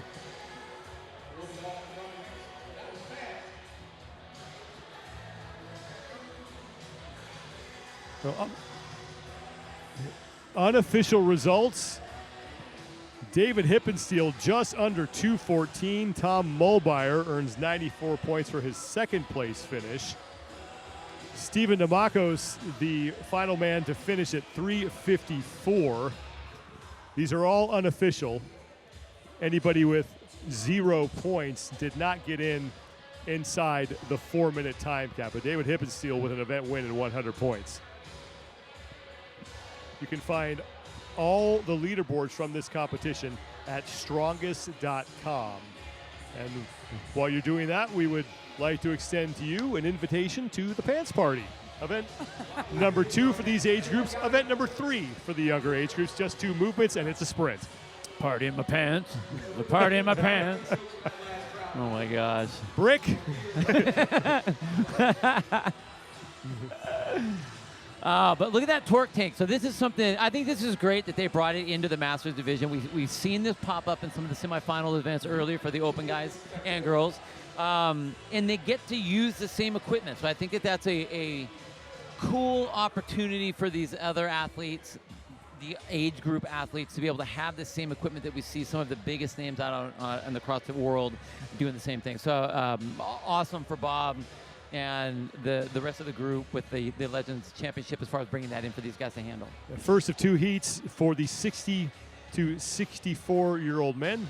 4-minute time cap on this event. And we saw David Hippensteel just demolish it for the 65-plus men. It's your lane assignments for the first of 2 heats for the 60 to 64-year-old division. And there are some CrossFit Games veterans just in this field. Michael Wall was the highest finisher at the Games, is in the field. He took 8th place at the Games. Randy Lane took 19th. And John Crow was 14th. So Michael Wall, who finished 8th at the Games, will be in lane 15 here. First of 2 heats for this age group. And I know also in lane 5, Tony Tursky competed at the CrossFit Games. I think it was 2016, but he's another Masters athlete that has competed in the Games before. 1 minute before we start the opening heat for the 60 to 64 athletes here. And again, this is their second event of the day. And a lot, just like the 65 plus division, they only have 9 handstand push-ups, and they have a 1-inch riser, these gentlemen do. But again, 9 handstand push-ups 3 times over is still a big ask of these gentlemen. You got to remember, you can't put what the open division, the young guys and girls would be doing on this level of athlete. If you look in your normal CrossFit box or normal gym, how many athletes that you have that are going to be over 60 years old that are going to be going upside down doing handstand push-ups at race speed, let alone I can do a handstand push-up. And there is Tony Tursky over in lane number 5.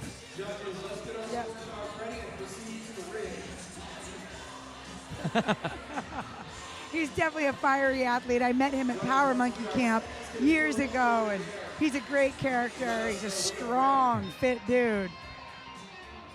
And it looks like he's ready to fight right now. It's about 30 seconds before we start heat number 1 for the 60 to 64-year-old men here in the Pants Party. If you're just joining us and you're wondering why the event is named that, all the events here at the 2021 Legends Championship named after quotes from the Will Ferrell movie Anchorman.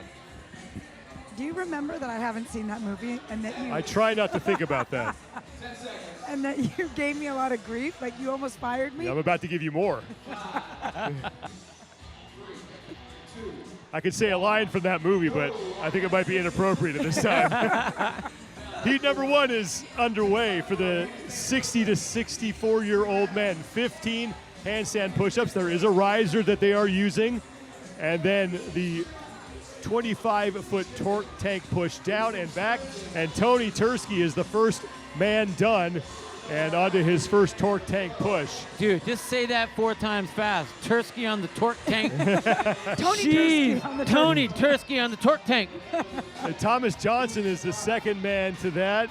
And in lane 6, David Hoffman also on his first torque tank push. As Tursky is done, he's on the left side of your screen, that black shirt, moving back to the handstand wall for his second set of 15 handstand push-ups. Nice use of his legs for that kick. You can see him bringing him down just enough. Now you can make those really slow and powerful, but he's doing just enough to keep himself quick. So not coming down super deep, but just enough to get a nice momentum using those legs. So that he doesn't burn out on those shoulders, Tursky on his second of 3 torque tank pushes, 25 feet down, 25 feet back. Again, they are allowed to use their shoulders to push that. The only rule is that the wheels cannot come off the ground. If that were to happen, they are backed up 5 feet, and then they have to start again. Thomas Johnson now is making a little run in lane 9 over there, but Tursky just still has this. He's the only man on those last set of handstand push-ups. Tursky on his final set of 15. Thomas Johnson is in second place, and in lane 6, it's David Hoffman who is in third, as Tursky is back to the torque tank for the final time. I love the way Tony's sprinting to that tank every time. And Sean, you were talking about the wheels have to stay on the ground. Someone may ask, how's that even possible? If you watch what he's doing, he's driving with his shoulders, and he's just naturally grabbing with his hands. It's an upward lift. So just with that alone can bring those wheels up. And Tursky is in, and he will take heat 1. 2:02 unofficially for Tony Tursky.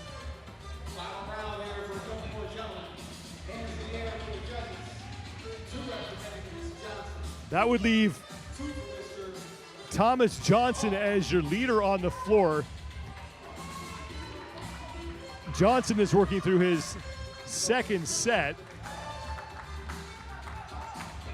But it's going to be David Hoffman and Ronald Bernardi who are fighting for second place in this heat. And Hoffman lost a shoe, and this is going to be a race to the finish. Hoffman closest to the camera. He's going to get in just ahead of Bernardi for second place in the heat. Here comes Thomas Johnson, who has one final torque tank push up and back. Upper right-hand part of your screen, getting started on that. Yeah, it looks like most of these gentlemen are pushing that torque tank at the same pace for the most part. Nobody has a clear advantage. So really this event is coming down to those handstand push-ups. Absolutely. And how fast you can get them done. 4-minute time cap here, and Johnson's got to get he's got to get the whole torque tank across the finish line. It's just a confusion there. So Johnson is in with about 35 seconds to spare. So 3:35 or 25, pardon me, for Johnson unofficially. And now Bruce McLaughlin really close to whether he's going to actually finish this or not. Yeah, he's Oh, in. He did. McLaughlin is in. So we only have a couple of athletes left on the floor. We actually only have one athlete left on the floor, and it's Tim Fox. Make that two athletes. 3, 2, 1. And that'll do it for heat number 1 as we hit the 4-minute time cap. But Tony Tursky totally, give me another Do T it. word. Come on, do I it. couldn't Do think it. of Totally torched. Trashed. Totally, yeah, Tom, there you go. I like that. Let's do that again. Tony Tursky totally trashes the torque tank. Oh my gosh. So good. Thanks for the assist, Bill.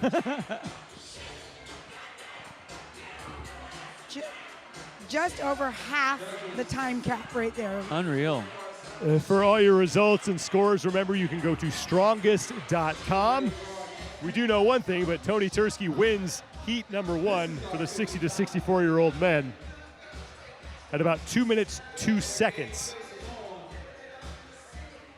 2 minutes, athletes, 2 minutes.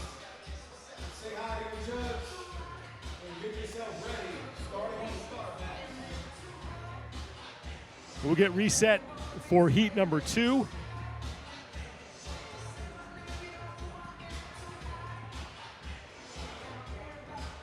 Of event number 3 for some of the age groups.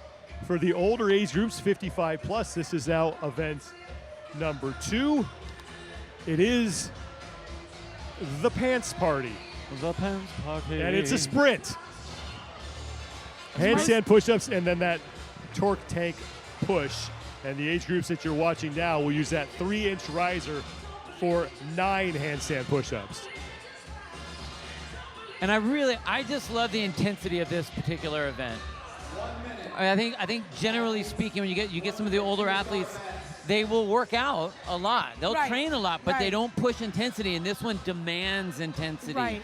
And so we will see the athletes that have been pushing to that level of intensity. I mean, who likes to do a 4 minute time capped event? I don't. Those Right. are the worst ones. Right, always. Lane assignments for the second of 2 heats, as the top-seeded athletes coming to this event will be right in the middle of the floor. And everyone trying to chase down Tony Tursky's top time. Wow. Of 2:02 unofficially. It's just too much fun.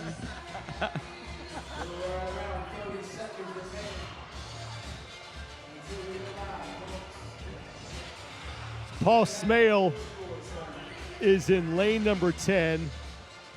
Newer on the scene, but finished first in this age group in the online qualifier, and I really hope his nickname is Judge.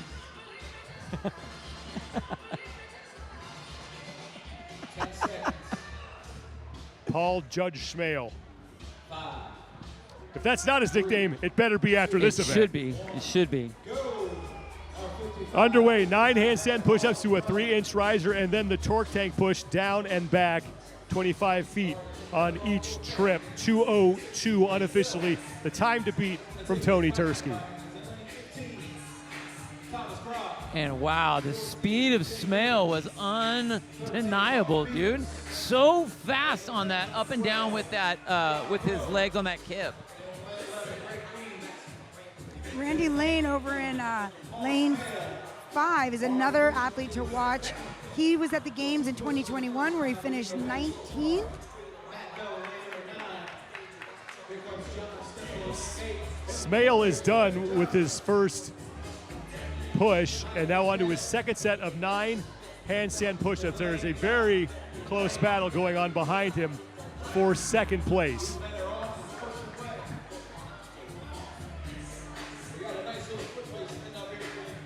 Smale gets through all 9 unbroken back to the torque tank. And if you want any chance of winning this event, this is exactly what you have to do. Yeah, there cannot be a walk to the tank. It's got to be a run. It's got to be a run once you get it back, running back to the wall, getting right up to your head and get moving. There aren't any areas here in this event where you can stop and rest and reassess or whatever. You just have to put throttle down. Like you said earlier, it is a sprint all the way. Paul Smale is now done with his second of 3 rounds. Now on to his third and final round. It starts with 9 handstand push-ups. Randy Lane in lane 5, and then Mark Peters in lane 13. The next 2 men in the heat here. 2:02, the time to beat from Tony Tursky, and Smale's really going to have to hurry to get to that. Doesn't look like it's going to happen. So Tony Tursky looking to lock up an event win and 100 points here, but Smale can still finish second. Sean, he still has great technique with that short, choppy steps driving into that. I still think he should just put his shoulders into the bars instead of using his arms there. Just get him a little bit lower, but still a great way to finish. Smale is in 2:16 unofficially for him to win the heat, which will give the event win to Tony Tursky. And Greg Beams just came in. Greg Beams is across. And Mark Peters in lane 13. Oh, great race from And then Peter. Matt Bell in yeah. lane 9. Uh-oh. Or lane 6, left side of your screen, that's Mike Paquette. He is limping badly right now. Close to 3 minutes gone by. 4-minute time gap in this event.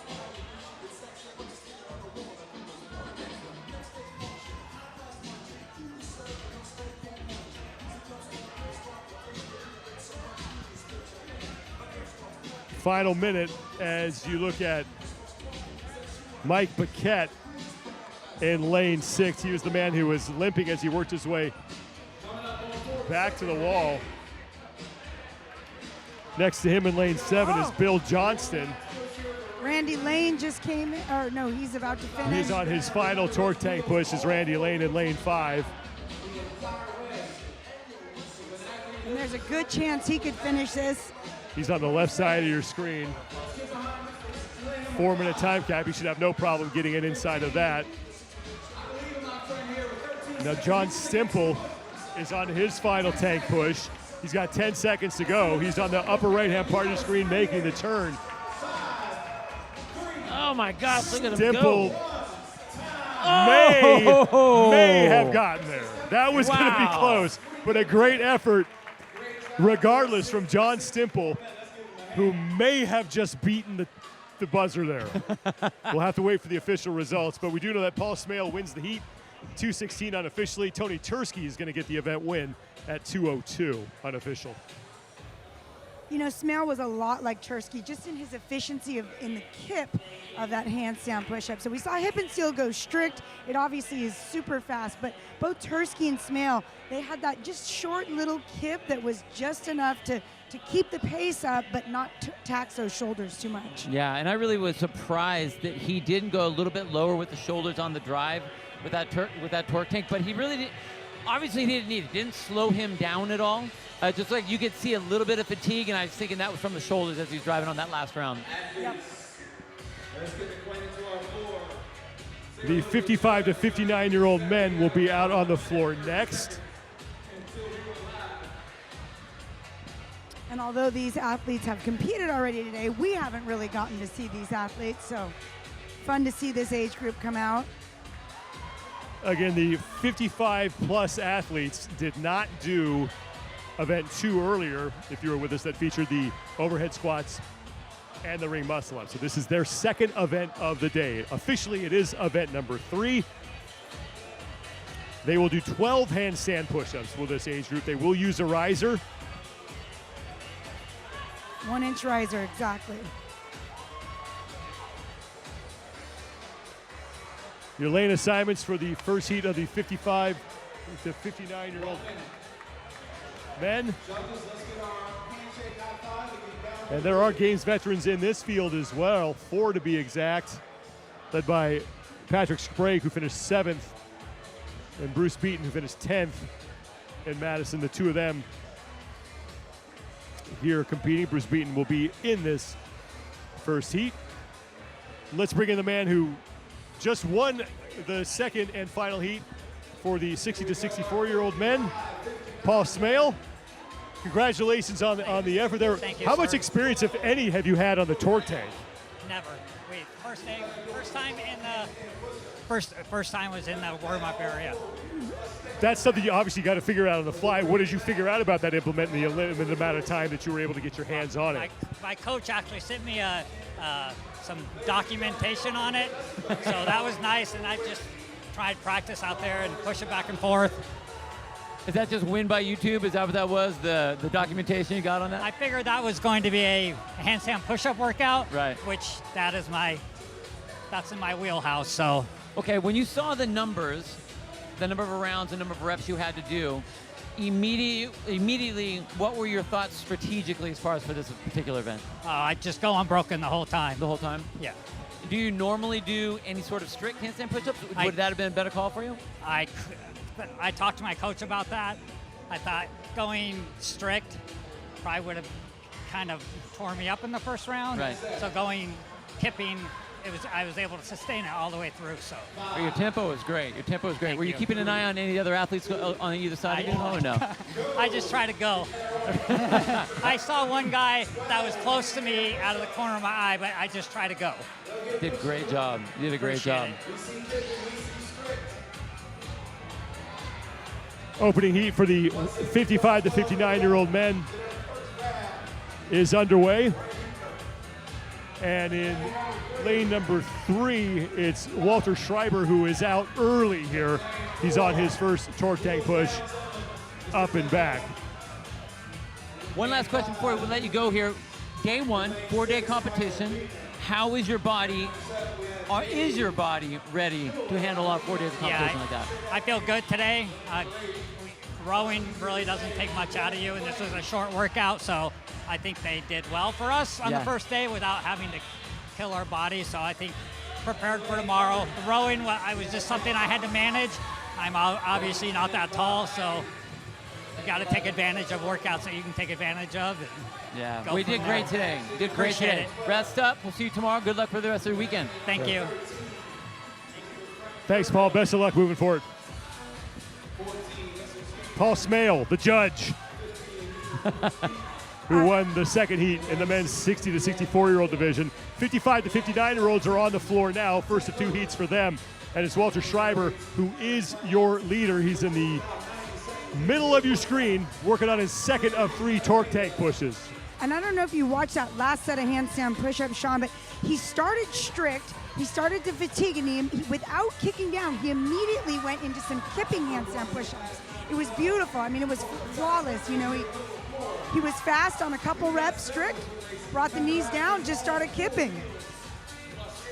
And he continues to employ that strategy here as we get close to 2 minutes gone by. Now 5 reps remaining for him.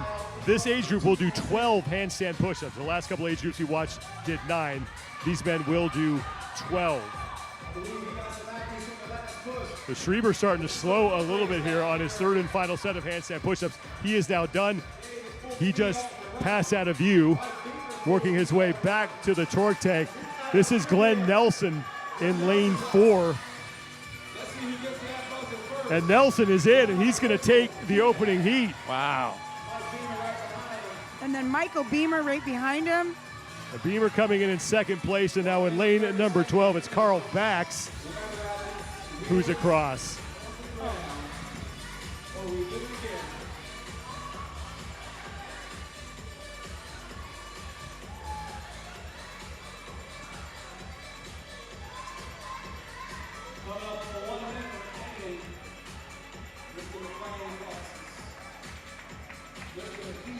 You know, that was interesting. So like I was saying, Walter, he had those strict at first, and then he moved over to the kipping, and it looked like it kind of came to bite him in the butt on that third and final set of handstand push-ups, because that's when Glenn Nelson was able to pass him.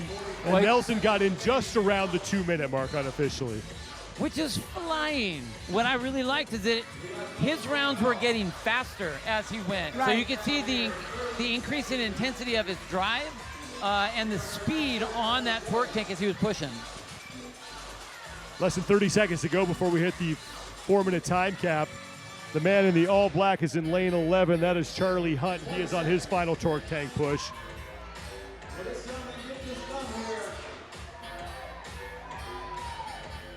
Charlie is going to get in with 10 seconds to spare. And then down in lane 18 is Barry Plant, who has to hit his button, and he didn't. Oh, costly mistakes. And He did may you wind up see- getting a time cap. Someone might want to check his torque tank as you take a look at Glenn Nelson, the heat winner, because Barry Plant He was pushing it with one finger. looked like he was pushing a baby stroller. But Glenn Nelson, unofficially your heat winner, right around the 2-minute mark, with one heat remaining in the 55 to 59-year-old age group. You can find all results and leaderboards again at strongest.com, so you can keep up to date on everything that's going on so far here at the 2021 Legends Championship. Second and final heat for the 55 to 59-year-old men. Coming up next.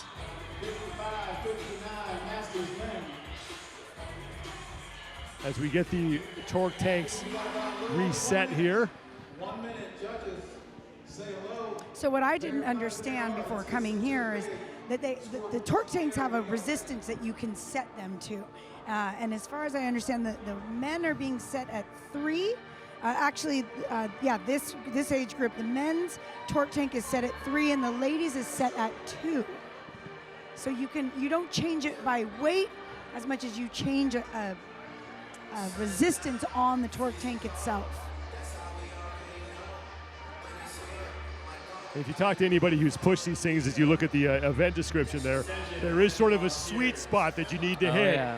Because there's sort of a point of diminishing returns if you're really trying to go super fast. We didn't see that in the last heat because Barry Plant, I think, broke the thing. But there is a time where it's like you can only get so much out of it.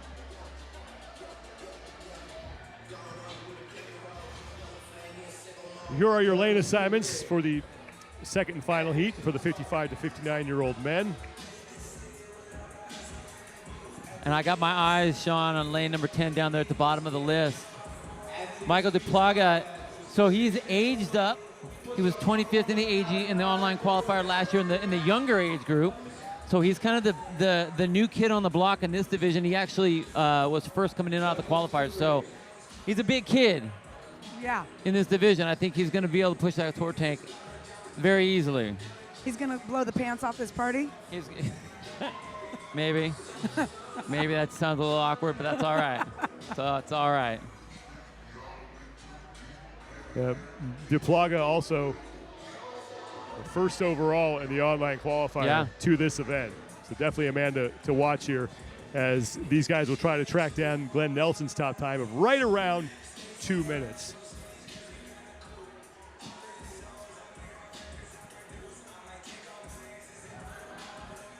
What would you do, Bill? Strict or kipping? I have kind of a hybrid myself, so I do more of a little foot flick. Yeah. So Baby- it's baby not kip. it's a very baby kip, so it's a hybrid. Got it. Which gives me enough of a little bounce to bounce my dome right off the ground. My chiropractor doesn't like that a whole lot, but my race ego does. And just to call out one of the best, I think, accomplishments that you've had in your career, go back a few years at the regional level when we did Diane, where I believe your time was faster than one Rich Froning's that year. That was, I think I have a T-shirt somewhere that says I'm the oldest man that ever beat Rich Froning. It's all right, I'll take that. That is a claim. Heat number 2 Wow. for the 55 to 59-year-old men is underway, and that is Michael DePlaga, who is... I'm shocked. I was thinking, okay, he's a bigger guy. He's going to drive the tank, but I was not expecting strict handstand push-ups out of the gate. And DePlaga's got to be careful because his wheels are bouncing around a little bit. His judge telling him, you got to keep those on the ground. It's too much power. Too much power, Sean. DePlaga is first man done So with he his did first that first push. set strict. But Let's Rick see if he sticks Dunham with that. and Gregory Wheat are right behind him.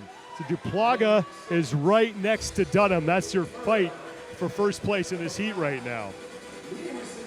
DePlaga continuing to go straight, gets through his 12 And he is done. Meanwhile, in lane 13, Gregory Wheat has now overtaken him. Wheat in the black shirt at the top of your screen. Look at how Gregory just puts his, like you were talking about, Bill, puts his shoulders against it and relaxes He totally those relaxed, arms. yeah. Whereas Duplaga, you can tell, is engaged in those shoulders the whole time. Third and final round here of the 12 handstand push-ups. Wheat got to work on his first. Duplaga on the left side of your screen is Duplaga. Right side is Gregory Wheat. This is the fight for first place. About 2 minutes. That's unofficially the time to beat as Wheat is done. And onto the torque tank for the final time. And here comes Duplaga. Oh, look at that drive. Look at that drive. Oh, that was a costly error by Wheat right there. Looks like he has to redo a 5-foot section. Now he is back on the tank. He's holding off Duplaga, so Gregory Wheat is in. Now the question is, did he do enough to beat Glenn Nelson's time as Duplaga is across the finish line in second place in the heat? You know, in fast events like this, every second matters because of that prior heat. Right, and you saw Duplaga looking for his buzzer at the end of his lane. He wasn't sure which one was his. Again, every second counts. That could have been a costly error there. In lane 9, here comes Rick Dunham. He is across. George Johnston looks like he just came in. And now in lane 8, that's Mark Herbick.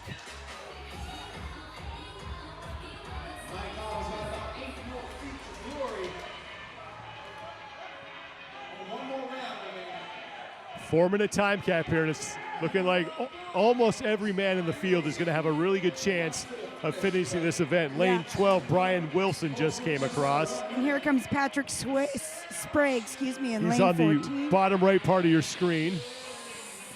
Oh, that was just the end of his second round. He's got to go back for round 3. Lane 11, Pierre Cleroux is now in.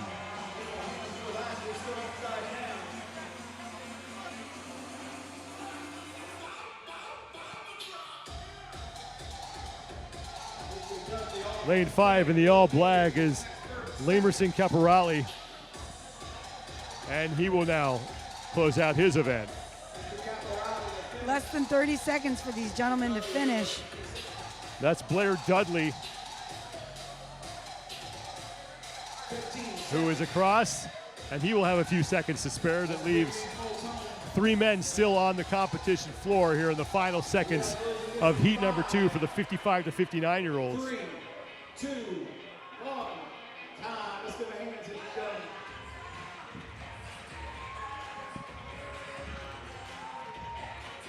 I tell you, I didn't think it would be a concern about the wheels coming off the ground. But seeing that this was the 55 to 59 division and wheels are coming off the ground, I think it has to do with the intensity in the short distance. So they're putting a lot more effort into the tank. So when we get to those younger, stronger rounds, part of the whole race is going to be to keep those wheels on the ground. Not popping wheelies. Yeah. Just 25 feet down and back. So like you're saying, Bill, it's such a short distance. They're so hot on that torque tank. Well, 2:04 unofficially is where Gregory Wheat came in. Now remember, Glenn Nelson came in at about the same time in Heat 1. So we'll have to go to the official score to figure out who won that battle. And you can find all scores and leaderboards at strongest.com, so you can keep up to date on everything that's going on here on day 1 of the 2021 Legends Championship.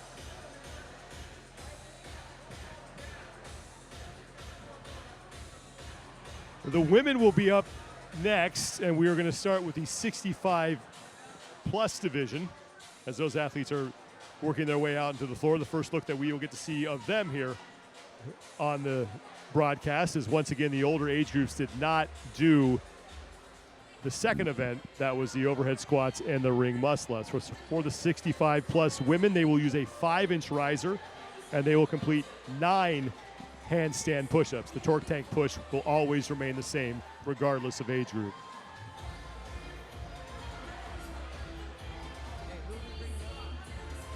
All right, judges, go ahead and call your athletes down. Let's get these scorecards transferred. Athletes and judges are summoning you.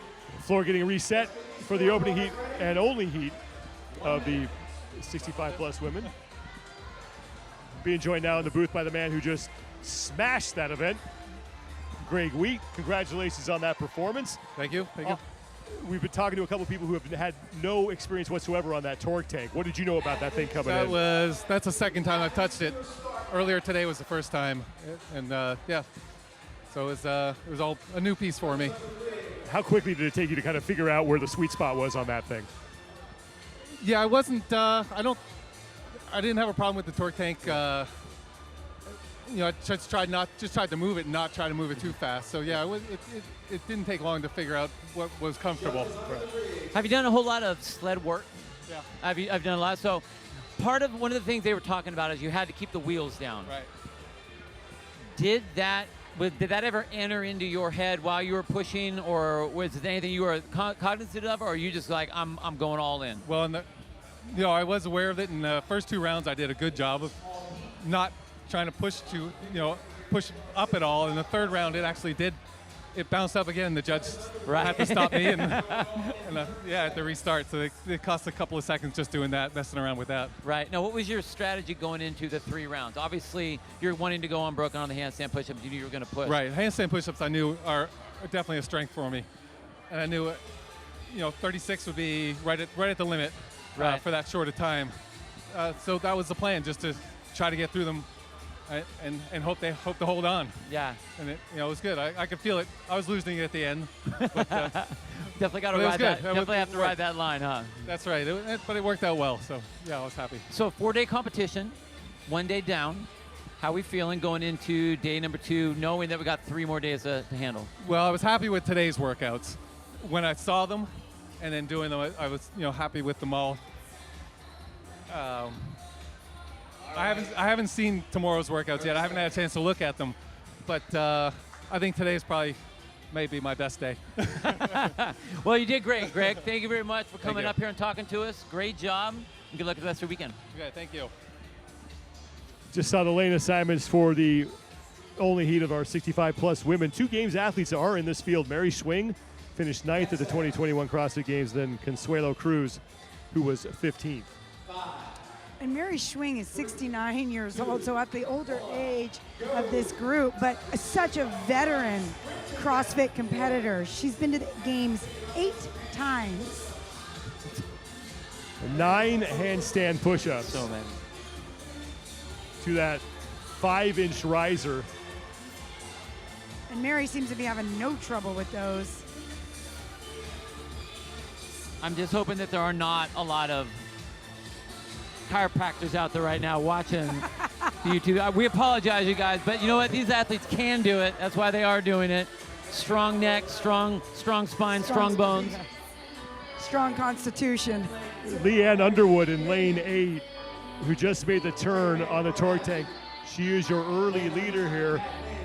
Mary Schwing in lane 10 sits in second. Right next to her in lane 11 is Mary Lou Seif. She is in 3rd place, as Underwood and Schwing back to the wall for their second set of 9 handstand push-ups to that 5-inch riser. The only heat here of the 65-plus women. This is their second event of the competition. Again, all these ladies really using the use of their legs. You can see them bringing their legs down, their quads coming down low, so they can use as much of their weight of those legs to help move that body up. Right, you can see that Leanne Underwood has that kind of shorter, just the knee kip, whereas Mary Schwing really got her hips in there. She brought her knees closer into her chest, and now she actually overtook Underwood on this second round. Mary Schwing is your leader now as she makes the turn on the torque tank on her second of 3 pushes, and she will close out round 2 with Leanne Underwood right behind her as Schwing hustles back to the wall for her final set of 9 handstand push-ups.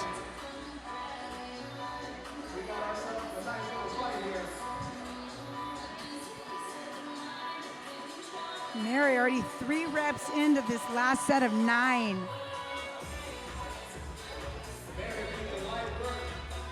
And you can see she's taking just a tiny rest on her head. Yep. Not coming down, but reloading her legs, and it just keeps her on tempo, keeps her on task. Look at that. 9 unbroken for the 3rd round in a row. And Schwing is done.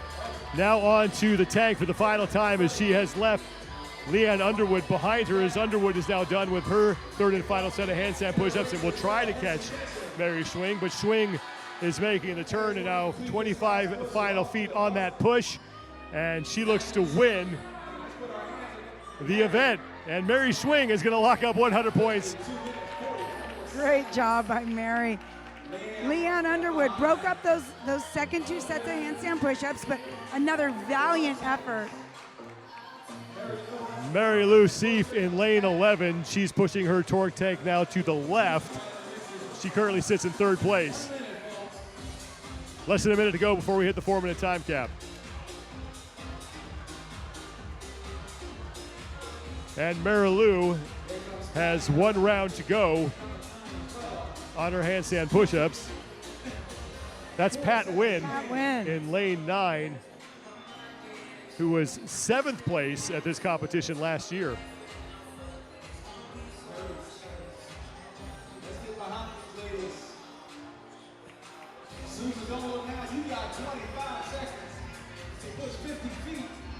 Susan Wallace is on her sled push, her torque tank push in lane 12.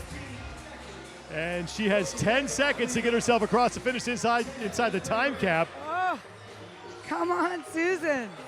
Oh, get Final to that seconds, buzzer, and girl. Susan Wallace has got to hit her buzzer. Oh. But we'll give her credit for it. Or just do a victory lap. So did not push her buzzer to get credit for getting in inside the time cap. Mary Schwing giving us a wave. We'll return that. A great effort from her as she will win the event and get 100 points as a result. So impressive by Mary. 69 years young. Maybe it's the cocoon thing. She lives in Hawaii. Do you think that could be it? She's just living that aloha life. Amen. Relaxed, you know? She's no surfing. stress. Yeah. Something to be said about that. And for all results and leaderboards, you can go to strongest.com. So you can keep up to date with everything that's going on here. Continue to work our way through the age groups here as the 60 to 64-year-old women will be up next. 2 heats for them. And for these ladies, the riser drops down to 3 inches. So it stays at 9 reps, but we're now at a 3-inch riser. So 2 inches less. That's a significant difference when we're talking about 9 handstand push-ups.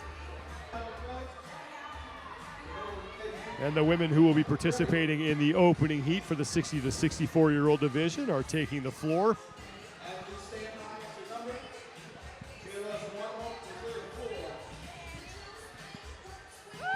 As we are joined in the booth now by the woman who just won that event in impressive fashion, Mary Schwing. Mary, congratulations on that effort. What's it like for you to be in this competition? I know you've competed all over, you've been at the games, but to be here in an exclusively Masters event with this community, what's that like for you? It's awesome. It's just awesome. Everyone, all these folks here are just, you know, they're homegrown, and it's just unbelievable. Everybody's friendly. They love each other. They're all supportive of each other. It's like, wow. Yeah. And you're over here from Hawaii. You brought us a little bit of Hawaiian sunshine, right? We like the rain. That's okay. Yes, I did. So you're 69 now? I'm 69 today. Today? No. I was about to make Sean sing you happy birthday. Oh, no. I'll be, Yeah, no one needs that. I will be 70 next month. Next month. Next month. So impressive. Were you a competitive athlete growing up? I played a lot of sports. I grew up like in an era where there wasn't anything but intramural, and I grew up on a farm, and I had older brothers, so yeah, I was competing a lot. But has CrossFit been your first place to really express your competitive athletic side? I was a PE major in college, and did a lot of sports, but I'm pretty much a therapist now, and I don't do anything but talk. You do a little more than talk, Mary.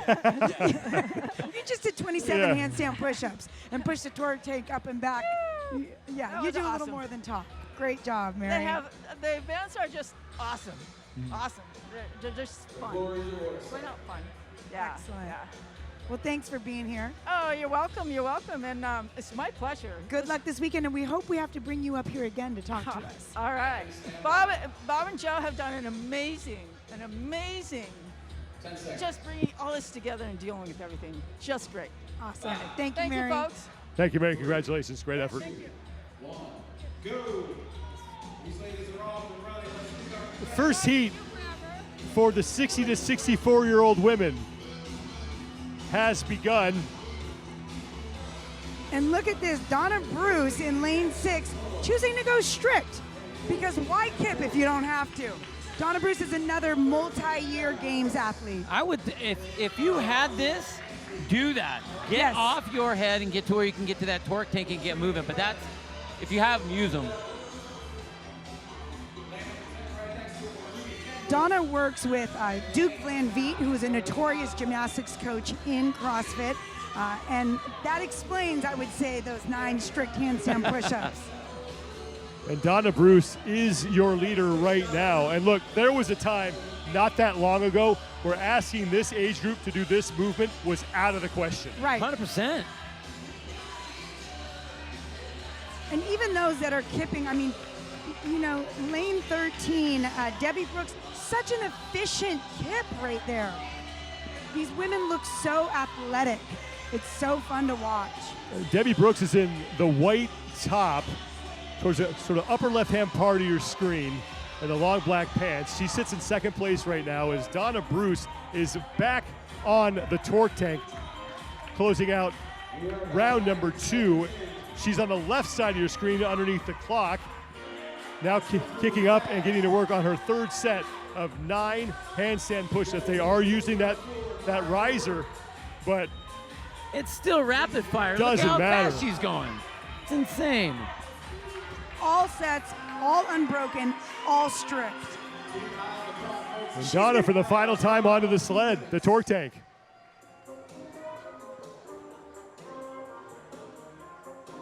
First leg is done.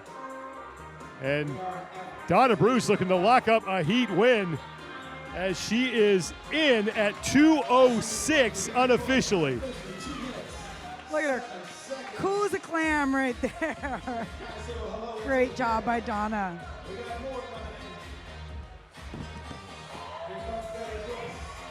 But Debbie Brooks in lane 13. She's on the right side of your screen, the long black pants and the white top, working on her handstand push-ups.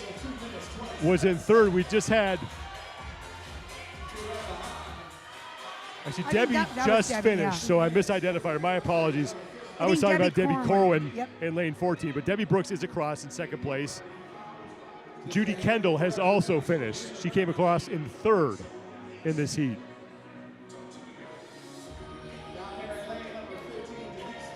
Lane 15, Denise Moore is in. She's on the upper right-hand part of your screen in the gray top. Bonnie Clone has just finished. So less than a minute to go before we hit the 4-minute time cap.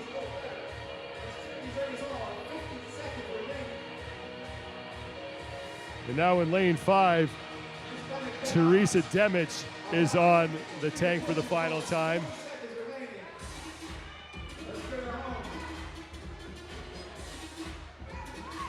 As Bonnie Clone is now done, pardon me, Teresa Demich just finished. Darlene Osborne is on to her final push. You can see her in the long black pants there.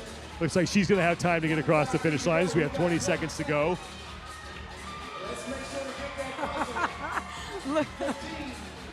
Osborne has 1 round to go.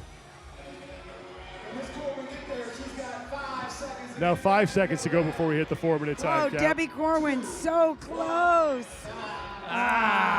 Just going to come up short, but Donna Bruce at 2:06 unofficially takes heat 1. Blistering pace by Donna Bruce. I'll tell you, when one of the things that's crazy about masters is you'll have really good masters, they'll have a hole. That Right. hole is usually pretty deep. Yep. But what they're really good in, they're really good in. Because look at the way Donna's presenting herself. She's like, oh, did we just do an event? I don't even know what that was. I thought that was a warm-up because that was way too easy. Totally. Look at her. I'm just going to hug everybody. I'm with- just going to go ahead and hug around. Oh, let me pick you up off the ground because Yeah, you're tired. I am not. With my arms at work. Your arms might not work, but mine still do.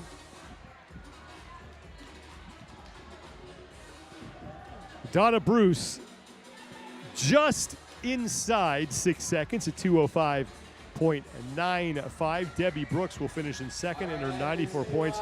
Judy Kendall, Denise Moore, and Bonnie Clone, the only other women officially to finish the event inside the 4-minute time cap. 5 women finishing that event, though. Very impressive. Again, they only had a 3-inch riser, 9 handstand push-ups, so 27 handstand push-ups altogether. Heat 2 of Pants Party. Up next for the 60 to 64-year-old women, the torque tank push and the handstand push-ups. 9 reps that these women will be performing to that riser that they are able to use for this movement. You know what you can do at a pants party, Sean? You can have a dance party, Sean. I got a little nervous there for a second. I got really nervous. Wanted to I was know like, where you were going there. where is she going with this one? It's too early in the weekend, too early in the day. I won't go there yet. We're still rated G.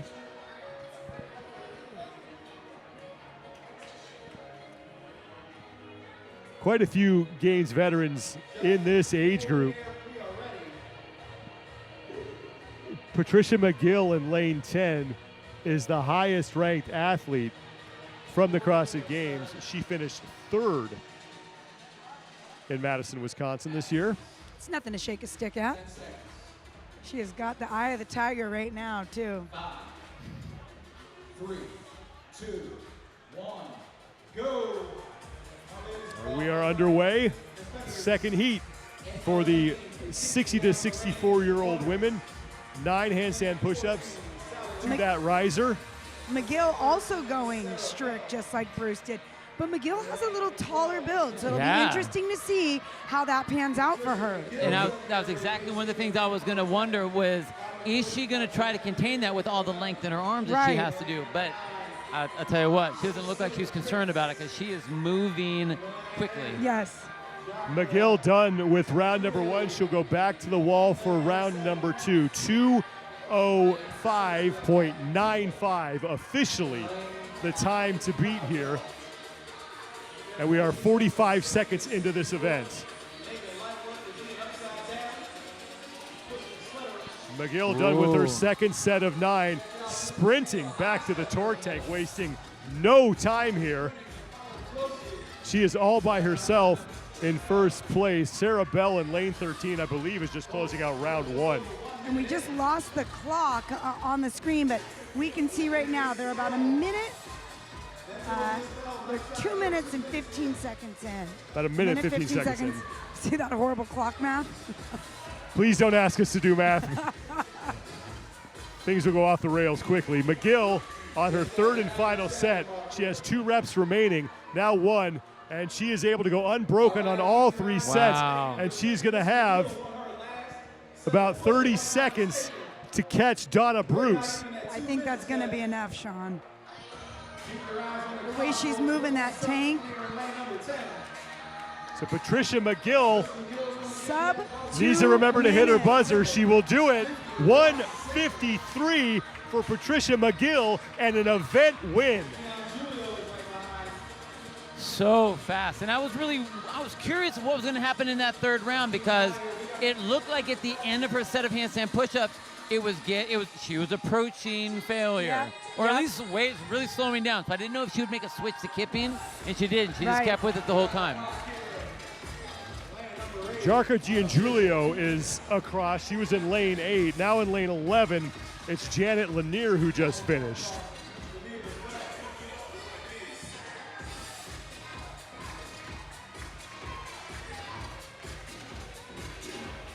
Sally Russell also came across. And now Cecile Cripes is in. Patricia Claro just finished.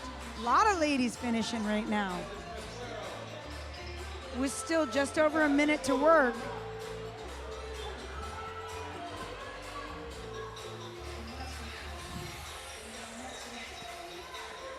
That's Patty Kuhlman who is in.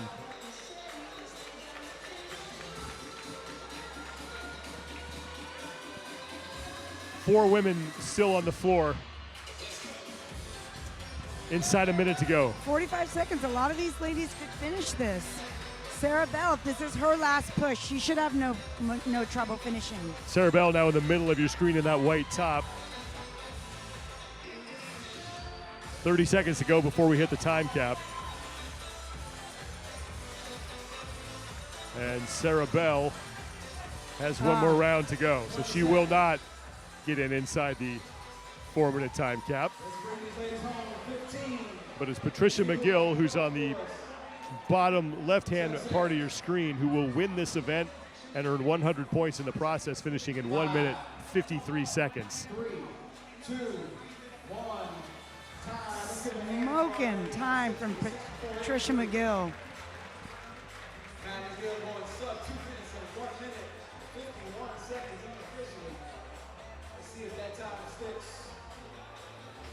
Well, Patricia McGill won event 1.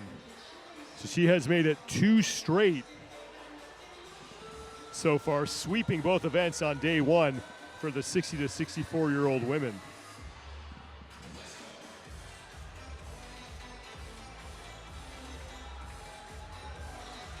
Results for the 60 to 64-year-old women: 1:52.40 seconds officially for Patricia McGill. Donna Bruce's time will slide into second place, and Jarka Giangiulio will take third, with Russell and Lanier rounding out the top 5.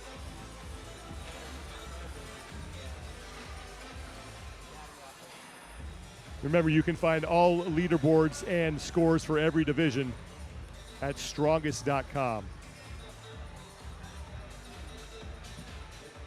This is also 60 to 64 women. As soon as we get reset, we will bring our ladies down.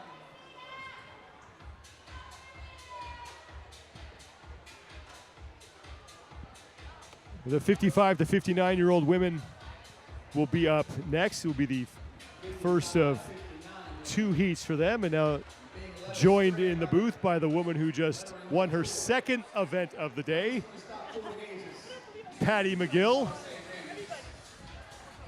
You've had a great day 1. Second event win. That was an all-out sprint for you going into the event. What did you think you had to accomplish in order to win it?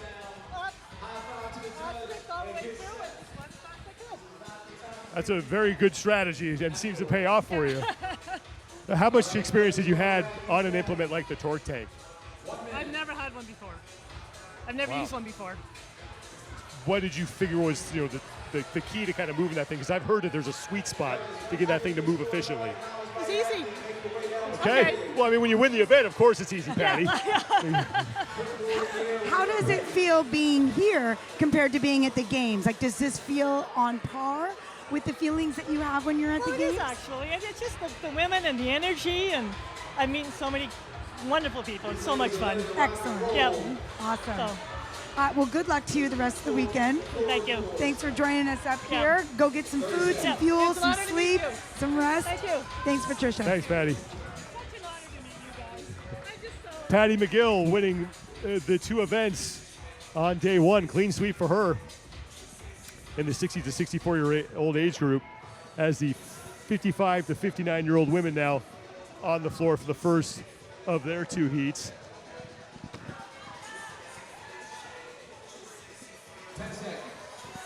So these ladies also have a 3-inch riser, but we've upped the number of reps to 12 reps on the handstand push-ups. We are underway. First of 2 heats for this age group.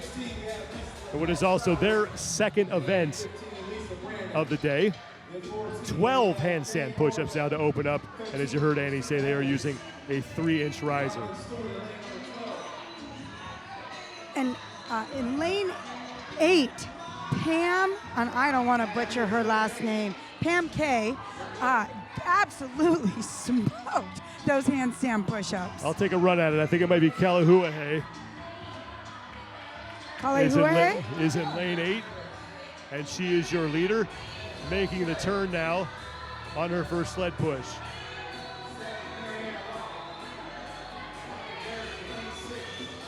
Saw the event description for what is officially event 3 for the rest of the field, but event 2 for this age group is Kalahuahe is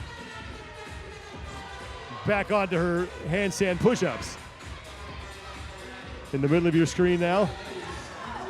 But lane 14, Jane Oravec. She's already onto her second torque tank push. And Jane Oravec was the woman we were just watching go through her set of handstand push-ups, and it looks like she has overtaken Kalahuahe for the lead here in this heat. Oravec making the second trip back.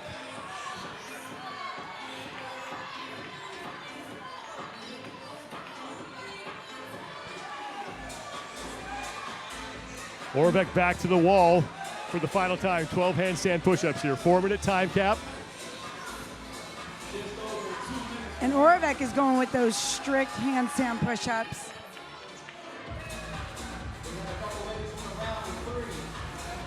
And here comes Oravec for the final time, top of your screen, running back to her torque tank. One trip down, one trip back, and she will be able to close out the heat. And going to set the early time to beat with one heat remaining. 25 feet left for Oravec. Let's give it up for Jane. 10 feet to go. Make sure you get that buzzer unofficial. Oravec is in 2 minutes 31 seconds unofficially for Jane Oravec.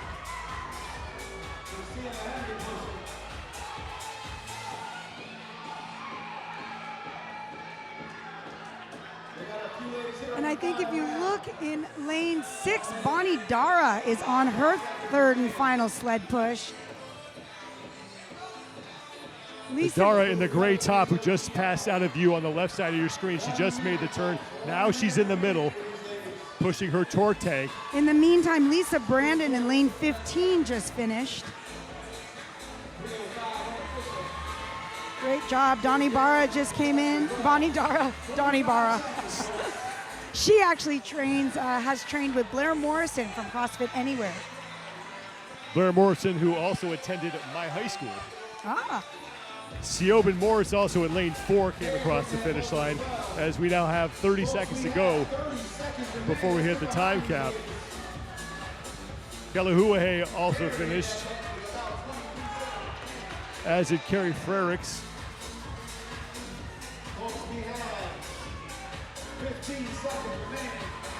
15 seconds to go before we Tomoko hit the time cap. Tamaoki just came in.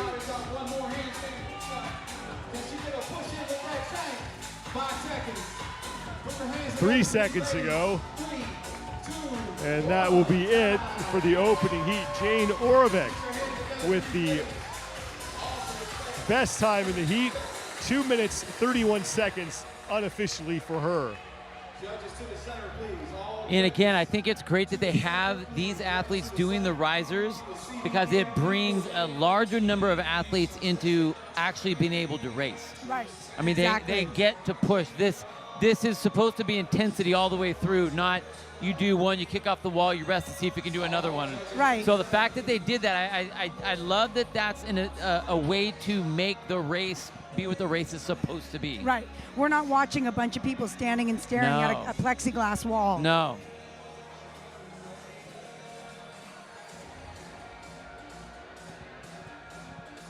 For results and leaderboards, you can head to strongest.com. Second and final heat for the 55 to 59-year-old women will be up next, as the judges are having a conference in the middle of the competition floor here. And here come the athletes who will be in heat number 2.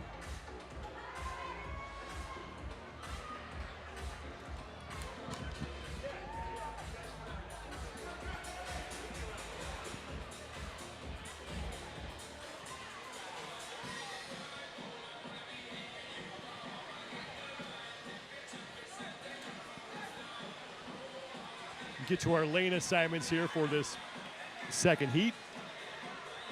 As Jane Orbeck will now watch and see if her top time will survive. And there's going to be a very good battle going on in the middle of the floor. Shanna Bunce, who will be in lane 10. Right next to her is Rose Wall. Wall finished third at the CrossFit Games this past year. Bunce finished fifth.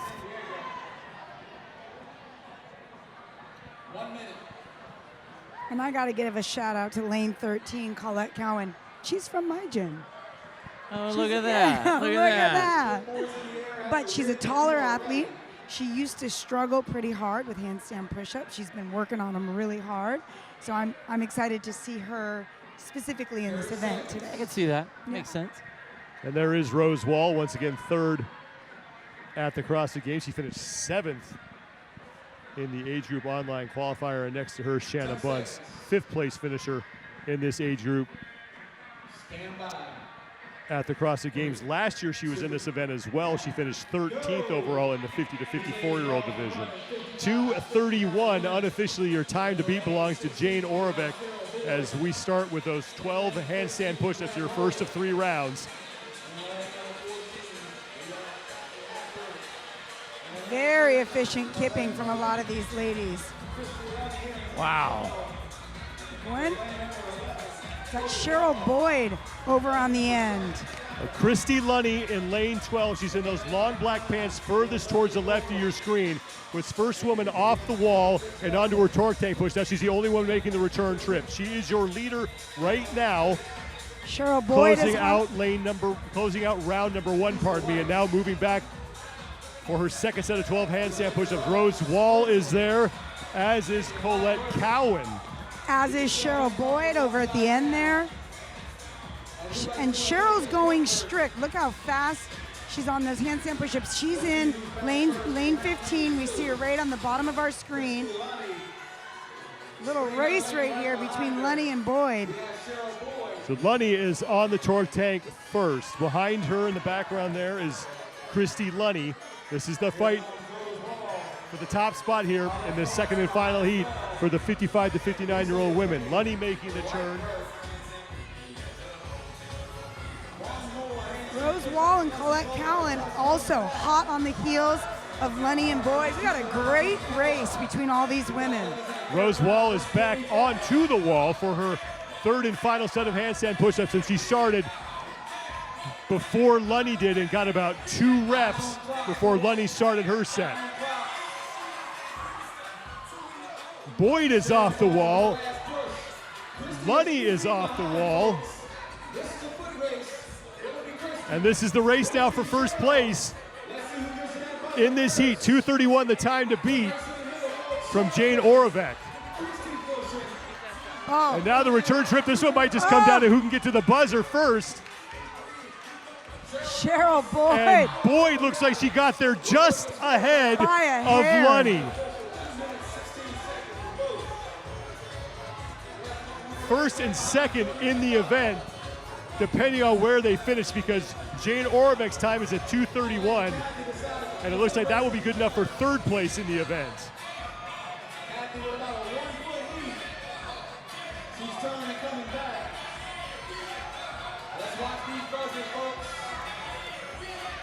Hackworth, Wall, and Cowan all coming in.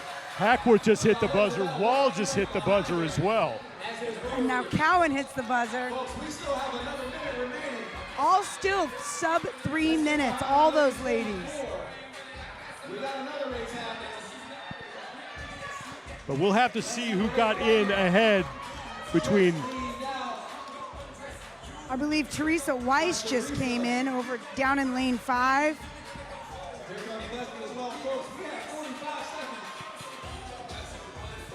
So 40 seconds to go before we hit the time cap.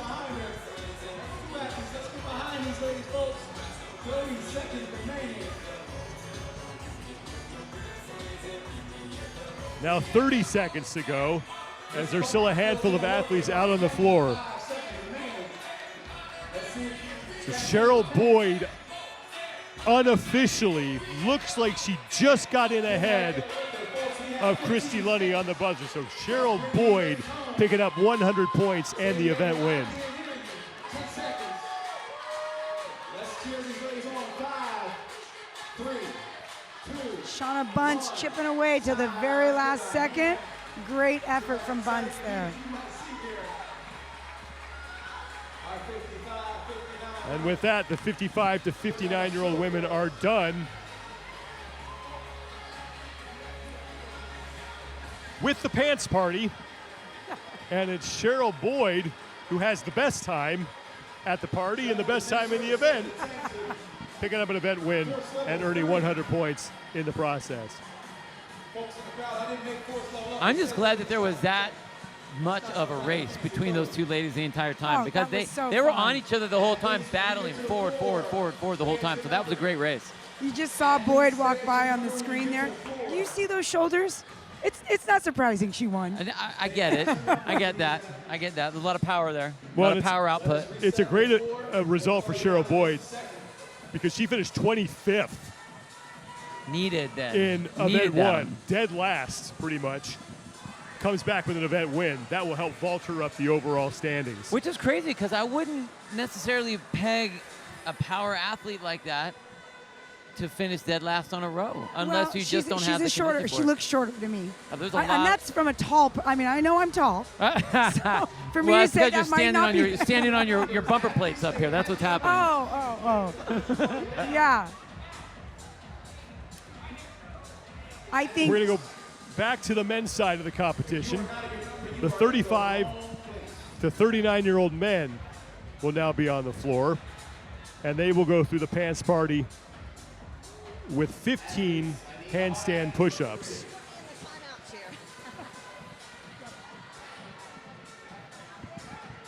Bill, as we now get into the event that has the full 15 handstand push-ups, what do you think the keys to this event are as we go to the full serving here? It goes to the exact same thing we've already been talking about. You have to ride that line of unbroken handstand push-ups and be able to sprint that sled back and forth to the sled, off the sled, on the wall. So you have to be able to ride that line. Whoever has the capacity to do that's going to do great. Let's bring in the woman who just won that event for the 55 to 59-year-old division, Cheryl Boyd. First off, congratulations. I had just mentioned you didn't have the best time in event number one. No. To follow it up with an event win there, how does that now set you up moving into the weekend or the rest of the competition? I should say. I hope pretty good. Yeah. Gymnastics is what I love, so it's long. It's a long weekend. It's is a what you're saying. marathon, Right. yes. Right. It's not one event. It's many, No. many events. It's not about one. Right. But it does. You look built for that last event. Maybe not for the row Yes. event, but for the last event. So did you know, like, when you saw that workout come up, were you like, ooh, yeah, give me that? I definitely was. Yes. And you knew that you went strict the entire time on the handstand push-ups, Yes. correct? And you knew that was the plan from the get-go. Were you thinking, okay, if I start to fail, I'll go to the kip, or were you pretty dead set on staying strict the whole I time? was pretty sure that I could do them all strict. Awesome. How was that? Do you normally train with a riser like that? You guys had a 1-inch riser? Or sorry, It was 3-inch. But I typically don't train with a riser. In fact, my coach usually makes me do deficit handstand push-ups. So that was a treat. Yeah, that was, well, and my arms are very short. I don't have far to go. I was joking before you walked up, and I said, I think I'm probably taller than her, Bill. But I might be taller than her. I think you are taller than I am. Well, really good job. Thank you. Yeah, That perfect was funny. execution. Congratulations. Thank you very much. Good luck the rest of the weekend. Thank you. Thank you very much. Cheryl Boyd, the winner of event 3 for the 55 to 59-year-old women, as the first heat for the 35 to 39-year-old men is underway. Ricky Gonzalez, who was out of Morgan Hill, California, got a chance to work out with him a couple of times, is in the lead on his first torque tank push, now sprinting back to the wall to start round number 2. This one is going to go very fast. And Sean, I think that's one of the things that's going to be great about this race is, can these guys, can they overextend themselves? They all know they need to go fast. They just saw how fast everyone pushes the sled Now is that going to do any damage to anybody in the race? Gonzalez, top of your screen, back onto the torque tank for the second time. We're past the 1 minute mark. Ricky making the turn. Ricky is so fast on those handstand push-ups, but you also have to watch in lane 12, Domino, who won his heat in the event number 2. Watch how fast his kip is. He's a bigger guy, so he's got to utilize that kip, but he's kipping so fast. Ricky Gonzalez, continuing to lead here as he moves on to the torque tank for the final time. He really could use a solid result here. He came in 38th place overall after 2 events. And now we have a dead even race between Gonzalez in lane 14 and Joe Lynn in lane 15. Gonzalez will make the turn,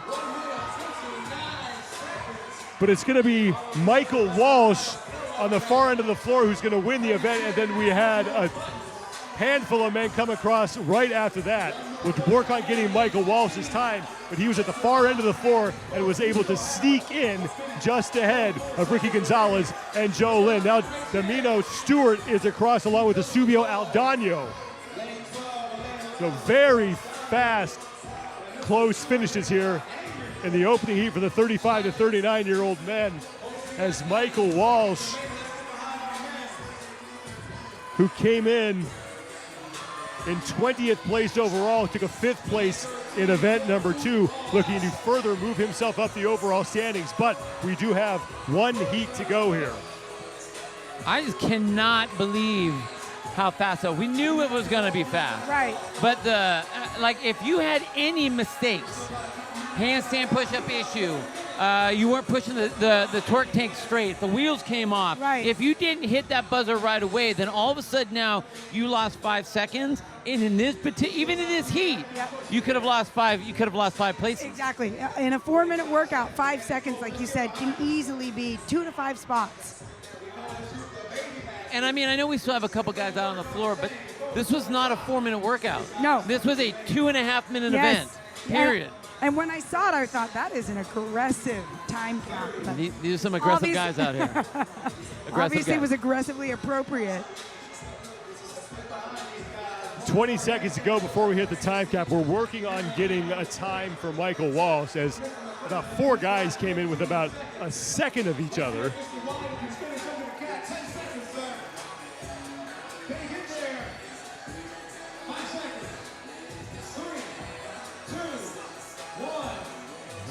Final seconds, and that will do it for a blistering fast opening heat here for the 35 to 39-year-old men. But it's Michael Walsh, 1:59.08 unofficially, so sub 2 minutes for Walsh as he just edged out Ricky Gonzalez and Joe Lynn in that final round. We saw him over there in the kind of corner of our eye, but I just didn't realize that he was going to be moving that fast with the rest of the field that we had. There were literally 4 or 5 guys all shoved together in one gigantic pack, and he was able to edge them all out somehow. 1 heat remains for the 35 to 39-year-old men, and we'll see if that time for Michael Walsh will stick. Again, Walsh coming in 20th place overall, unofficially, but he turned his day around after a tie for 36th in event number 1, finished 5th in event 2, and now looking for another top 5 finish here in event number 3.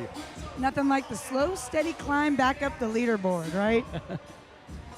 We saw Domino Stewart, who finished towards the front of this heat. He came in 3rd place overall with 140 total points. So he's looking to stay inside the top 3 at the end of day number 1.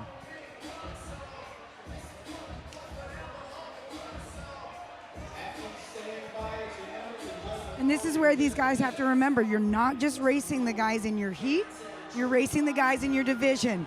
So it's easy to let up off the gas, although not on this event as much. But you got to remember, you got 17 guys that just went before you and set some times to beat.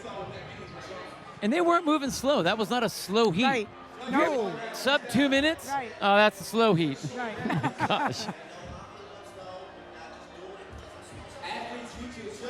There will be 19 men in the second and final heat. That's John Hasdevak in lane 12. He's your overall leader after 2 events, unofficially with 172 points. He won event number 2 earlier today and finished 7th in event 1, which was that 2-portion row for a total distance.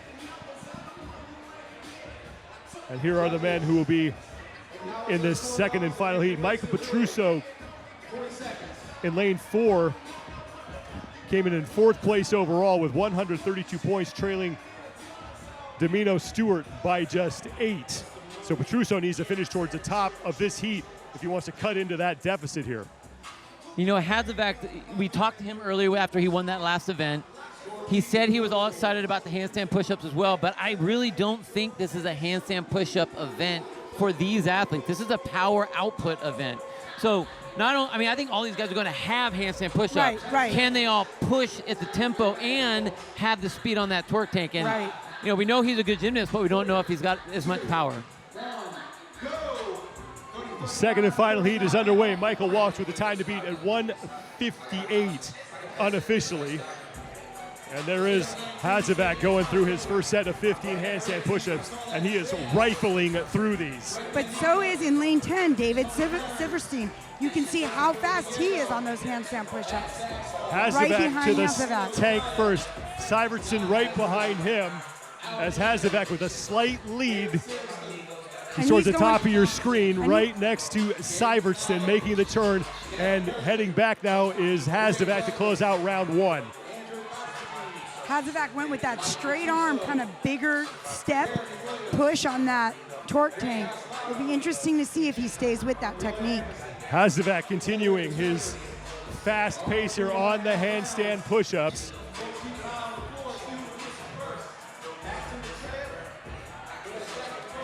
Hasdevak is done. Now down there on the other end of the floor, Greg Hotzeglu in lane 2 is right with him. That's Hotzeglu closest to the camera. Hasdevak is in the background. This is the fight for first place. And you can see Hotzeglu looks a little faster on that torque tank than Hasdevak does. And they're about dead even. Hotzeglu is going to make it back to the wall just ahead of Hasdevak. Third and final set of 15 handstand push-ups for the 2 of them. Hasdevak looks like he's keeping a little bit of a faster pace than Hotzeglu, who's closest to the camera right now. Hasdevak, now center screen, is in the final stages. He is done. He's going to beat Hotzeglu off the wall. Hasdevak to the torque tank and has 10 seconds before that top time. And remember, there are a lot of times right behind that 1:58 that Michael Walsh put up that will come into play here. So Walsh is going to win the event. Hasdevak looking to lock up a top 5 finish. He is across. He's just going to beat Hotzeglu in. Wow. So Hasdevak looking to stay on top of the overall leaderboard. Did not win the event. Hotzeglu is going to take second in the heat. Now Syvertson, in the upper right-hand part of your screen is in. As now men starting to come in fast and furious across the finish line. Mike Thompson is in lane 6. Gregory Douglas just finished. And now in lane 13, Tomohiro Ataya is across. The only games veteran in the field here. Alan Joyner just came in lane 11. Man, the speed at which these guys were moving. And I tell you what, Hasdevak, I was not expecting that. I didn't think he was going to win that event. I knew he would be good on the handstand push-ups. I didn't think he was going to have the power on the torque tank. And you know what? He almost got reeled in on the torque tank every single time, but was just able to keep that tempo till the bitter end. Man, that was a great race. And Tony Cohen's just came across the finish line as we are inside a minute to go here. Hasdevak will not win the event, but he does take his heat as he looks to stay atop the overall standings. He came in with 172 points, 14 points ahead of Clint Russell, who is in second at 158 points. But that's going to be huge for Michael Walsh, whose time of 1:58 is going to stand up to win the event. Walsh came in in 20th place overall, so he's looking to move up the overall standings heading into day number 2.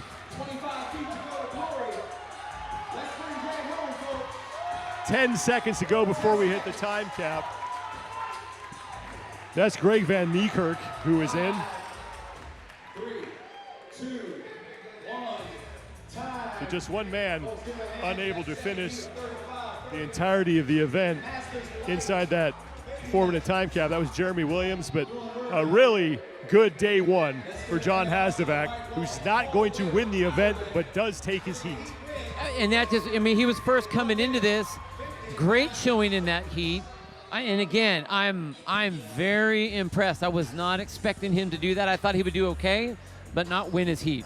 Not coming second overall in that event. Well, and like we were saying, he almost lost it to Hazekdu just because Greg was so much better on the sled push. But luckily, Hasdevac was able to make up enough time on those handstand push-ups that he could stay ahead.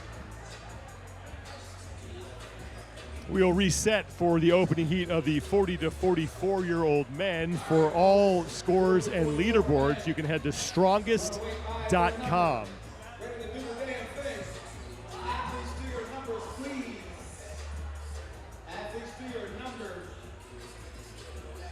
First of 2 heats for the 40 to 44-year-olds, as we are joined in the booth for the second time today.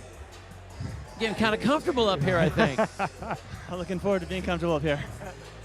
The winner of the second heat for the 35 to 39-year-olds, John Hasdevac. John, you found yourself in a really tight race early. I know you have a strategy, but when you're in that tight of a race, how does that affect the way that you approach the event? Well, actually, my strategy is very simple. Same as last one. It's not a strategy for everybody, but in my strengths, I needed to sprint. So I just went all out, every set, every rep, as hard as I could. It looks like you're going to be at or near the top of the overall leaderboard heading into the second day of competition. I know we still have a lot of events to go here, but what does that do for your confidence now moving forward? It feels good. It validates some things, but it's a long weekend. Definitely a long weekend. I'll tell you what, going into this, I knew you were going to do the handstand push-ups. I was honestly going to be concerned on what kind of power output you have, because initially, if you look at it, you think handstand push-up workout. This looks like a power event. With your skill set, do you see yourself as more of a gymnast or more of a power output athlete? Hopefully I'm a hybrid, and that's why I'm good at CrossFit.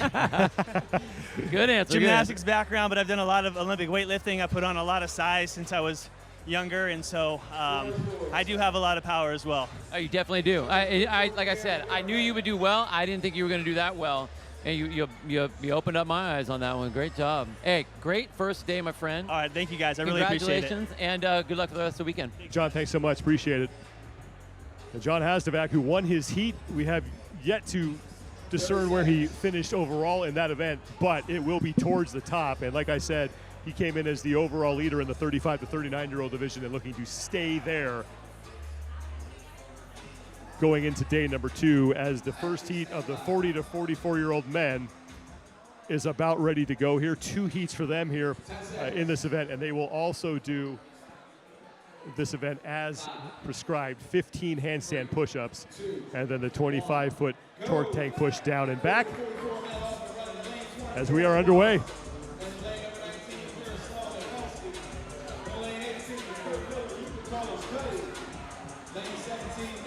"15 handstand push-ups to open things up here."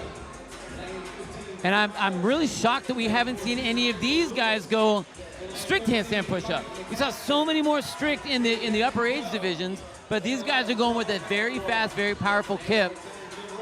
It's working so far. So Miroslav Niepielski was the first man onto the torque tank. He's at the very top of your screen, upper right-hand part of your screen in that gray shirt, as he sprints back to the wall. In lane 16, Alex Esqueda is there with him in the lead as we start round 2. 15 handstand push-ups and then the 25-foot torque tank down and back. Pretty much every guy is already back on the wall. Niepielski back onto the torque tank, and as was the case in round 1, Alex Esqueda is right behind him down in lane 6. Brigham Abbott sits in a very close third place right now. Brigham Abbott in the middle of your screen, no shirt on, working his way on the return trip for his second of 3 torque tank pushes. That is Napielski, who is on his third and final round of 15 handstand push-ups. And Napielski is giving the cameramen a run for their money, trying to keep up with him. He's moving so fast. Napielski and Escada have been fighting for first with Brigham Abbott in third. Napielski is going to be first man off the wall, back to the torque tank for the third time. But Abbott is sprinting. It's going to be a torque tank race right here between Abbott and Napielski. And I'm really surprised because Abbott, we saw him on the last event doing the same. Whoa! Napielski and Brigham Abbott at about the same time got to the buzzer. We'll have to see who won between the two of them. Meanwhile, Eric Myron has come across. And in lane 11, Charles McAfoy got in. But it was a tight race on opposite ends of the floor between Napielski and Brigham Abbott. It will all depend on who got to the buzzer first.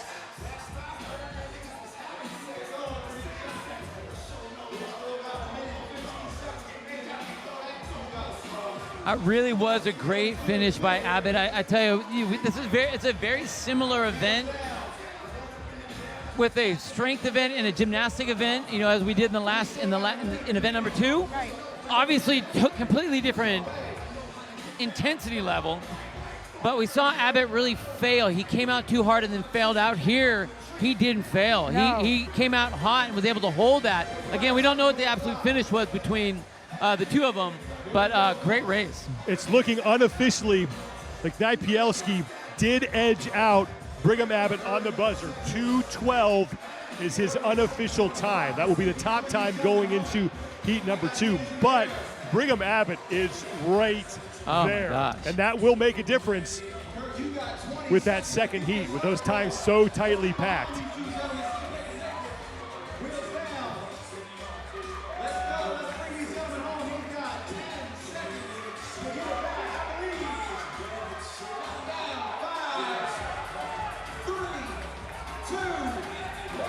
Final seconds. Kurt As Myers coming in right at the buzzer. That was beautiful. Kurt Myers doing enough work to get himself inside that 4-minute time cap. But Miroslav Napielski is the man who sets the early time at 2 minutes, 12 seconds unofficially.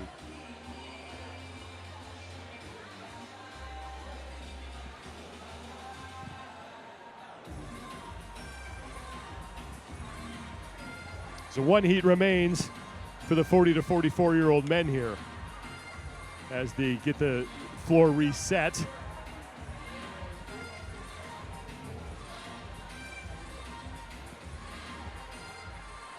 Third and final event of the day for these athletes. 3 more days of competition remaining after this.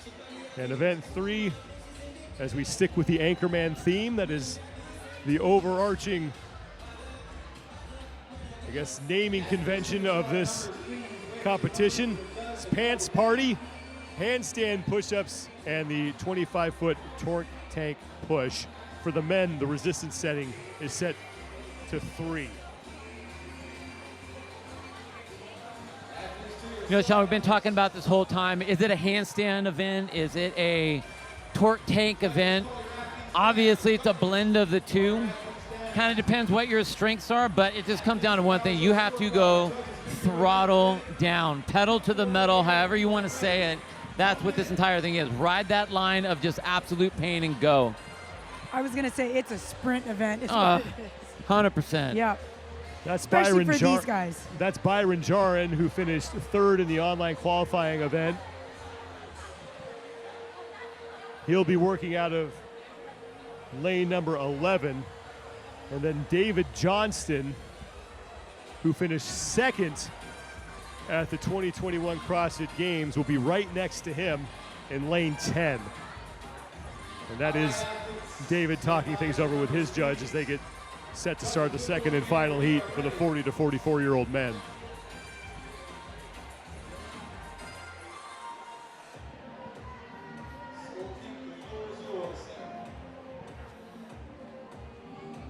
Seconds.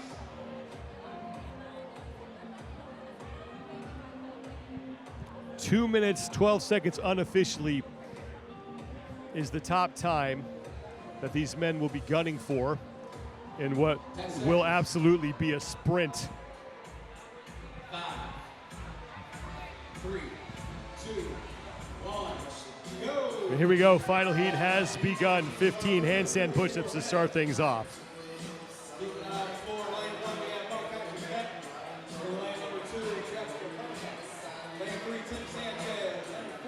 Again, Sean, I'm looking across. I don't see anybody doing strict handstand push-ups. They're all choosing to go with that kip, but it's keeping them on and keeping them on track and fast. So Kaliko Aligo looked like the first one off the wall, but don't forget, he was ahead in event 2 as well and ended up not finishing. Tommy quite as Peace, well. who has the backwards hat, just came into view there in the middle of your screen. He was one of the first men off the wall as well. He's coming off an event win in event number 2. And now just about every man is back to the wall to start his second round of 15 handstand push-ups. Coming up on 1 minute gone by. 2:12 unofficially the time to beat Eric Napielski. As Aligo works his way back to the torque tank, just ahead of in lane 1, Mark Patrick Benson, lane 5, Andy Tim, and lane 18, Chris Hall. So Aligo is done along with Chris Hall as the two of them will get started on their third and final set of 15 handstand push-ups. They are towards the top of your screen. That's Kiko Aligo, who is in the middle of your screen, just ripping through these handstand push-ups. Dude, he did exactly what we were talking about, negative splits. Those were so much faster than his last 2 rounds of handstand push-ups. And now he is all by himself in the lead. Andy Tim over in lane 4, we can't see him right now, but he's also on his last sled push. But it's Aligo who is out front. He is across, he will hit the buzzer, and he comes in sub 2 minutes. So Aligo is gonna win the event. Now David Johnston is in. His time will be good for second place and 94 points. Andy Tim was actually in right after David Johnston. Chris Hall has also finished. Tommy Pease is across.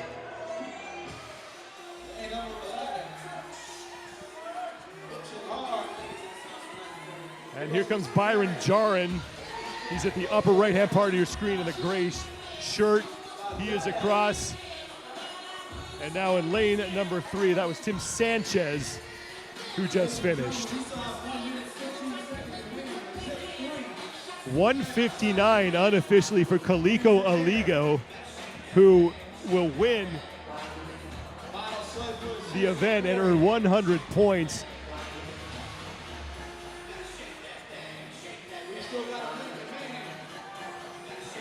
As we now have less than a minute to go before we hit the time cap.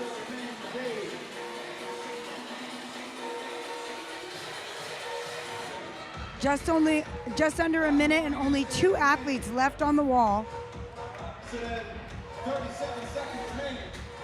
That's David Crossan, who is now onto the torque tank for the final time. He will push it down and back. As in lane 6, you saw Rob Eben hustling his way back to the torque tank.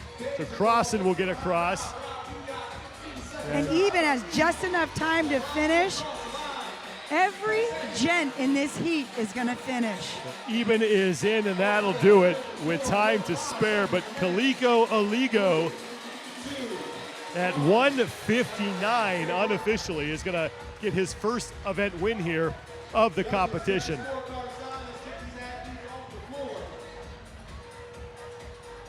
For full results and leaderboards and to keep up to date on everything going on here at the 2021 Legends Championship, you can head to strongest.com. As the 40 to 44-year-old men are done, the 45 to 49-year-old men will be up next.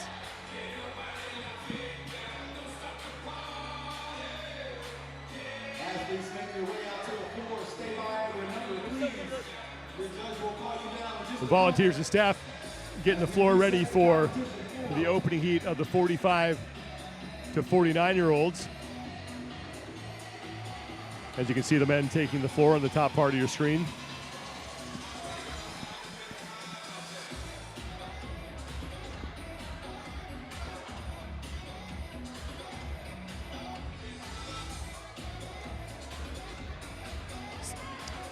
So this is the last age group where they have the 15 handstand push-ups, no risers. So just like the big boys, the 35-year-olds and the 40 to 44-year-olds. As we get ready to watch the opening heat for the 45 to 49-year-old men, we are joined in the booth by the man who just won that event for the 40 to 44-year-old age group, Kaliko Aligo. As we take a look at the event description. First off, Kaliko, congratulations on the event win there. I mean, it doesn't seem like there's anything to that. You just put your head down, go as fast as you can. I know you were in a tight race there. How did that affect the way that you were approaching those movements? There's really no approach. It's just put your head down and hope to God you can hold on. Now, it appeared to me, at least when we were up here watching, we know everyone was going fast. Your handstand push-ups seemed to get faster. Were you pacing at all in the beginning? I was trying to watch the clock and seeing the previous round and their laps. And so I was trying to make sure that I get better every time. So every lap, I went faster. Okay, did you have a time in mind of what you wanted to hit as you went for each round? I really can't remember. I looked at the clock when I was done with 13. I was like, that's the time to beat. And I was trying, after that second round, I was like, maybe 2 minutes is possible. I don't know. So you're saying that you were doing handstand push-ups, pushing the torque take, and doing clock math all at the same time? I wouldn't say math. Math is a very aggressive word. Okay. You were figuring out, calculating your negative splits while doing that. Correct. So far, you've had 3 events today. Obviously, the first event was changed from what it was supposed to be to 2 sprints. You had a pretty vicious round, event number 2, and then this one. How are you feeling after the first day, knowing you got 3 days left to go? I feel pretty good. First off, it's trusting your coaches, your family support, obviously. Mom at home, my wife, cooks an excellent dinner, so you guys are all welcome. All right. But that's the main thing. Your support group, trust your programming, and send it. Hey, man, way to go on their first day. Congratulations. Good luck on the rest of the weekend. Thank you, sir. Hope we'll see you up here again. Yep. Kaliko Aligo, the man who won event number 3 for the 40 to 44-year-old men, as we are in the second round now of this opening heat for the 45 to 49-year-old men. And the fight for the top spot is going on in the middle of the floor between Stephen Bro and Easy Swarthout. Swarthout off the wall for the second time, and right next to him is Stephen Brow. They are the only 2 men to complete the first leg of their second torque tank push, as Swarthout makes the turn. Right behind him is Stephen Bro, and in lanes 13 is Paul Bruce, lane 15 Rick Copley. They're fighting for 3rd place right now in the heat.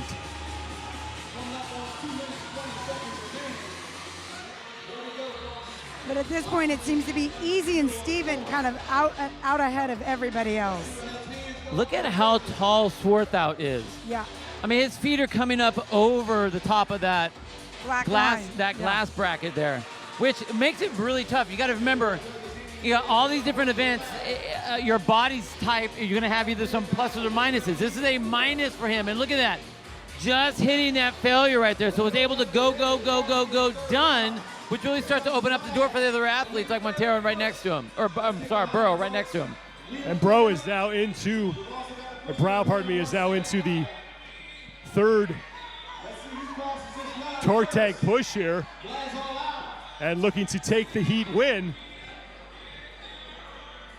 He is done. Brow's across, and he will make the hit on the buzzer at 2:35 unofficially.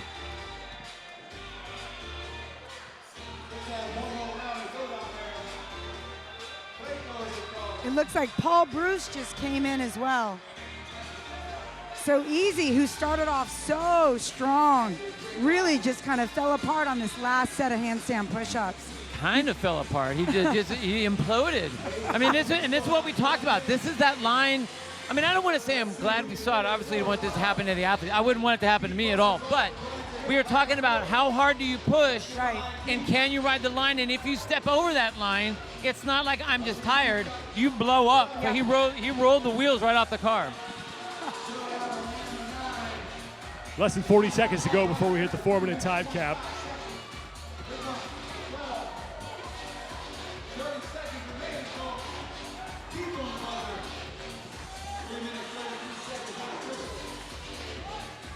Stephen Brow is your heat winner, your event leader right now. As you take a look at Patrick Stimmel, who is across the finish line, and right next to him in lane 12, Court Carone is in. But he's got one torque tank push left. He may have actually hit his buzzer early. He was excited. Now we hit that 4-minute time cap. But it's Stephen Brow, 2:35 unofficially, who sets the early time to beat. Way to go, bro. See, that was a bro session. It was only a matter of time. I mean, come on. It was only a matter of time. I'm going to be the one that does that one. That's all right. It's all right. I wish I was. That was a serious bro sesh right there. I'm jealous. Great job.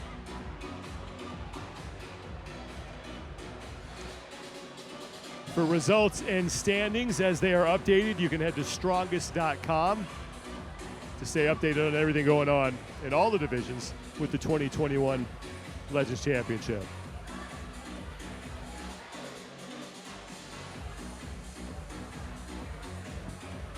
Stephen Brow will sit and watch the second heat for the 45 to 49-year-old men to see if his mark is going to be good enough to earn him 100 points and an event win.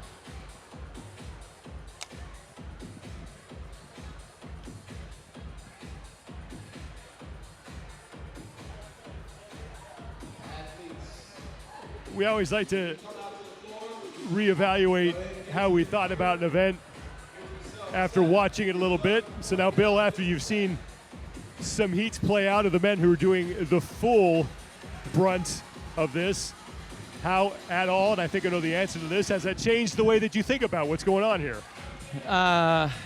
What I would say is it changes the fact that I'm glad that I wouldn't be in the younger category, because those guys were moving really fast. But I'm still super impressed with the tempo that all these athletes are moving in. I still think it comes down to you have to be able to ride the line. We saw in that last heat exactly what happens if you overstep your bounds because you're in the race. Yes, you're in a race. Yes, this is high intensity. Yes, it's really fast. Yes, we saw some crazy races up before these guys, but you have to run your race so that you don't fail out and die. So you still got to get after it. Well, and there may be some residual shoulder fatigue from the previous event, right? Oh, yeah. I mean, you think about the overhead squats and ring muscle-ups, and, you know, these guys are thinking about it one way, but reality might be different. There's a look at Jason Grubb, who we spoke to earlier today. Grubb, your champion in this age group from the 2021 CrossFit Games, also the defending Legends champion. And he was excited about this event, so I'm excited to watch him tackle this event.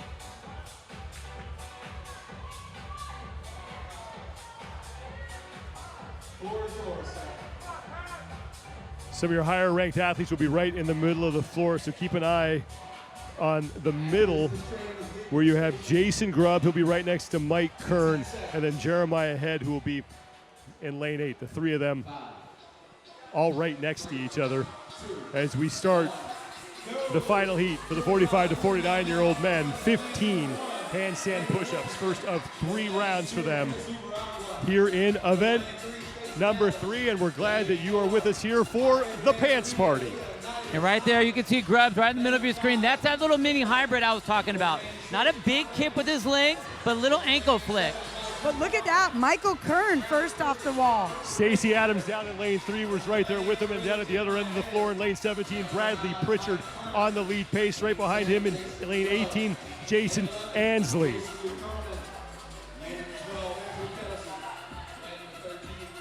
It's going to be Stacey Adams, who you just saw run back to the wall, just ahead of Mike Kern now for first place. And there is Stacey Adams working through his second set of 15. Time to beat, 2 minutes, 35 seconds, belongs to Stephen Bro. And Adams is done with round 2, on to the torque tank for his second of 3 pushes, and he left early. He had 1 rep to go. Mike Kern now is in the lead. Kern is on the left side of your screen on the torque tank, and also in lane 17, Bradley Pritchard is in front. So a costly mistake from Stacey Adams has allowed Mike Kern and Bradley Pritchard to move in front. And now Kern and Grubb are now even, as is Pritchard. Bradley Pritchard.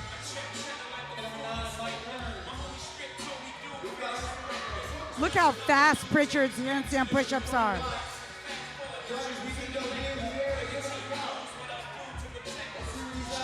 Oh, man, look at the way Pritchard is moving. Super, super fast. Done with his set.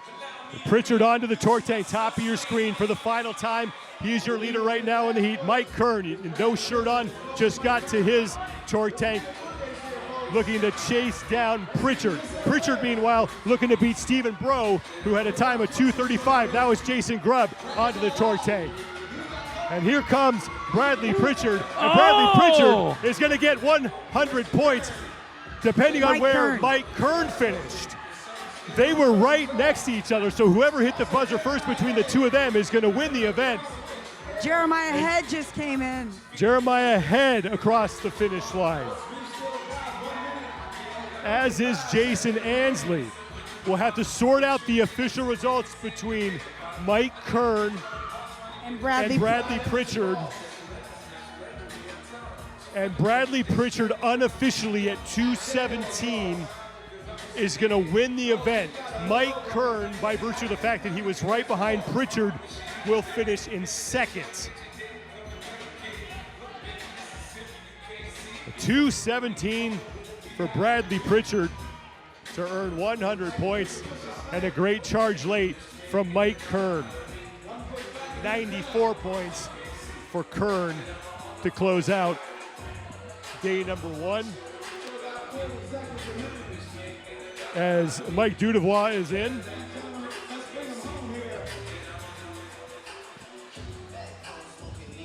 "30 seconds to go before we hit the time cap. And just 2 men left on the floor. Working now, just one, is David Wilkinson is across the finish line. And in lane 2, it's Chris Uberwaga, who will get inside the time cap. Everybody in the second and final heat for the 45 to 49-year-old men finishing inside the 4-minute time cap, and it's Bradley Pritchard who just edges out Mike Kern for the event win.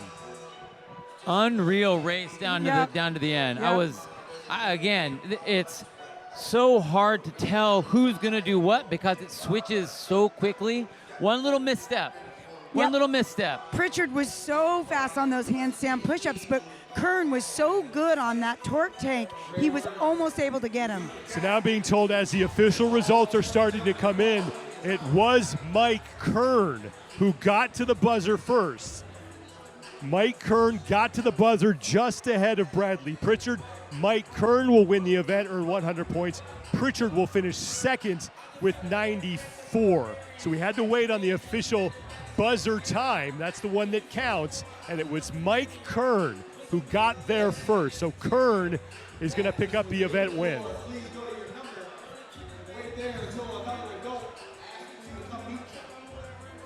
And don't forget, that costly mistake from Stacey Adams, who was your leader for most of that heat. As we look at the results, Mike Kern, 2:15.98 by less than a second over Pritchard. Jason Ansley is going to finish in third. Jeremiah Head and Jason Grubb rounding out the top 5.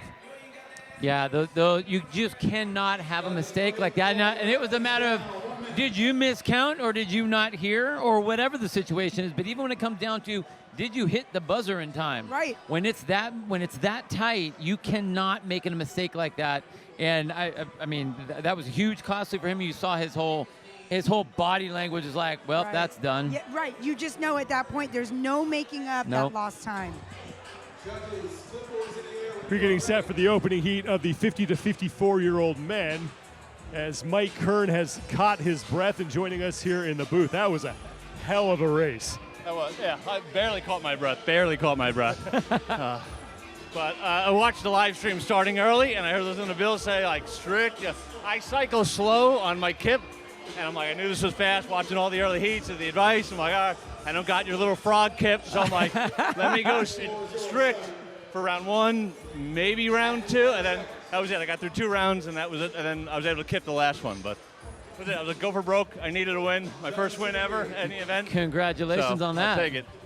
I'll tell you what, we have seen how fast this event goes. We see how important, one, your timing, your pacing, and your awareness is. How aware were you of all of the other players that were on the field? I was very aware of, obviously, Jason Grubb right next to me. I'm like, always keep an eye on him. He was gaining on me on the tank, and that was concerning. I was like, we're going to have a race at the end, and thankfully I was able to get through the last handstand pushes, but I maybe more so than I should. I don't have blinders too well. I'm very aware of what's going on in the competition floor. To the detriment, my coach says, like, just zone in. I'm very aware of what's going on. So you've been through 3 events now on day 1, 3 days left. Overall, how do you feel about your performance here through the first 3 events?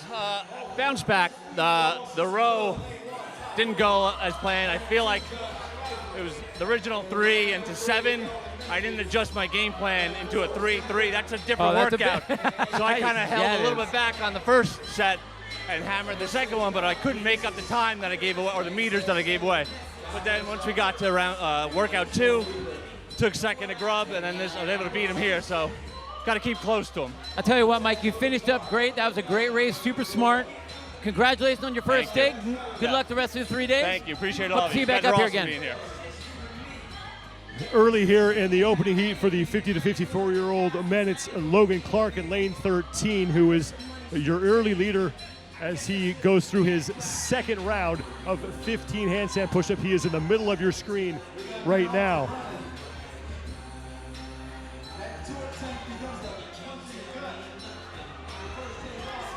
Clark now working his way back to the torque tank for his second Right behind 50-foot him push. is Ben Kelly, though, and Stephen Griffin. And Griffin pushing that torque tank a little better than Ben Kelly. Ben's moving slow on that tank. Logan Clark is your leader. Steve Griffin in lane 7 sits in second, and it's Ben Kelly in lane 15 who is in third, the first of 2 heats for the 50 to 54-year-old men.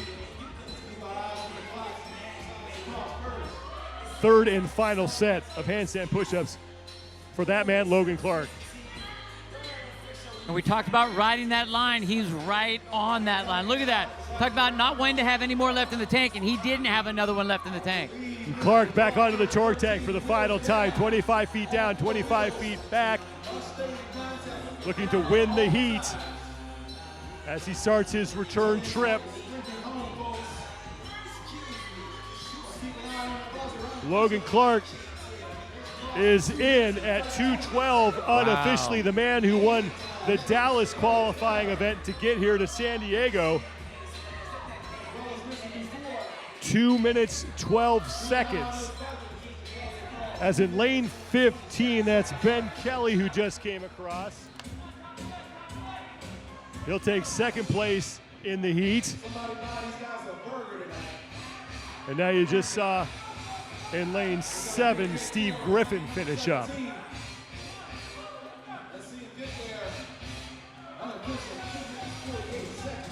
Far end of the floor in lane 17, Jake Taylor just came across.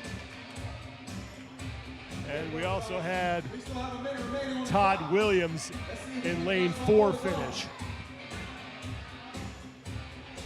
Less than a minute to go before we hit the 4-minute time cap. And just to note, Sean, these gentlemen did not have a riser, but they only had 12 reps on the handstand push. I say only. Still quite a few handstand push-ups. And still an impressive effort from all the athletes on the floor here. 30 seconds before we hit the 4-minute time cap. Calvin Menifee about to finish. He just came across the finish line, and now in lane 12, it's Ryan Roberts. 10 seconds. You gotta get this up. Final seconds here for the opening heat in event number 3 for the 50 to 54-year-old men. And it looks like John Schliefer beat the clock and got inside that 4-minute time cap. But nobody in heat number 1 beats that man, Logan Clark. 2 minutes, 12 seconds. I think he hears you talking to him right there, Sean. He's got that dad hearing. Wait, can dads hear? When they want to. When they want to. Yeah, when they want Easy to. over there, I was Mom. gonna say. Really? I'm pretty sure my husband can't hear anything. For results and leaderboards, remember to head to strongest.com to keep track of everything going on here in all the divisions at the 2021 Legends Championship.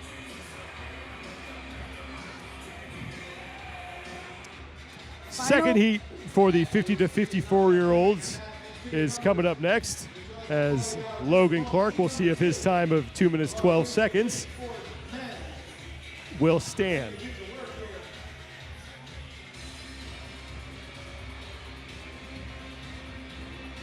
So look at Jody Bullard, who is 11th in this event in 2020.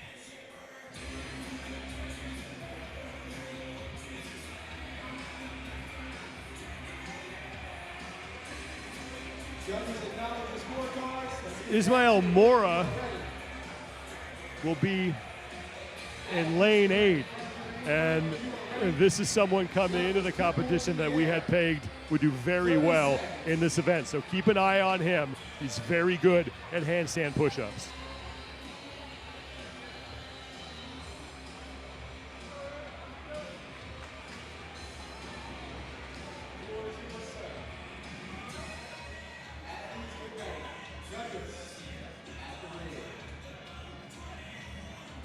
The men from the second and final heat are set as we await 3, 2, 1, go.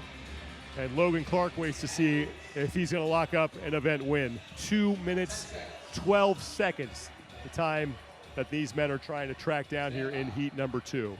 3, 2, 1, go! 12 handstand push-ups to kick things off. No riser for these men.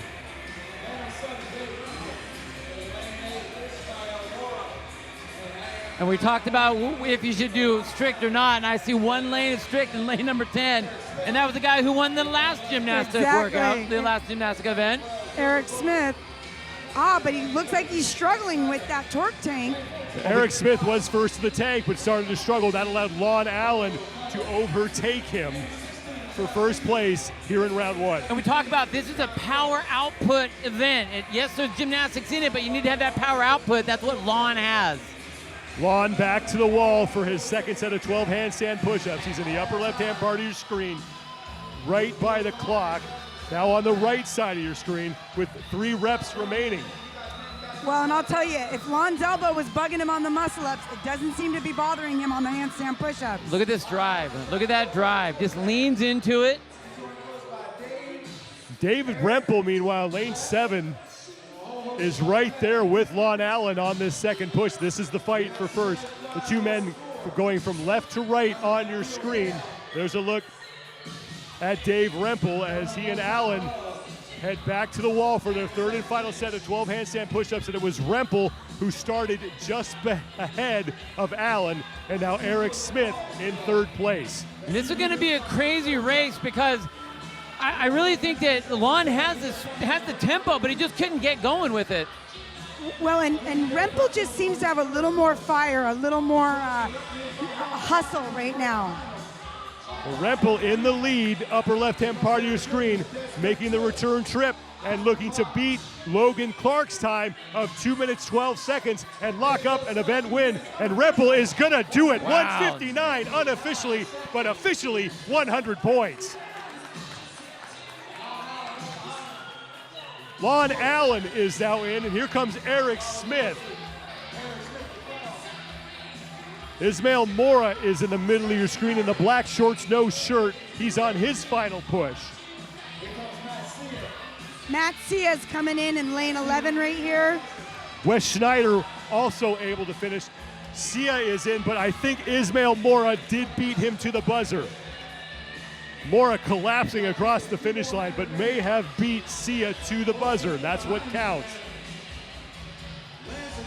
159 for Dave Rempel, goes sub 2 and wins the event. So 100 points for him to close out day number 1 of competition.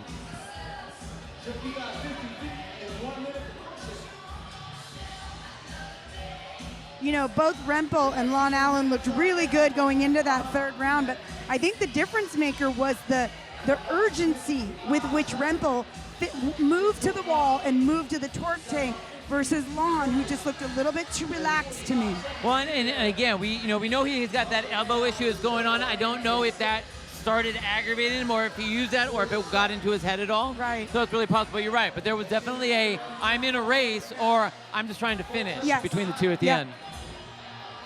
We also saw Joe Consolini come across the finish line as we have less than 30 seconds to go before we hit the 4-minute time cap. Jody Bullard in lane 12 is trying to finish up his event. Bullard making the turn on the torque tank.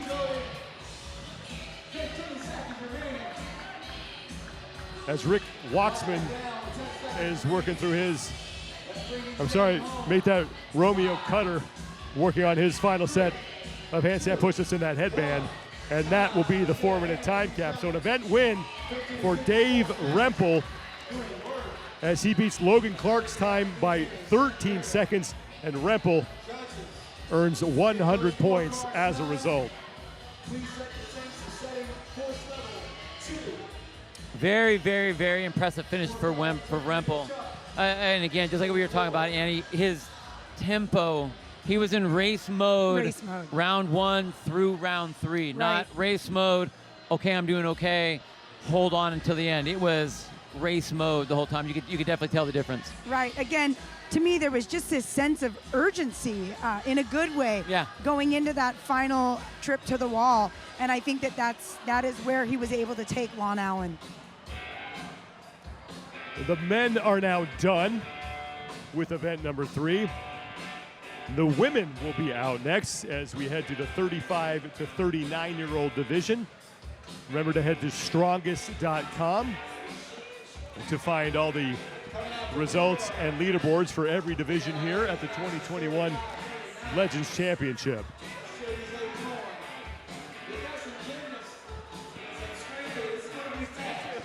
The women for the opening heat of the 35 to 39-year-old division.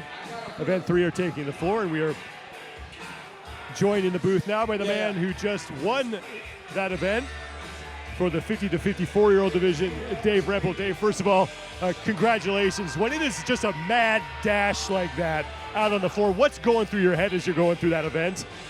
You know, it's just put the blinders on. There's no time to strategize a workout like that. It's 4 minutes time cap, so it's just go hard. Trust your training really at that point. Do you do a lot of training at that particular intensity level? I know that those are events, workouts, if you're training that hurt the most. How often do you put those into your training? You know, the last cycle, that's a strength for mine. You know, handstand push-ups. This last couple of months, honestly, the training's been about accumulating volume. I got to give a shout out to my coach, Ernie Stewart. He's also competing here this weekend, but he's really done an amazing job of getting me ready. We'll hit these high intensity pieces. I feel like a bit more in the off season because maybe prepping for this, I don't need it as much. Right. For the older competitors, I mean, unless you are used to going to the CrossFit Games, Masters athletes in general don't usually have competitions that last 4 days long. How did your training differ for that sort of volume? You know, again, I think it's just accumulating volume over time.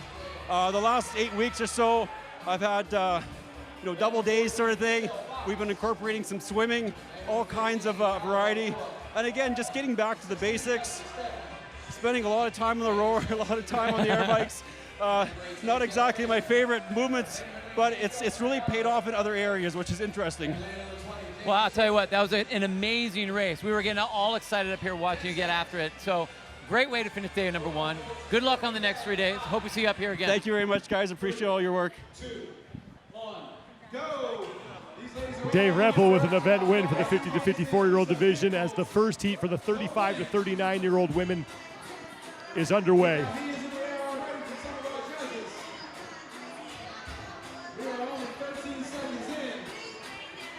And they will start with 15 handstand push-ups. And at the far end of the floor, lane 20 is Janine Shillington and Jessie Kresmian. They were the first 2 women to their first torque tank push. And those are 2 ladies who were also racing in the previous event with the muscle ups and the heavy overhead squats. Shillington back to the wall just ahead of Kresmian. Janine Shillington in that black top, Kresmian in the white top.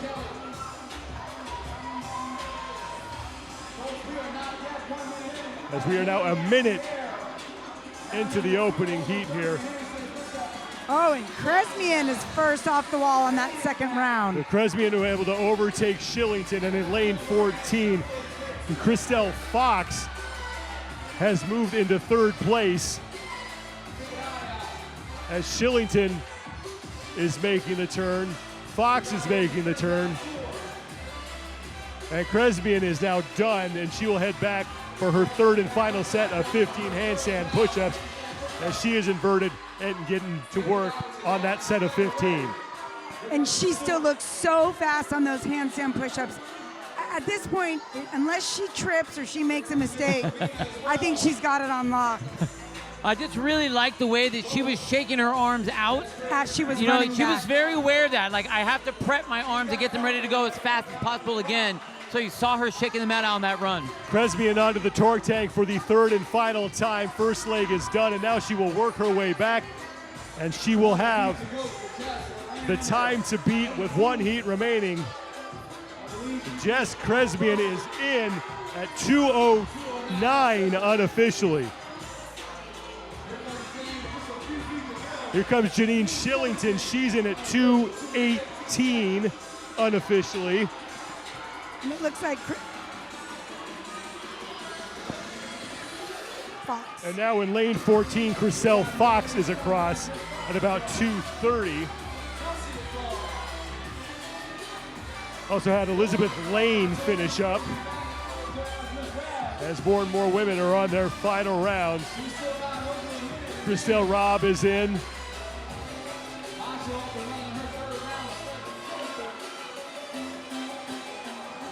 So Sarah Hopping Estrella at the upper right-hand part of your screen get onto the sled here, or the torque tank. And look at her driving that tank.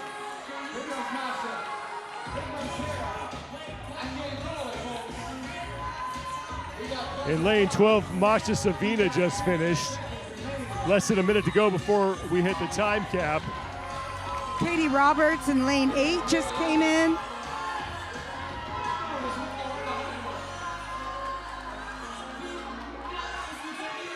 Now in lane 9, that was Celia Stewart who was in towards the middle of your screen on the right side. Less than 30 seconds to go before we hit the time cap.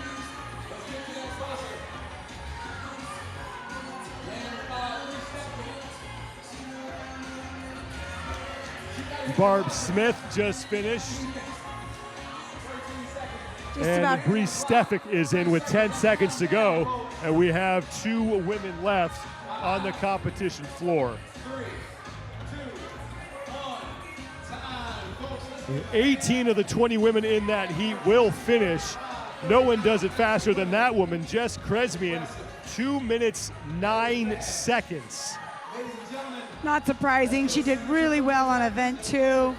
Obviously good at the gymnastics movements. Had no trouble with that torque tank. Like you said, Bill, she was smartly shaking out those arms on her way back to the wall. Great job from Jess Kresmian.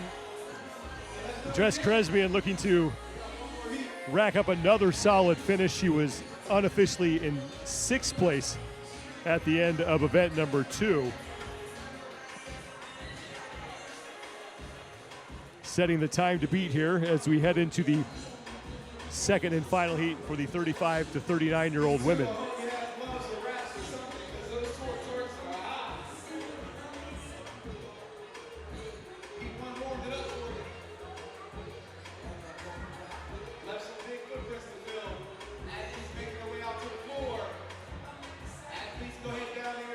Heat 2 of the 35 to 39-year-old women will be up next.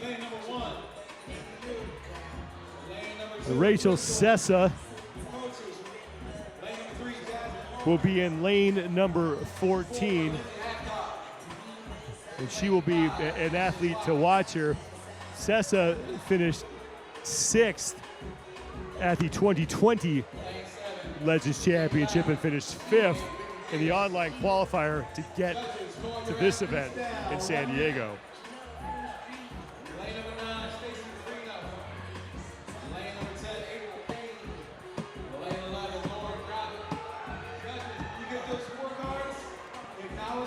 Sessa will be right next to Claire Trainer in lane 13. Trainer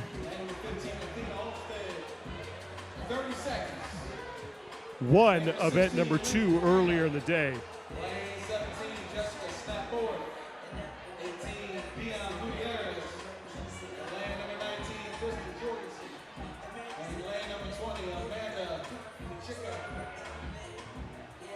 Jess Kresmian with the time to beat heading into this heat at 2 minutes 9 seconds.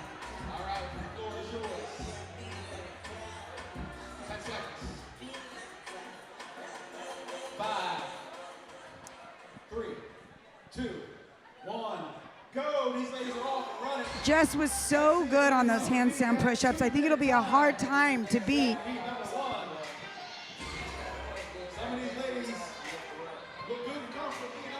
Look at Sessa on those handstand push-ups. So on your left there on the screen, quick little kick.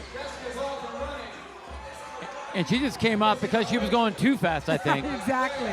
Jamie Latimer and Rachel Sessa were 2 of the first women off of the wall and onto that first torque tank push. 25 feet down, 25 feet back. They can push it however they want. They just cannot bring any of the wheels off the ground. If that were to happen, they get backed up to the last 5-foot section that they completed on the push. And now we start round 2 as a handful of women on the lead pace here in lane 7. That's Jamie Latimer, again, one of the first women off of that first round of handstand push. The second set of 15 for her, and she's in the final rep. Latimer is across. We were looking at Sessa, who is now on to her second torque tank push. And in lane 12, Meg Garrett.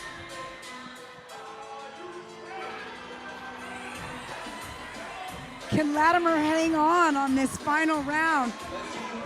She's just ahead of Sessa right now. And Latimer in lane 7 back to the handstand push-ups ahead of Rachel Sessa. Latimer continuing to go unbroken. Final 2 reps now 1, and she will be done. Latimer off the wall trying to track down Jess Kresmian time of 2:09. It's going to be tight for Latimer here as Sessa and Meg Garrett are on to the torque tank for the final time as well.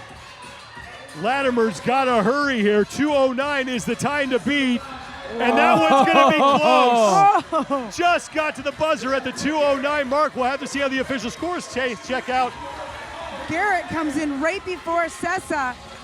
Meg Garrett is across. Sessa is in. So and is also Claire Trainer. Wow. Oh, that's a call for the chip, right? Unofficially, Jamie Latimer barely, and I mean barely, got in ahead of Jess Kresmian. Unofficially, and I want to stress that, at 2:08.99 seconds. Stop it. 1/100th of a second, Stop it. unofficially. That could change, but as of now, Jamie Latimer is your event winner by a blink of an eye. And that's right. You're not just racing the ladies in your heat, you're racing the previous heat. Unbelievable. 40 seconds to go before we hit the time cap. And a great effort from Jamie Latimer, as right now, it looks like she is going to win the event.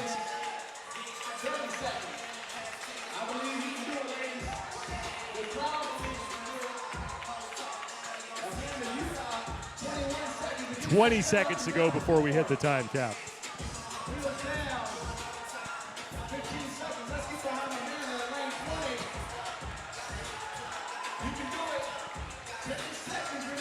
Jasmine Moeller is trying to finish up. She's at the bottom of your screen in the white top and headband.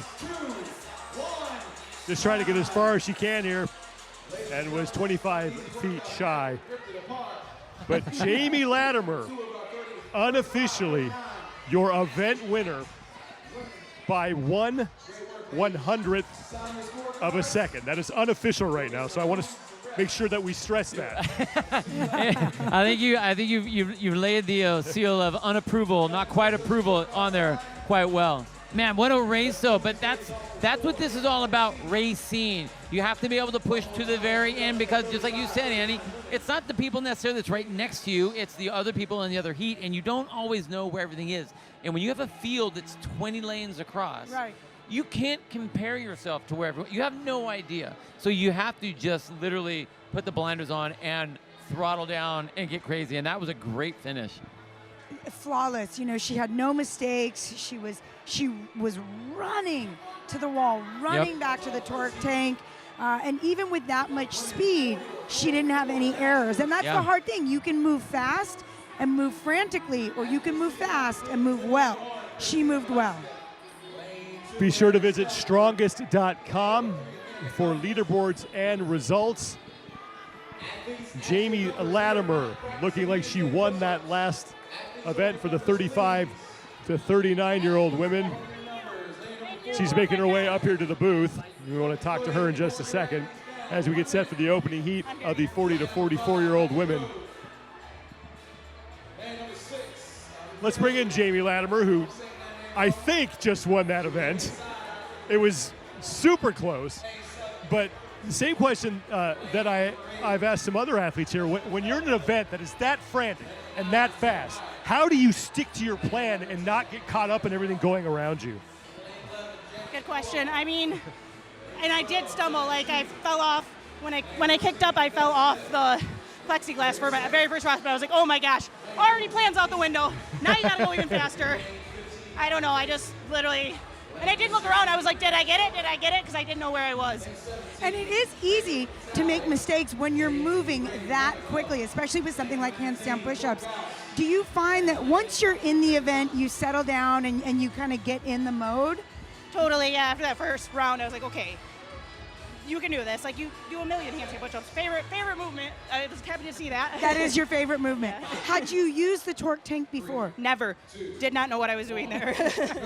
Well, it seemed to work out. Fun. I will get one of those. That was better than a sled. I liked it.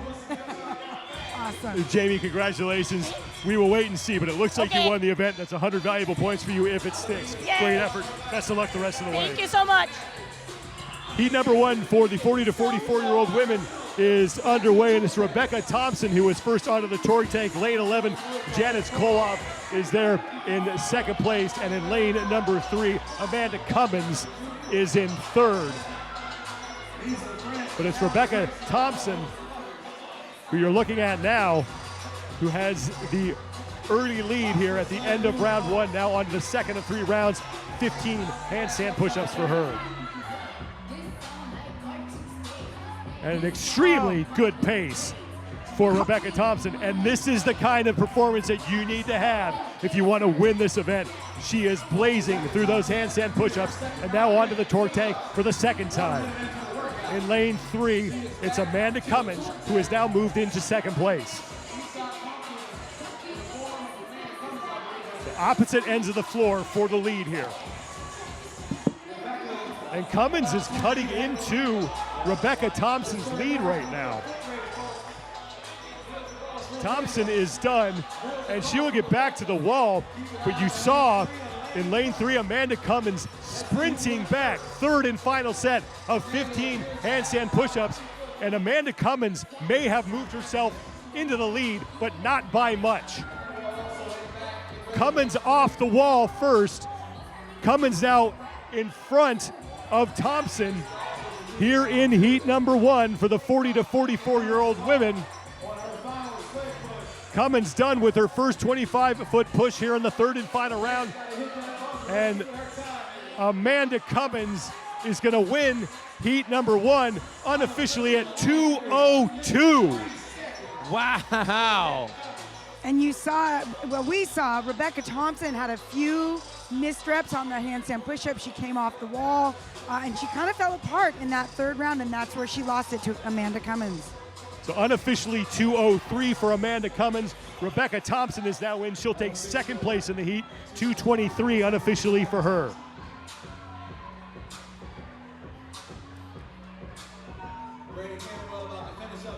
That's Christine Valencia in lane 1. You just saw going back to the handstand push-ups. And you're looking right now in lane 18, Brandy Cantwell, who is across.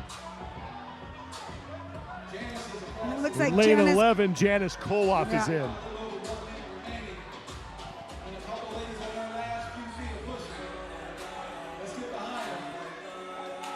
About a minute to go now before we hit the 4-minute time cap.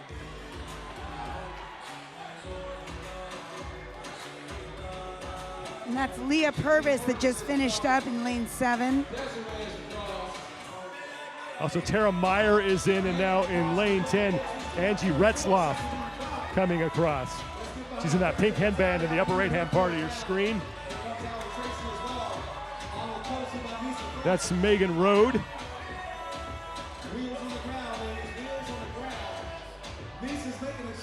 And in lane 17, Rachel Vitale.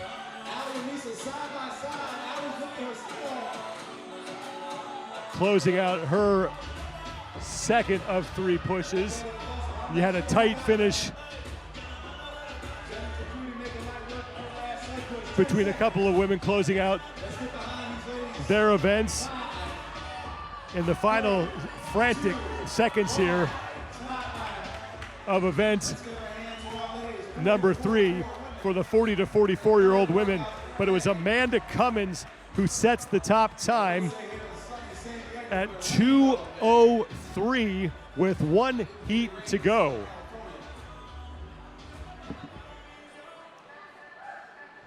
Cummins taking the lead in round 2 and extending it in round 3. Rebecca Thompson takes second place in the heat with a time of 2 minutes, 23 seconds.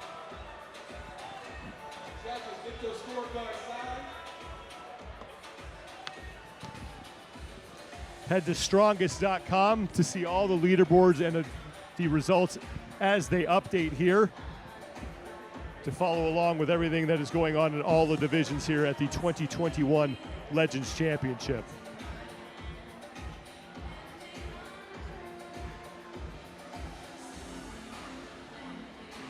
Second and last heat for the 40 to 44-year-old women coming up next.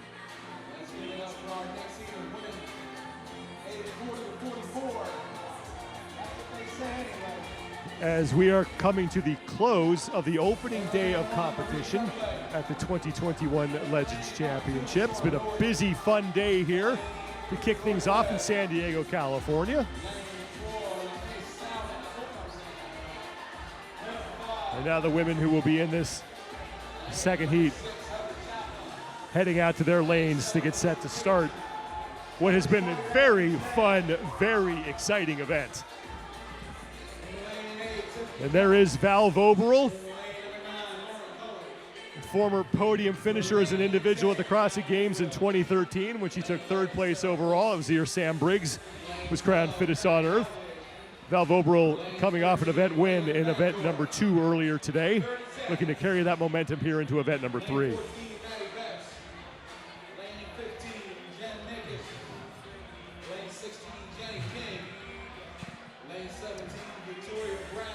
Voberl still a school teacher, teaching 4th grade. She's here with her daughter, who was able to get out of school to come to this event, but told me that I still had to get all my homework done early.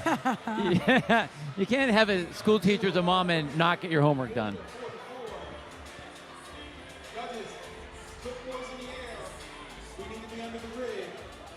So Lauren Cullen next to her. Lauren Cullen finishing 5th at the Legends qualifier this year to get herself to San Diego. The time to beat belongs to Amanda Cummins at 2:03.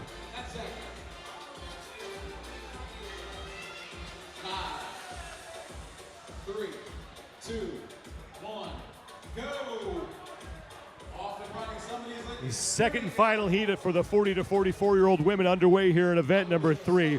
Officially, Amanda Cummins' time is 2:02.05 seconds. First set of 15 handstand push-ups.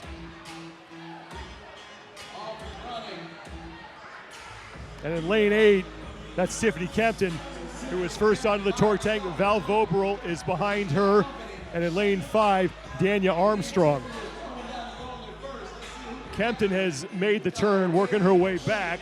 Val Voberl now making the turn on her first torque tank push. Now Kempton heading back for round number 2 of her 15 handstand push-ups. Val Voberl on the left side of your screen now in second place in the heat. And in lane 11, Misty Ritter, one of the women fighting for third place, as Kempton is through her second set of 15, back onto the torque tank for the second time. She is all by herself in first place. And the way Kempton's moving, it's not about her having a lot of extra power on the torque tank. She's doing strict handstand push-ups on the handstand push-ups. Right. So she's moving with more speed there than anybody else. The field across the board with the push is almost the same. Third and final set of 15 handstand push-ups for Tiffany Kempton, trying to track down Amanda Cummins' top time of 2:02.05 seconds. Kempton, a quick break, shaking out her hands. Val Voberl is just finishing up her second torque tank push. Voberl on the left side of your screen, coming back to the wall. Kempton now starting to slow on the handstand push-ups, but still getting credit for good reps. And now to the torque tank for the final time. You just wonder if coming off the wall for that 1 second, I know she shook out, but is that going to cost her the win versus Amanda Cummins 2:03? Had she been able to just switch over to the kip and not come off the wall, I wonder if she could have beat Cummins. And this one's going to be close, and it looks like Cummins is going to survive. 2:06 for Kempton unofficially. So Cummins looking to lock up an event win. We'll have to wait for the official time, but it looks like that time will be enough as Tiffany Kempton just could not track it down. Now here comes Val Voberl, who will finish second place in the heat. I was just going to say, guess who's coming down the road, Sean? The Toyota Camry. Gets the job done. And now in lane 7, Melissa Jacobson. Sarah Blunk is in. Melissa Jacobson came across. She said Blunk is across. More athletes finishing up here. Looks like Lauren Cullen in lane 9 might be on her last push. Dania Armstrong also finished. And Heather Chopra in lane 6 just finished. Choppa, excuse me. Lane number 9, That's Lauren Cullen who is in. 45 seconds to go now before we hit the 4-minute time cap.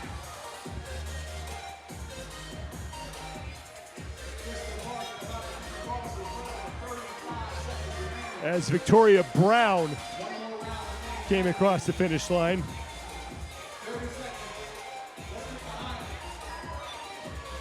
Less than 30 seconds for these ladies. Just a couple still on the wall.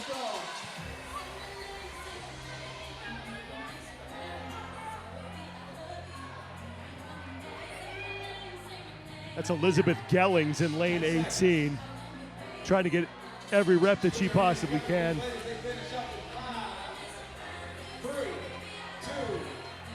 It was kind of the old Stacy Tovar. You remember when she would kick up, do one, kick down. Yeah. But it was so effective. You can't, I mean, on a workout like this, you got to go faster. But as far as just getting more points, getting yourself maybe a couple more points on the leaderboard, it's an effective strategy.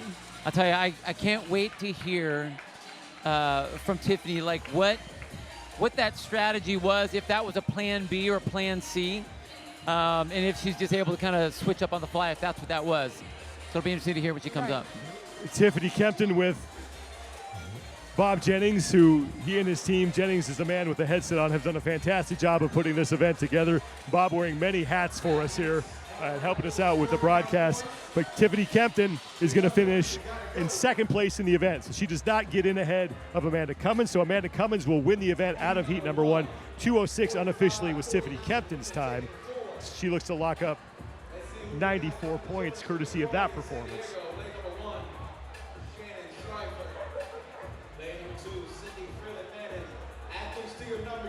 Tiffany Kempton had a good day 1. Kempton finished second to Val Vobrel in event number 2. So Kempton, depending on what she did in event number 1, could wind up at the top or towards the top of the overall standings.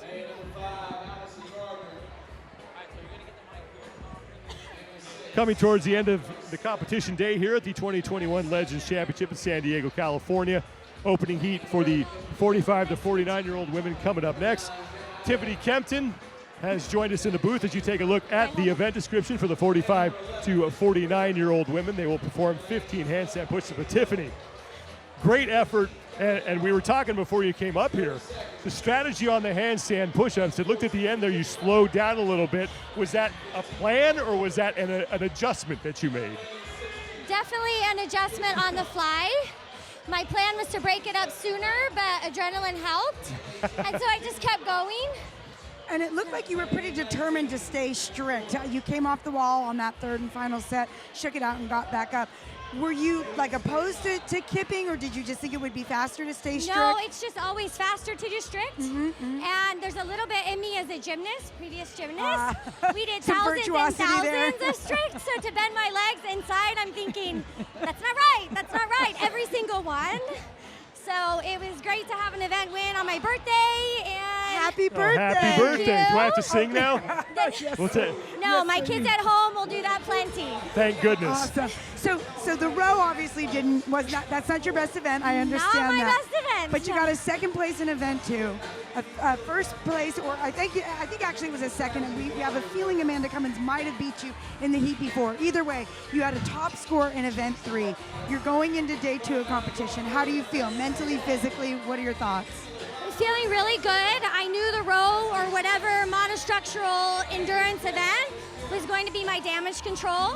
I've worked really hard on filling those holes, but I've got a lot of kids, so I have to limit my time in training. And so I just have to meet my goals on those events and then climb on the rest. Awesome. Well, great job, especially on events 2 and 3. Go rest up, get some fuel, make your kids feed you. Happy birthday. Thank you. You're welcome, and hopefully you get a lot of presents. Thank you. Thank you so much.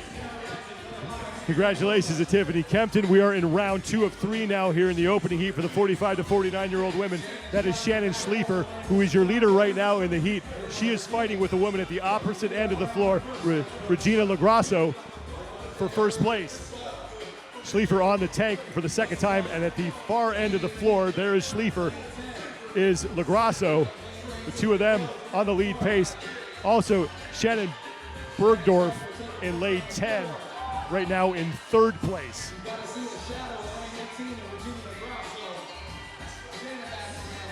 Schliefer back to the wall for the third and final time for her 15 handstand push-ups. I think I saw something like this similar in the last event. Her just crushing through all the gymnastic stuff. Right. Look at her go.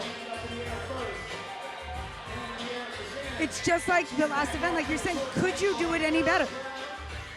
Final torque tank push for Schliefer here as we approach the 2-minute mark halfway through the event.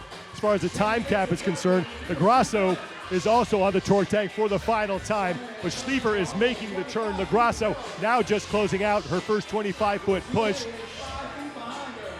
And Shannon Schliefer is going to win Heat 1, 2:18 unofficially for her.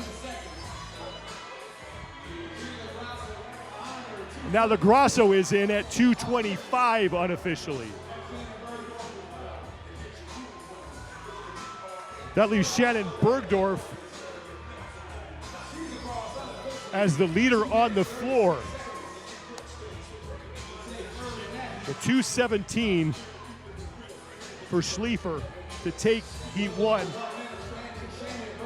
As Bergdorf, in the upper right-hand part of your screen, is across third place in the heat for her, 2:53 unofficially. And in lane 7, Carrie O'Neill is now across. And we also had Jen Short towards the top of your screen. She's the athlete leaning on her chest piece there in the black top, upper right-hand part of your screen. She also came across the finish line.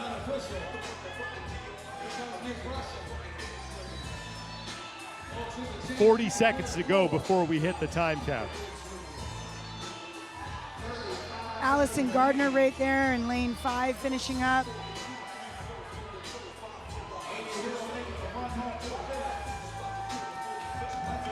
And Amy Hill we just saw finish under that time cap. And now in lane 6, here comes Sandra Garcia. Lots of ladies finishing under the time cap. Final seconds here of the opening heat for the 45 to 49-year-old women. And it's Shannon Schliefer who has set the mark to beat for the women in heat number 2, 2 minutes, 17 seconds.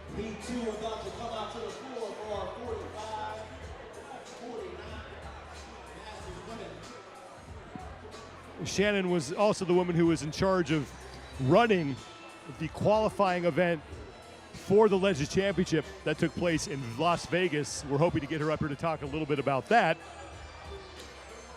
But right now she's probably more concerned with what's going on this competition floor and what happens in heat number 2. God, the nerve of her, Sean. The 2:17, just an incredible performance by her. And this is just one of those events as you watch it play out, and we've said it before, but you have got to have a clean run if you're going to be anywhere near the top. Mistakes, extremely costly in this event. You do not have the time to mess up. You don't at all. So the women who will be in the second and final heat here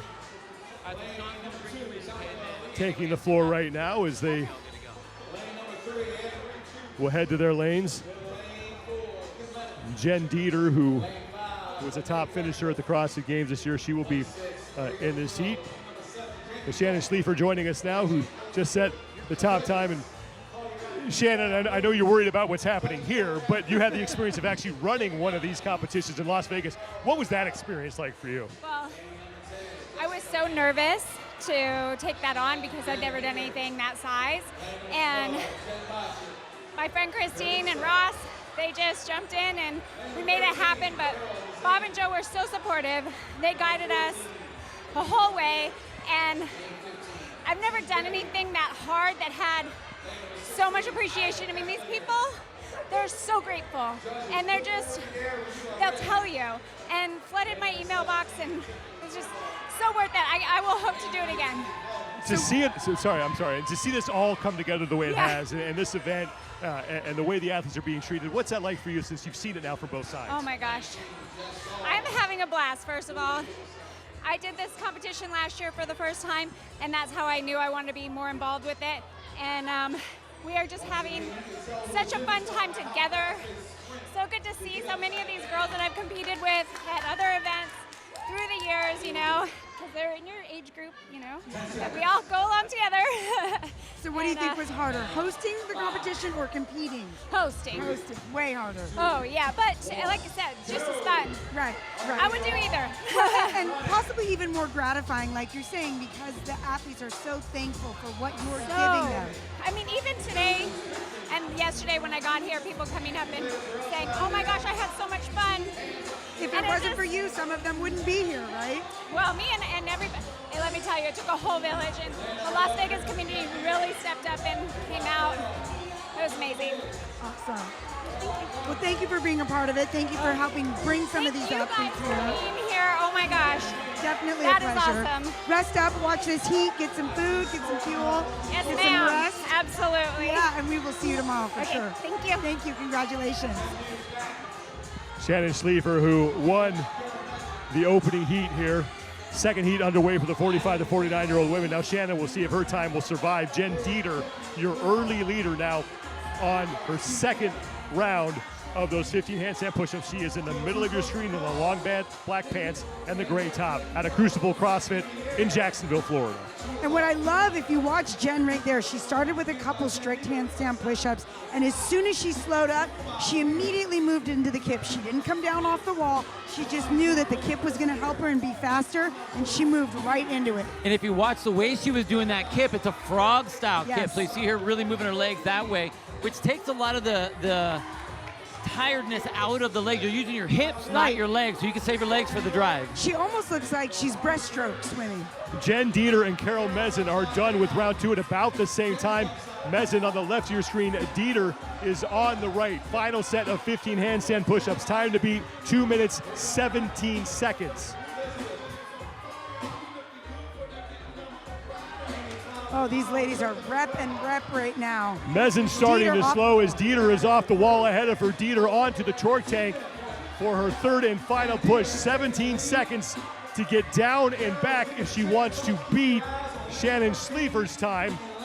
So much of it is this hustle, this transition around the torque tank. This one's going to be close. 2:17 is when she's got to get in. Doesn't look like it's going to happen. Schliefer's going to win the event, but Jen Dieter looking to lock up a second place finish in this event. Now Mezen is across the finish line. Mezen in at 2:26 unofficially.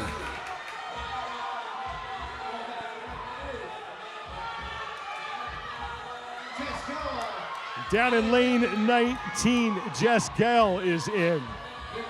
So is Ada Keplinger, somebody who we saw do really well in event 2. Jen Botcher coming across the finish line. Jess Manfro is in lane 10.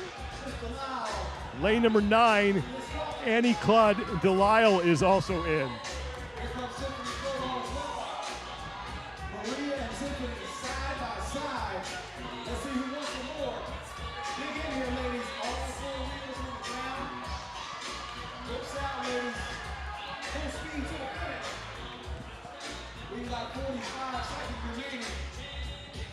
Renee Brechtel also finishing up.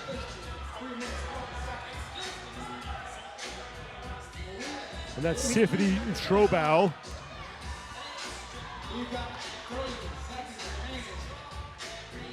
That was Maria Bruno we saw right there.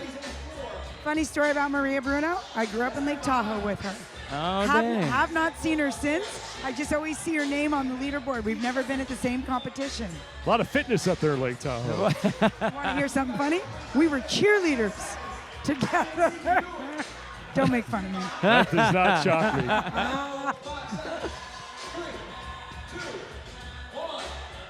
The final seconds as Jen Dieter is going to win the heat.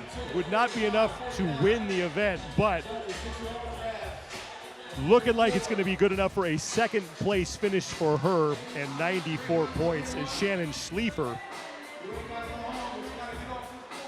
will get the event win. 2:17 her winning time.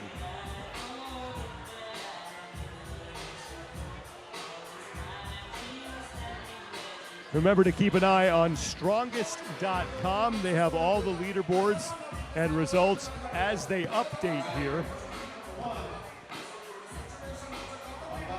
for all the divisions that we have competing at the 2021 Legends Championship.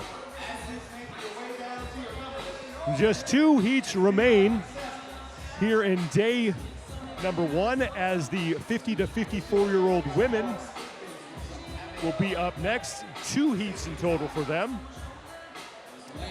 And this is where we actually move back. These ladies have only 12 handstand push-ups. They do have a 1-inch riser in this division.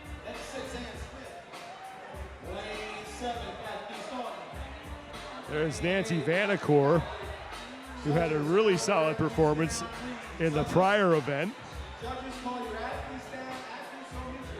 And a huge smile on her face during those last set of muscle-ups.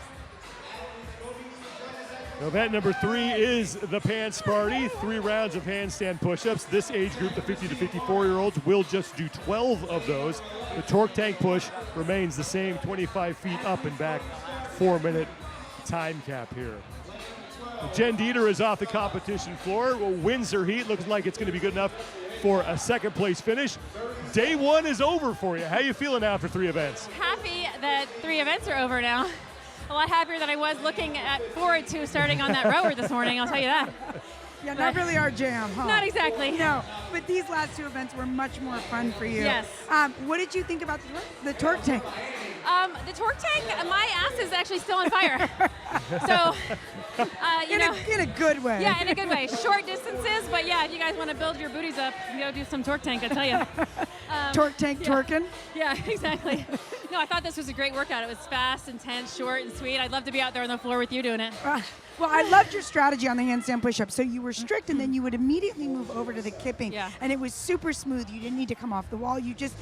Was it a plan of how many reps you were going to do, or did you know as soon as you started to slow down on those strict, it was time to move over to the kip? The plan, my coach and I talked about it, was to go for 5 strict and then go straight into kipping. The first round, I was like, oh, I could have done more. The second round, I was like, this is about right. Third round, I think I did 4.5 strict.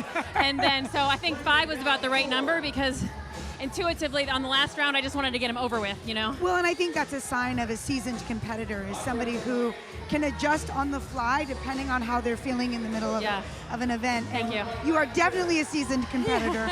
I've seen you at so many events. What do you think about the Legends event? I mean, I have loved Legends. This is only my 2nd year doing it, but last year I thought it was like the primo event for sure of all masters. I mean, it's just day 1 in. But so far, so good. I think they're doing a really good job, and it's running perfectly on time from what I can tell. I mean, I think that's a big thing, not to mention the programming. So hopefully Bob will throw some heavy stuff at us and some more high skill. That's what I like. Yep. But yeah, we'll see. Well, awesome, Jen. First of all, congratulations Thank on you. getting 3rd place at the games this year. Oh, That was thank was you. a highlight for me. Oh my gosh. I must say. Congratulations on these last 2 events Thank you. specifically. Go eat, go sleep, go rest. I certainly will. And we hope to see you up here again tomorrow. Thank you. And congratulations to you on kicking my ass at the games. No, but barely. also for your camaraderie at the games too, and telling me that I had to get up there on the fucking podium with you. So yeah. You did. I wasn't don't know if giving I'm you a allowed to choice. swear, sorry. You I did it it. twice, I think. Anyway, thank you. Good job. Thanks, Jen. Jen Dieter, 2nd place in event number 3 for the 45 to 49-year-old women. We are entering the 3rd and final round here for the opening heat of the 50 to 54-year-old women. Tara Fillion, who you just saw head back to the handstand push-up wall, is your leader. Nancy Vanacore is in 2nd place behind her. Vanacore back to the push-up wall for her 3rd set as Fillion continues to stay clean on her round of 12. And she is done, and we'll go back to the torque tank for the final time. And we saw this race earlier between Fillion and Vanacore on event 2, but it was Vanacore who was able to pull out the heat win, event win, and now it seems like Fillion is the one who's going to take this. Fillion all by herself in 1st place, the only woman on the return trip on her 3rd and final torque tank push, and she is across 2:19 unofficially for Tara Fillion. Here comes Nancy Vanacore looking to lock up 2nd place in the heat. Vanacore is in, and she will take second, 2:33 unofficially for her. I love Nancy. She is just ear-to-ear grin. All the time. Even in pain. All the time. Kathleen Staunton came across the finish line in third. Now Maria Fudala is in as well. Christine Waring just finished. And in lane number 8, Beth Licapoli is in. Lane 14, Christine Safranek is across. And down in lane number 3, Jodine Peterson just finished. Just about 30 seconds left for these ladies. That's Robin Sproba in lane 12, who will get in with time to spare. And in lane 16 is Corin Watanabe, who is moving that torque tank, and she will sneak in inside the time cap.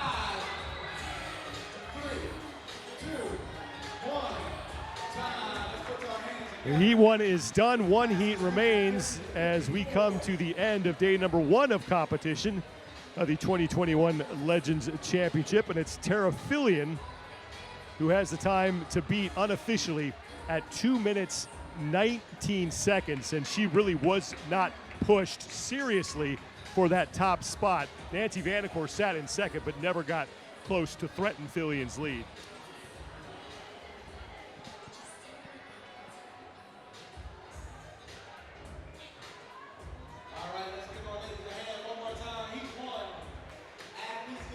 Second and final heat for the 50 to 54-year-olds coming up next.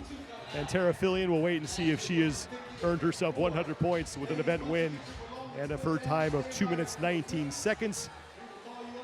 Will survive 3 rounds here in the pants party. 12 handstand push-ups to the 50 to 54-year-olds, and then a 25-foot tank push down and back the competition floor.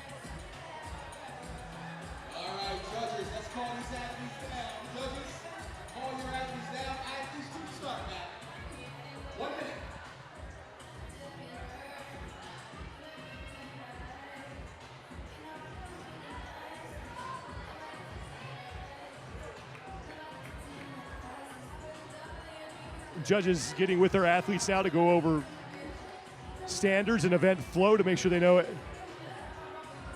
everything that is about to take place here. That's a look at Amy Simpson, who will be in lane number 13. There's Carrie Sandoval, who was actually the only lady in this division to finish event 2. So eyes are on her on this event as well.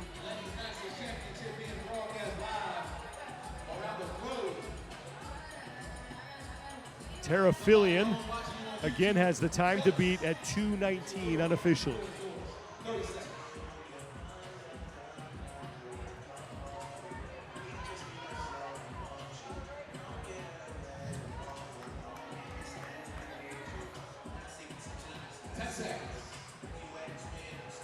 Ten seconds before we have the call. 3, 2, 1, go, and we will open with those 12 handstand push-ups.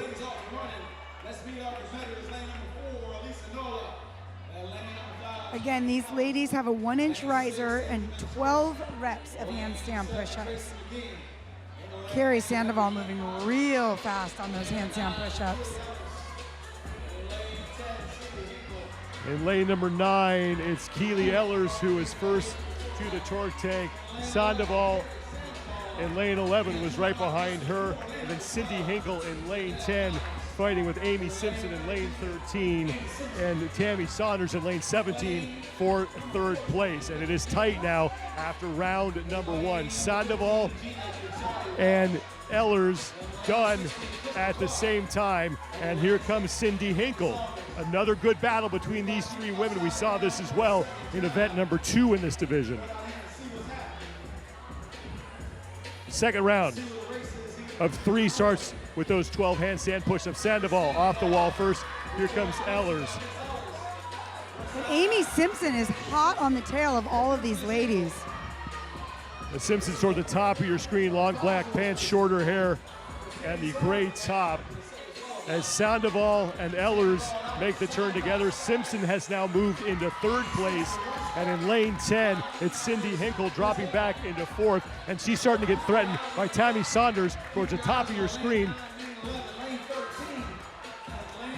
Ehlers up on the wall just a split second before Sandoval. And this could be like the Lon Allen race where, just that little bit of hesitancy. But look at that! Look at the way that Sandoval moves in those kipping handstand push-ups. The rep speed is just a little bit faster, and she's better on the tank. Right.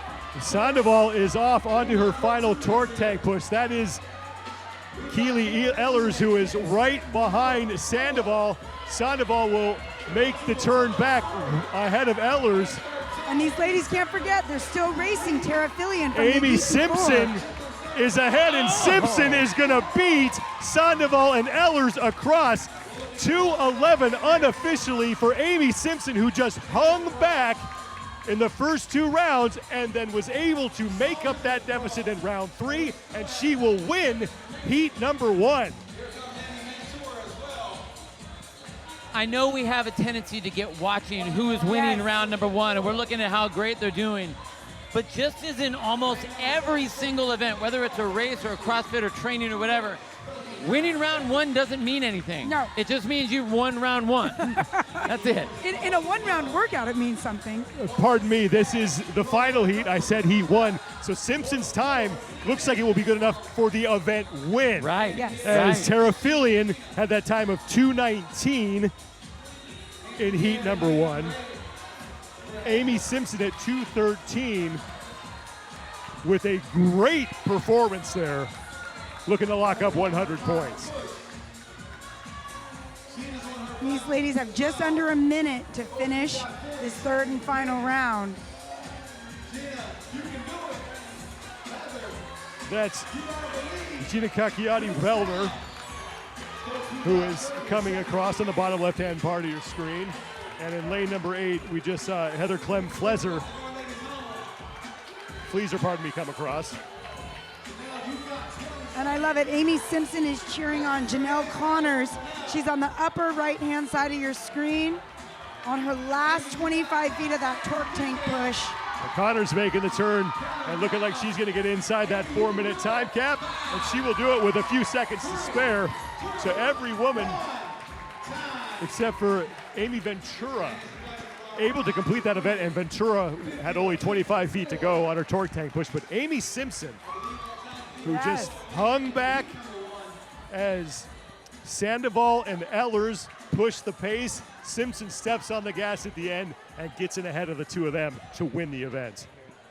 Yeah, and we were lulled into this race between Ehlers and Sandoval, and there was Simpson just kind of sneaking up on us. Great job by Amy Simpson.